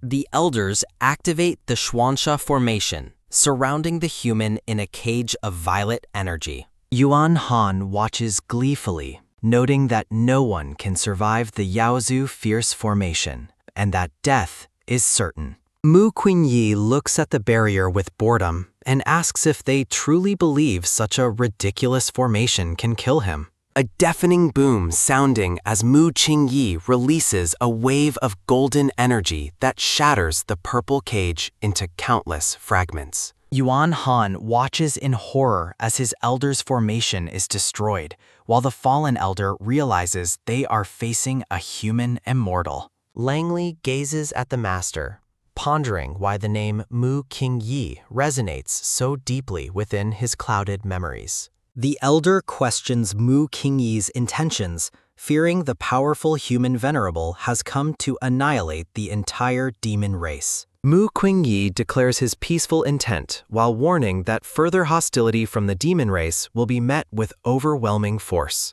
A sharp whistle sounding as the city lord suddenly lunges forward with aggressive speed toward the silver-haired master. Langley seizes the master, refusing to let him leave, while the elders desperately urge their lord to kill the human leader. With a cold smirk, the city lord suggests that killing the master would grant the demon race total dominion over humanity. Mu Qingyi challenges the man's resolve to kill him, but Langley laughs, claiming he simply intends to keep him as a prize. A sudden crack sounding as Langley silences the complaining elder with a brutal blast of energy, showing no patience for dissent. Gripping the master's chin, Langley vows to possess him regardless of his human identity or the protests of his people. The elders watch in paralyzed terror, realizing their lord is completely enchanted by the very human he should be executed. Langley demands the master remain by his side forever, ignoring Yuan Han's disbelief that the human immortal is being spared. Mu Qingyi realizes with growing frustration that his disciple truly intends to turn this mansion into a permanent prison for him. The master rejects the offer of care, insisting he will find his lover's soul and leave this realm as soon as possible. Outraged by the mention of another man, Langley releases a surge of dark energy, but Mu Qingyi knows he must escape. Mu Qingyi reflects on the urgency of his mission, deciding that staying in this place is a foolish waste of his time. A bright flash sounding as a streak of blue light descends from the sky to intercept the city lord's aggressive energy. A blue-haired youth with fox ears arrives in a swirl of mist, standing protectively in front of the master. The elders identify the newcomer as Du Lingyao,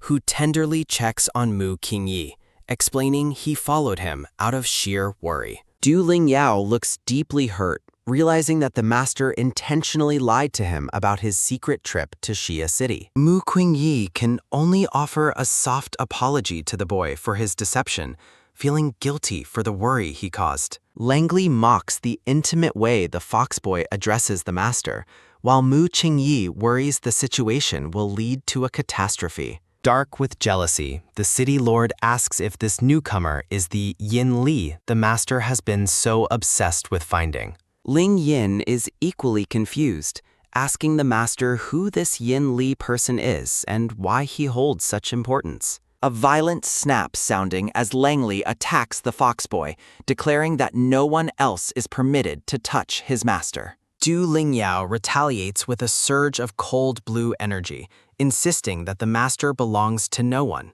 especially not a demon. A thunderous clash sounding as red and blue spiritual energies collide, creating a massive explosion that shakes the entire courtyard. Mu Qingyi desperately calls for them to stop, realizing that both men are equally matched and will only hurt each other. Ling Yin stubbornly insists on defeating the demon, forcing Mu Qingyi to take a final stand to end the senseless violence. A massive roar sounding as Mu Qingyi summons a colossal golden phoenix that sweeps across the battlefield to separate the combatants. Both the city lord and the foxboy are thrown back, gasping in shock at the sheer magnitude of the master's power. Mu Qingyi stares them down with a cold, authoritative gaze, asking if they only respond to reason when he is angry. The two fierce warriors shrink into terrified versions of themselves,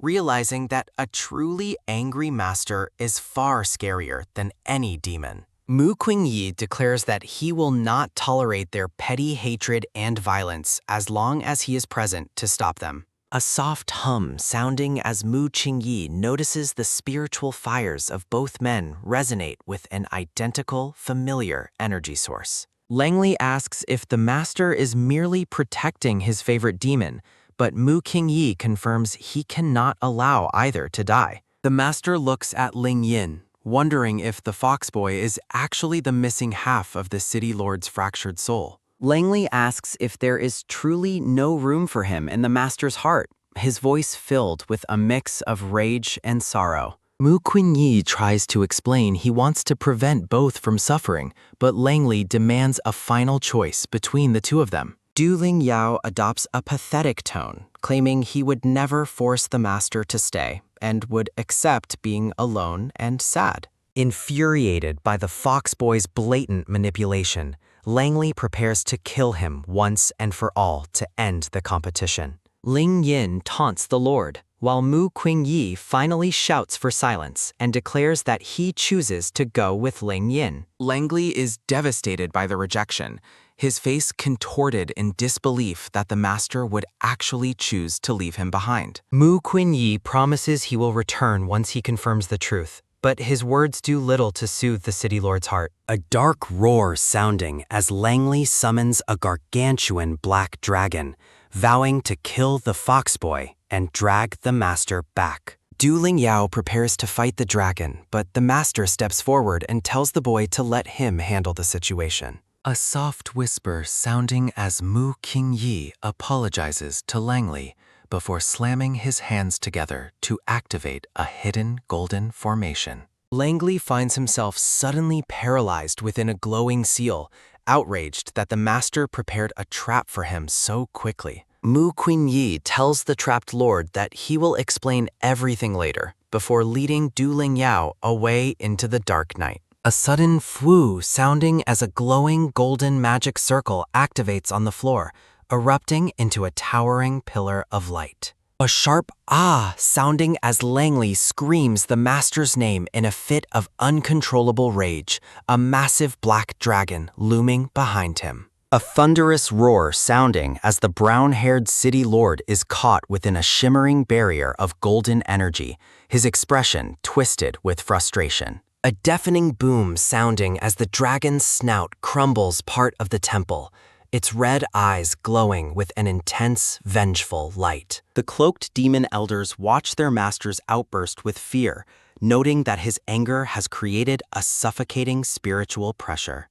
Wreathed in dark energy, Langley vows to never let the master go and commands his servants to summon the entire demon army. The city lord orders the demon soldiers to hunt down and execute the crossing spirit demon, wishing for his rival's total annihilation. Yuhan watches with a hidden smile, hoping the human escapes forever so that Langley can never find peace. The brown-haired demon is caught off guard when a masked man named Number 1 appears, and he tells the intruder to leave before Langley spots him. The masked man dismisses the concern, stating that Langley is currently too obsessed with finding his master to notice anything else. Yuan Han questions the intruder's purpose, but Number 1 simply orders him to follow the demon troops in secret. Number 1 presents a glowing red spirit stone, explaining it contains a deadly formation that must be crushed when Mu Qingyi is found. Yuan Han questions the plan's purpose, while the masked man warns him that neither the master nor the lord are easy to deceive. The masked man explains that crushing the stone will kill the human instantly, then asks the demon if he also wants the master eliminated. Yuan Han admits his desire for the human's death, but reminds Number 1 that their shared contract means his own safety depends on the demon's life. Number 1 agrees, but reveals he intends to kill both Mu Qingyi and the one he refers to as the Old Master. The masked man declares that he once wanted to help Yuan Han become king, but now considers him a failure for his obsession with private affairs. A sharp whistle sounding as the scene shifts to Mu Qingyi and Ling Yin standing before a massive, ruined stone gate. Ling Yin asks if they have left the city behind, but the master explains the teleportation was random, landing them at a demon clan temple. Mu Qingyi explains that demons worship their gods for power at these shrines, then asks if the foxboy follows the same path. With a calm smile, Ling Yin states that he only believes in himself and his own efforts to grow stronger. The master sees a reflection of Yin Li's pride in the boy, while Ling Yin expresses his happiness at being chosen and asks for a favor. The foxboy offers to commit any act of violence, including destroying the entire demon race, if it is what the master desires. Mu Qingyi reaches out to touch the boy's forehead, asking for permission to enter his spirit world and observe his soul. Glowing with golden light, the two stand close together as Mu Qingyi prepares to bridge their consciousnesses. A soft whoosh sounding as the master enters a spiritual plane filled with swirling blue light and glowing butterflies.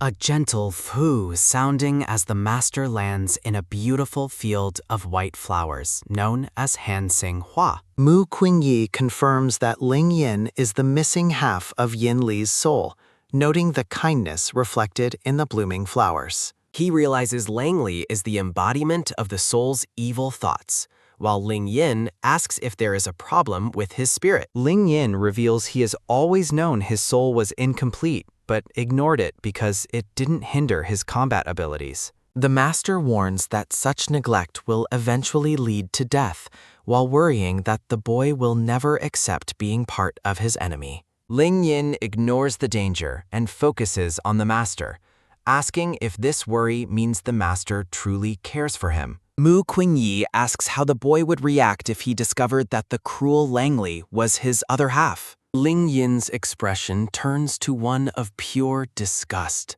declaring he would rather die than be connected to someone like the Lord. A pained sounding as Mu Qingyi clutches his head in distress, wondering how the two parts of the same soul can hold such intense hatred for each other. Ling Yin asks if the master is unwell, while Mu Qingyi realizes he must find a way to break the boy's cycle of hatred for his disciple. The master asks why the boy hates the Lord so much, seeking to understand the depth of their rivalry. Ling Yin explains his hatred stems from Lang Li's history of violence against monsters and innocents, as well as his attempt to kidnap the master. Mu Qingyi defends his disciple, claiming he isn't a bad person and that staying at the mansion was a personal choice. The master looks at the boy and declares that both he and Lang Li hold an equal place in his heart. A shocked gasp sounding as Ling Yin reels from the confession,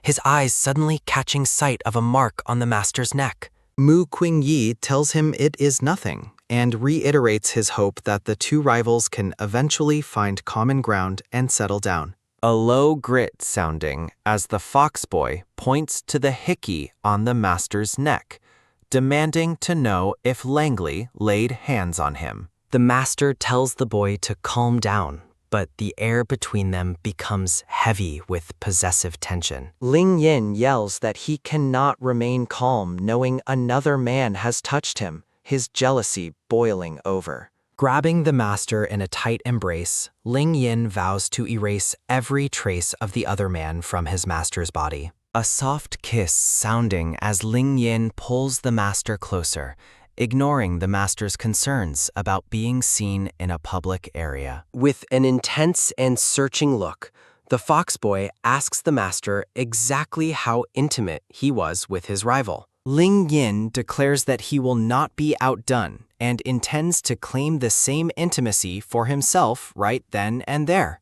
Mu Qingyi pleads with the blue-haired foxboy to calm down and let him go so they can speak reasonably. Ling Yin refuses to stop his advances, but their intimate moment is interrupted when he senses someone approaching the nearby demon temple. Fearful of being discovered, the silver-haired master begs to be released as the foxboy pulls him into the shadows. Ling Yin whispers into his master's ear, assuring him that they are hidden from prying eyes behind the temple walls. Mu Qingyi questions the boy's intentions as he notices the red marks left on his own neck from their previous encounter. Ling Yin declares that he will continue to do as he pleases, prompting a shocked and worried expression from the master. Shushing his master, the foxboy covers the man's mouth to prevent any sound from drawing the attention of those nearby. Muffled and helpless, Mu Qingyi listens as nearby demons pray for strength, while Ling Yin senses his rival's presence and vows his devotion.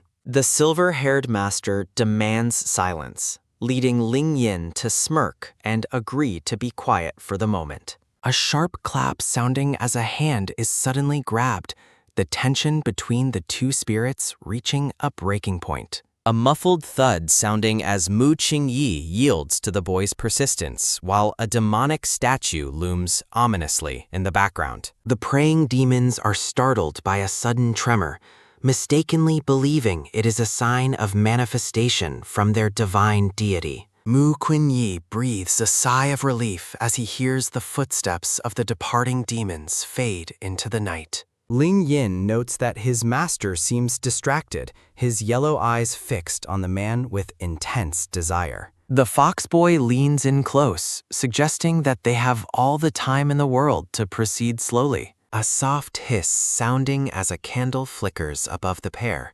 revealing the master lying down as the foxboy watches him. Ling Yin asks if the master has awakened or if he is feeling any lingering physical discomfort. Infuriated, Mu Qingyi scolds the boy for his insolence, while Ling Yin admits his actions were driven by uncontrollable jealousy. The master insists they flee immediately, warning that the city lord will likely find their location very soon. A low hum sounding as a blue magical seal suddenly manifests on Mu Qingyi's forehead, catching him completely off guard. Realizing he has been paralyzed, the master is horrified to learn that Ling Yin intends to leave him behind and kill Langley. Mu Qingyi shouts that fighting to the death is foolish since they are the same person, but Ling Yin only cherishes their final moments together. The foxboy bids a sorrowful farewell, promising to find his master again if he manages to survive the coming battle.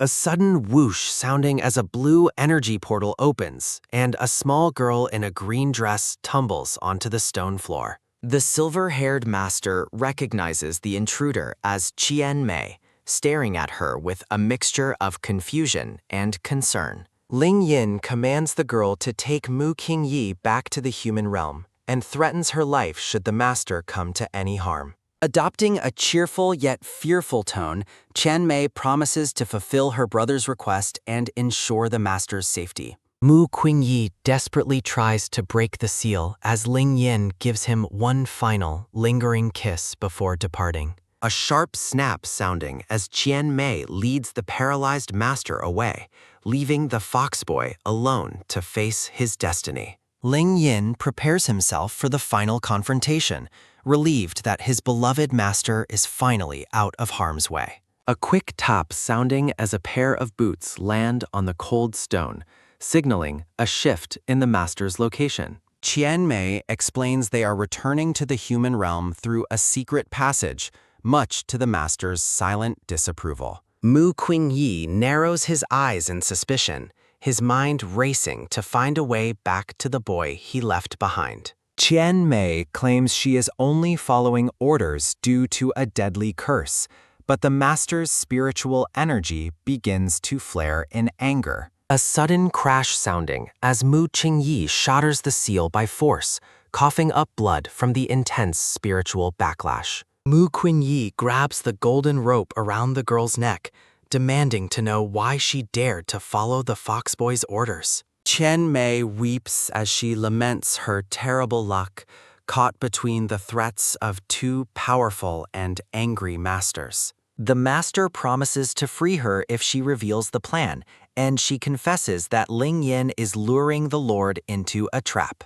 A soft rustle sounding as she reveals the location of the impending duel is a place known as the Soul-Splitting Cliff. Recalling the location from a map, Mu Qingyi realizes the cliff sits on a dangerous border and resolves to intervene immediately. The silver-haired master takes flight into the dark sky, ignoring the girl's pleas to break her curse before he leaves. A low rumble sounding as the scene shifts to a desolate, rain-slicked wasteland littered with bleached human skulls. Standing alone amidst the carnage, the blue-haired foxboy announces his arrival to the silent, oppressive darkness. A thunderous roar sounding as Langley arrives with a massive demon army, noting the foxboy's surprising bravery in facing him alone.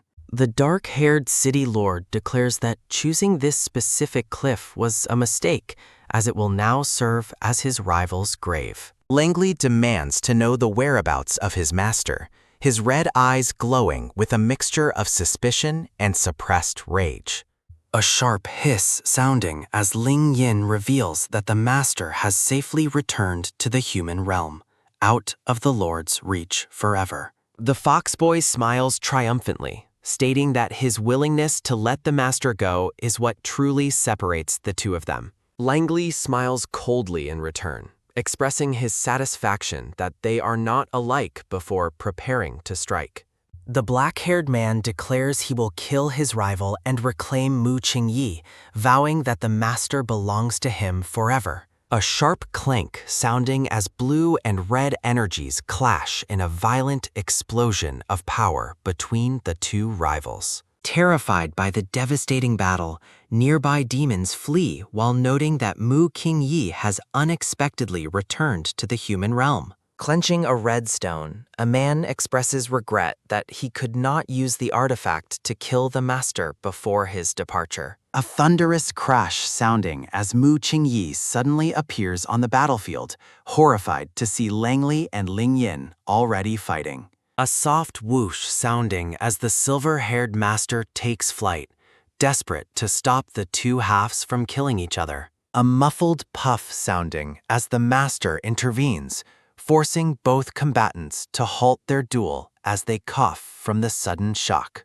Langley clenches his chest in pain, his eyes burning with hatred as he repeats his vow to kill the foxboy. Raising his glowing blade, Ling Yin declares he will die before allowing his rival to find Mu Qingyi again. The black-haired lord prepares for a final strike, eager to see which of them will be the last one standing. A sharp hiss sounding as the master positions himself between the two, shouting for the senseless violence to stop immediately. Both rivals are stunned into silence, their eyes widening as they realize the silver-haired master has actually returned to their side. Breathing a heavy sigh, Mu Qingyi is relieved that he managed to intervene before either of them committed a fatal mistake. The master scolds Ling Yin for using a deceptive spell on him, while the blue-haired boy looks on in guilty shock. Ling Yin attempts to apologize for his actions, though Mu Qingyi acknowledges the boy's surprising level of combat skill. Langley smiles coldly at his master's arrival, stating his intent to take him away once the foxboy is dead. A sharp thwack sounding as Chibi Mu Qingyi delivers a swift bonk to Langley's head, scolding him for his murderous intentions. Standing with authority, the master declares that he will not allow any more killing between the two of them. A sudden crackle sounding as the master turns toward a new threat, realizing that a far more dangerous power is approaching. Ling Yin and Langley are intimidated by their master's sudden shift in mood, noting how truly scary he looks when angry. The man with the stone is furious that the Lord has forgotten his mission just because the master reappeared. A sharp snap sounding as the man shatters the red stone, vowing to prevent Mu Qingyi from ever leaving his sight again. A dark voice announces that a life has been taken as payment for a wish, leaving the summoner screaming in horror. Engulfed in a red aura, the man is consumed as a sacrifice for a ritual beyond his control. A low rumble sounding as the massive form of the demonic deity Yao Shen begins to manifest in the sky. The battlefield is bathed in an ominous red light as the towering entity looms over the shocked combatants. Mu Qingyi's expression turns to one of pure dread as he recognizes the ancient and powerful presence of Yao Shen. A loud cackle sounding as the summoner laughs, boasting that no one can withstand the return of a demonic god. Identifying himself as Chu Ting, the summoner mocks his former master and declares that everyone on the cliff is doomed. Mu Qingyi recognizes the intruder as his former student, who confirms his plan to kill everyone present without mercy. A thunderous boom sounding as a massive clawed hand swings through the air, targeting the group with overwhelming force. The master and his two disciples prepare to defend themselves, each calling out warnings as the ground begins to shatter. A violent crash sounding as the demonic attack explodes, sending a wave of destructive energy across the rain-slicked battlefield. Mu Qingyi looks back with narrowed eyes, desperate to know if the two boys behind him are safe from the blast. Ling Yin and Langley insist they are unharmed, though both demand that their master flee while they hold off the monster. Chu Ting mocks their futile resistance, claiming that even the master's original strength would be insufficient to defeat him now. Langley is baffled by the mention of two souls in one body, questioning why he is being called Chu Yinli. Blocking a searing beam of light, Mu Qingyi warns them that the summoner cannot control the god's power for much longer. The master finally reveals the truth, explaining that both rivals are parts of the same soul and the person he has always sought. Both halves react with pure disgust and disbelief, vehemently denying that they could ever be connected to their hated rival. A low snarl sounding as the summoner commands the demonic deity to kill them all and leave no survivors. A thunderous roar sounding as the massive creature lunges forward, its red eyes fixed on the defiant trio. A sharp whoosh sounding as a massive wave of energy sweeps across the scene, indicating a powerful incoming attack. A bright flare sounding as the master is caught in the path of the blast, causing his disciples to cry out in terror. A wet splat sounding as Mu Qingyi falls to his knees, coughing up blood as his strength begins to fail him.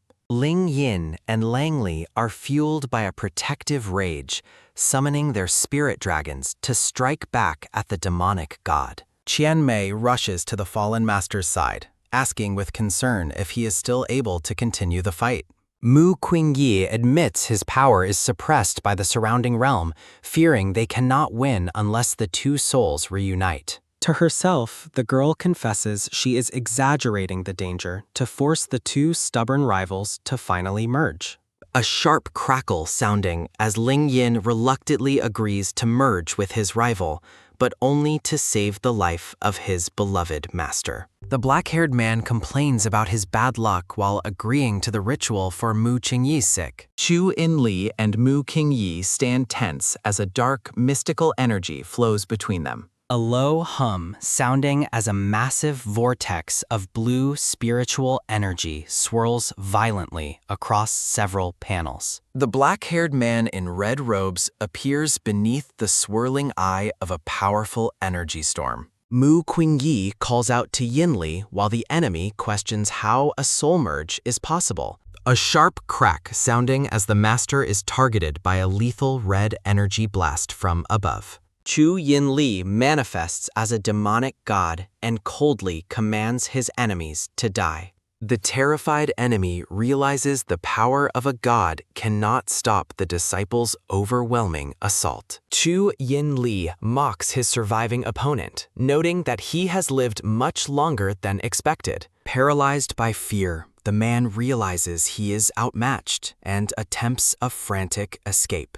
A heavy thud sounding as Chu Yinli catches the fleeing man and ignores his desperate pleas. A massive boom sounding as the disciple crushes his enemy despite their final, unwilling protests. The black-haired man stands alone in the silence following his brutal and decisive victory. Mu Qingyi calls his disciple's name as the chaos of the battle finally comes to an end. A soft swish sounding as Chu Yinli embraces his master and welcomes him back home. The hidden observers are stunned to see their city lord acting so affectionately toward the master. Chu Yinli leaves the survivor's fate to his ally, while the girl watches in complete shock. A low whoosh sounding as the master is carried away, while the girl follows behind them. Mu Qingyi is confused to find himself back at the city lord's residence once again. Chu Yinli pulls his master close and confesses how much he missed him during their time apart. Mu Qingyi scolds his disciple for recklessly risking his life during the previous battle with Tian Yu. Chu Yinli admits his memories are blurry and asks if other souls have touched his master. The silver-haired man is annoyed by the disciple's jealousy over his own past fractured souls. Mu Qingyi suspects mental instability and demands to enter the disciple's soul world for confirmation. A soft rustle sounding as the disciple agrees to the inspection after finishing his more intimate task. Mu Qingyi is flustered that his disciple prioritized the bedroom over the soul world inspection. The disciple insists that intimacy is the most important priority between them at this moment. A low hum sounding as the scene shifts to the pair resting together in the quiet room. Chu Yinli wakes his master up while looking intense and uncharacteristically cold and distant. Mu Qingyi is confused by the sudden change in his disciple's personality and their location. The silver-haired man stares intently, realizing the person before him is not his usual disciple. The man confirms he is the deity Lang Li and questions why he has no memories of them. Mu Qingyi demands to enter the divine soul world to investigate the internal anomaly he senses. Lang Li warns his master not to act recklessly despite the deity's current favor toward him. A sharp bang sounding as the angry master punches the deity into submission to gain entry. Mu Qingyi finds a field of glowing blue flowers hidden within the dark spiritual realm. A bright flash sounding as a pillar of golden light prevents the souls from merging. Mu Qingyi realizes the heavenly Tao is intentionally preventing the disciple's divine soul from resurrections. The scene shifts back to spearheaded the bedroom as the master reflects on the startling revelation. Mu Qingyi observes the powerful barrier of light deep within the disciple's fractured spiritual realm. Lang Li asks about the master's concern, while Mu Qingyi notes similarities to his own past. Mu Qingyi explains that the soul halves cannot merge together due to these unexpected changes. The deity claims he prefers remaining separate rather than being an appendage of another soul. Mu Qingyi warns that failure to merge will result in total soul annihilation for everyone involved.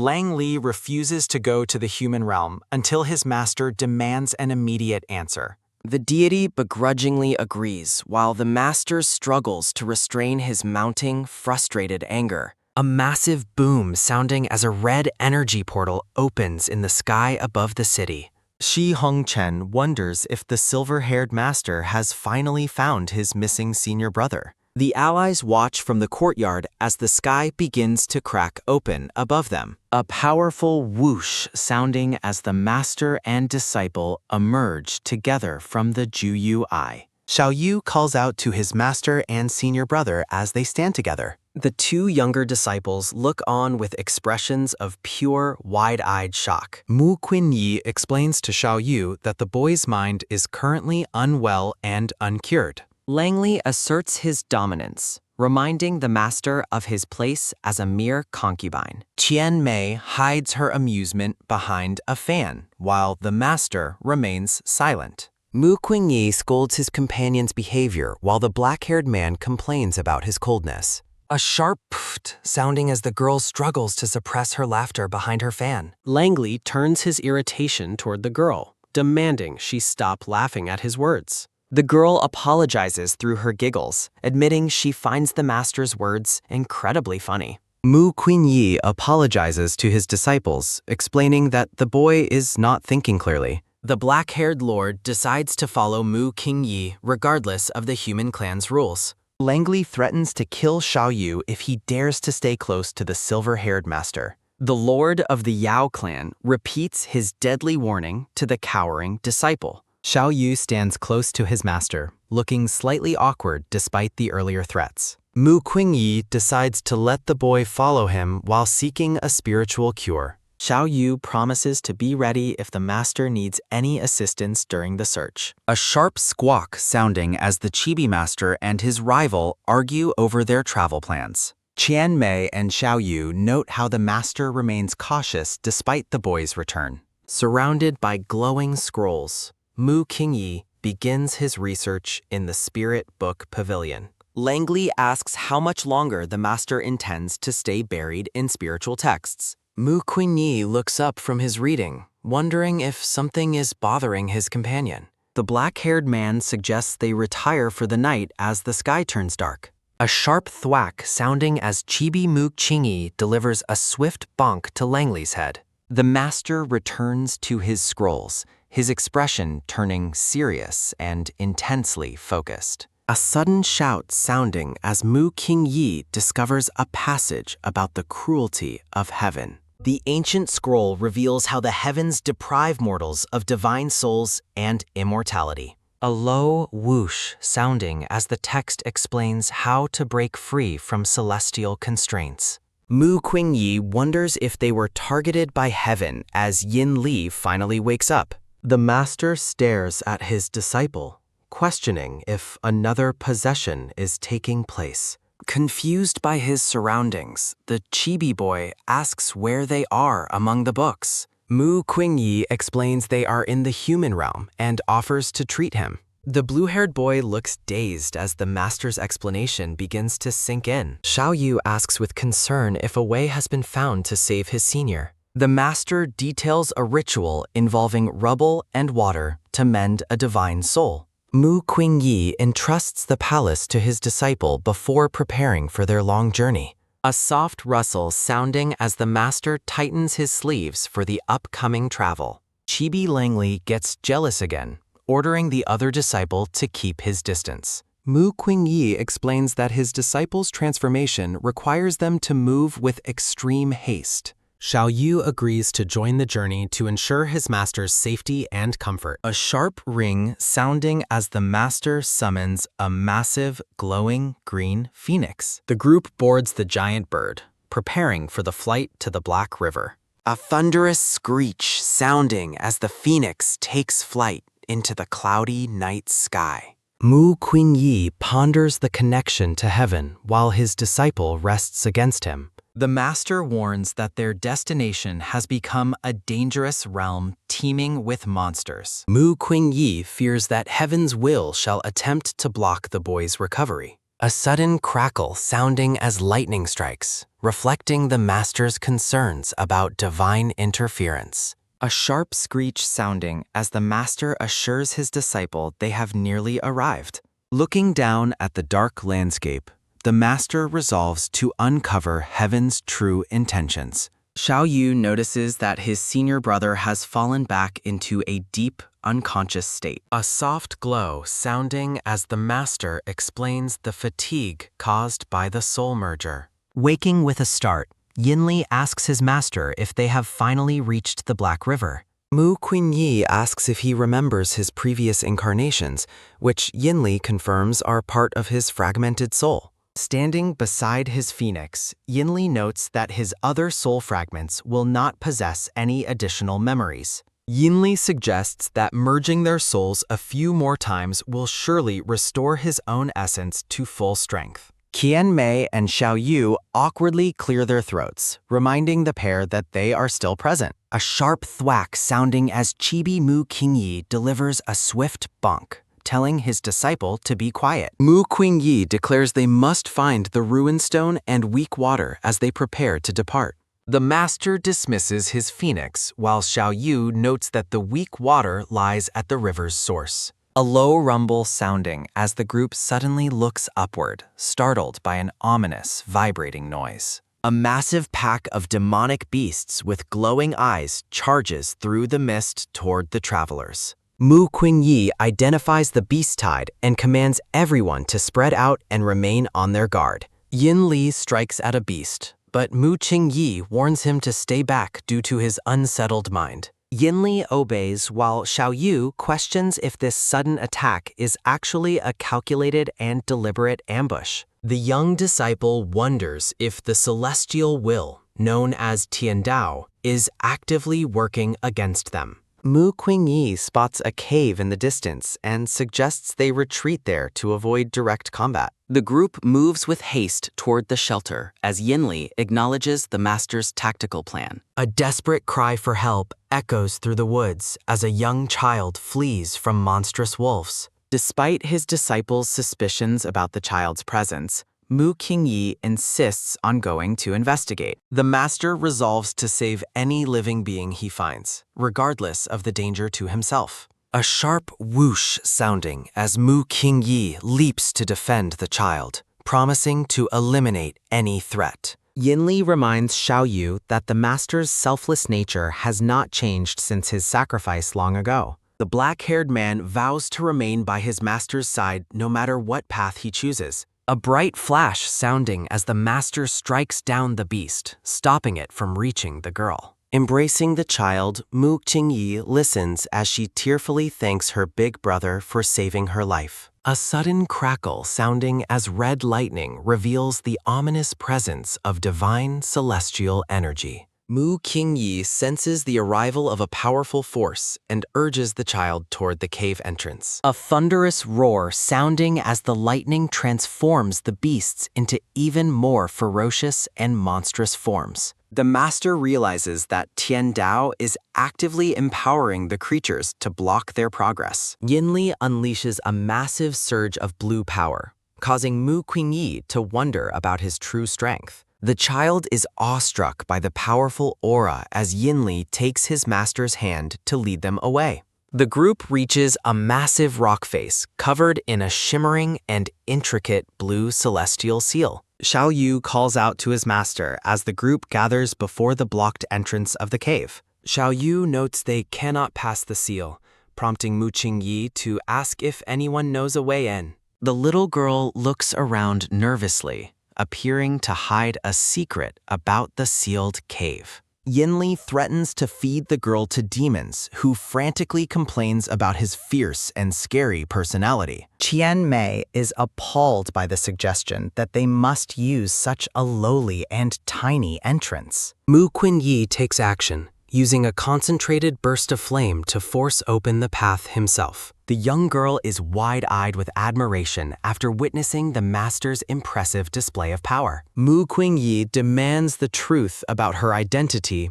and why the celestial realm has her sealed away. Yinli remains skeptical, questioning how a child could survive alone among the demonic beasts. Shedding her human disguise, the girl reveals she is a horned spirit who was merely testing them. She identifies herself as the spirit of the Black River, surprising the silver-haired master and his group. The group stands on a high ledge overlooking a vast and churning sea of golden liquid. Mu Qingyi looks around in confusion, asking for their exact location within this hidden core territory. The spirit explains this place is safe from heaven and asks if they seek the soul fragment. Mu Qingyi asks if she possesses the two vital artifacts they need for their restoration ritual. The spirit girl admits she no longer has them and advises the travelers to simply give up. Xiao Yu is baffled by her warning, asking for the reason behind her sudden and hopeless outlook. She explains how heaven divided her heart and body to strip away her divine identity and power. The spirit of the Black River explains that practicing immortal techniques has depleted the world's spiritual energy. She reveals that the heavens orchestrated the demon invasion to regain power through millions of deaths. Despite their calculations, the heavens could not prevent Mu Qingyi's rebirth, providing a glimmer of hope. Mu Qingyi and his disciples listen intently as the truth behind the celestial realm's cruelty is unveiled. A low hum sounding as the spirit girl offers to transport them to the core of Tian Dao. Mu Qingyi decides to go alone, but Yinli insists on accompanying him to face fate together. The master agrees to let his disciple join him, and they prepare to enter the portal. Mu Qingyi instructs the rest of the group to stay behind and wait for their return.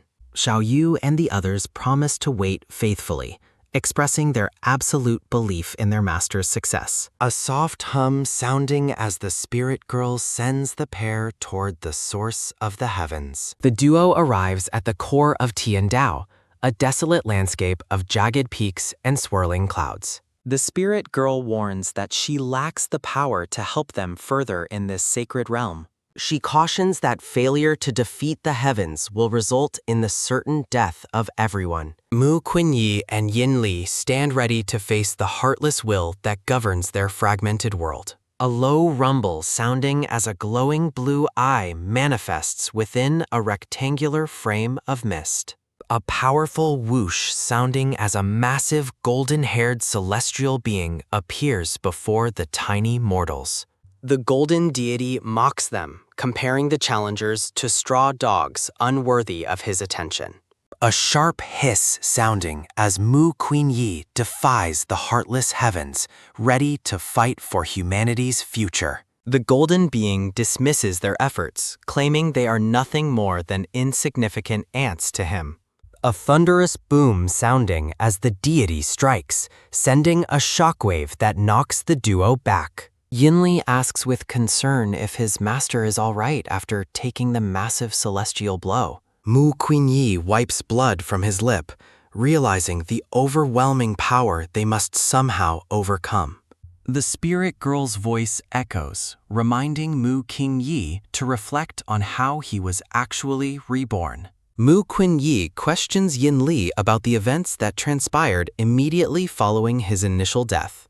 Visions appear of millions of people kneeling and praying for the return of their fallen protector. The collective voices of humanity beg the heavens to be merciful and return Mu Qingyi's soul. A soft ripple sounding as Yin Li recalls his vow to bring his master back at any cost. Spiritual energy swirls around the fallen master as the power of human belief takes hold. A sharp ring sounding as golden beams of light pierce the darkness, signifying a miraculous rebirth. Mu Qingyi realizes the belief of thousands became the glimmer of vitality that allowed his return. The golden celestial being declares Mu Qingyi's soul should be extinguished for daring to challenge him. A sharp crackle sounding as Yin Li unleashes a surge of dark power to protect his master's essence. Gritting his teeth in pain, Yin Li refuses to let the deity devour his master's spiritual power. Mu Qingyi places a steady hand on his disciple's shoulder, having finally understood how to win. The master explains that the collective belief of all living things can surpass divine will. A thunderous roar sounding as Mu Qingyi summons the strength of billions to establish new world rules. The golden deity watches in shock as spirits begin to rise and offer their strength to mortals. A powerful hum sounding as spirits from Taoyuan Village and the immortal Sect arrive to help. Yin Li realizes these are the souls of those his master had selflessly helped in the past. Ghostly allies appear, promising that the will of heaven will be destroyed, as Mu Qingyi wished. Mu Qingyi smiles warmly, stating they shall overthrow the source of Tiandao together this day. Mu Qingyi and Yin Li lead an army of spirits into the final charge against the heavens. The golden deity cries out in rage and desperation as his celestial power is finally challenged. A thunderous boom sounding as the golden being is struck by the combined force of belief.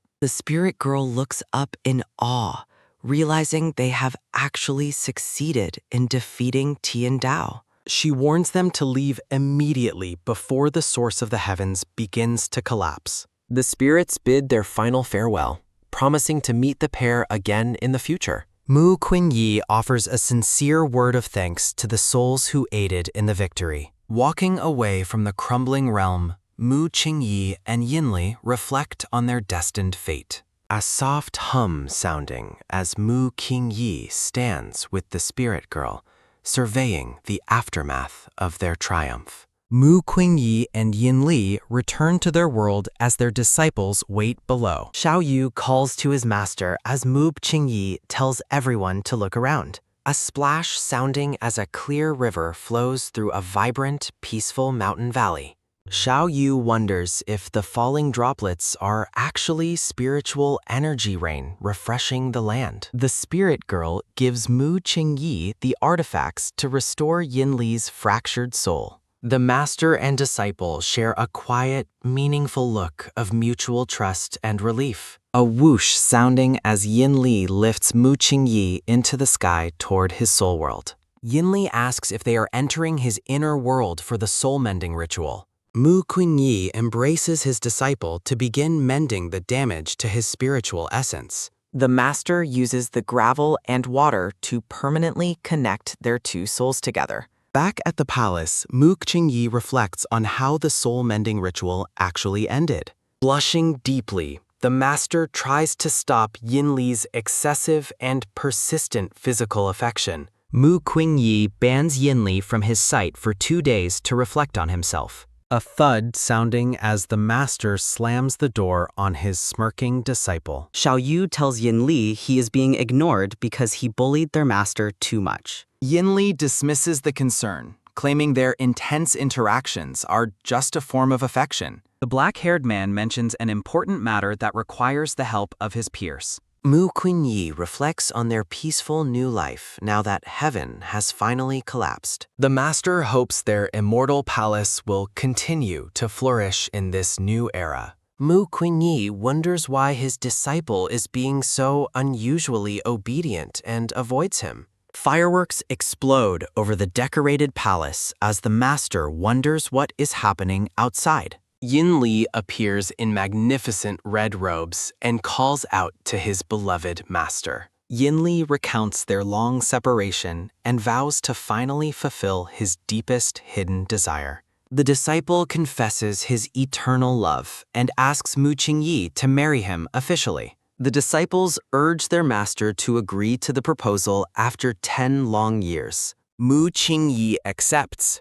realizing there is nobody else he would rather spend eternity with. The girl tells him to be quiet as celebratory fireworks fill the night sky. Guests gather for the grand ceremony, glad that the chaotic disciple is finally settling.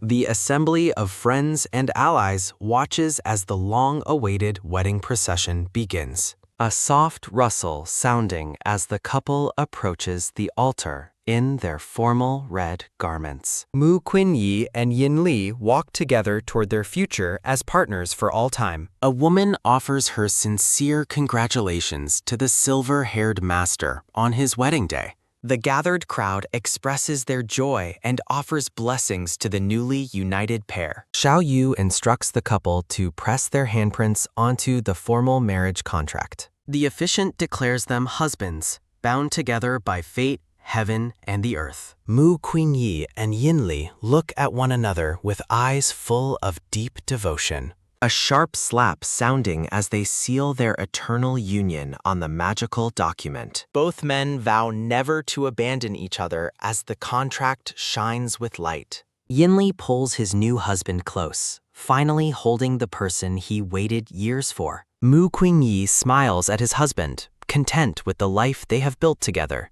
A whoosh sounding as the couple kisses while their friends celebrate their happy ending. Red ribbons flutter in the breeze as the legendary tale finally reaches its end.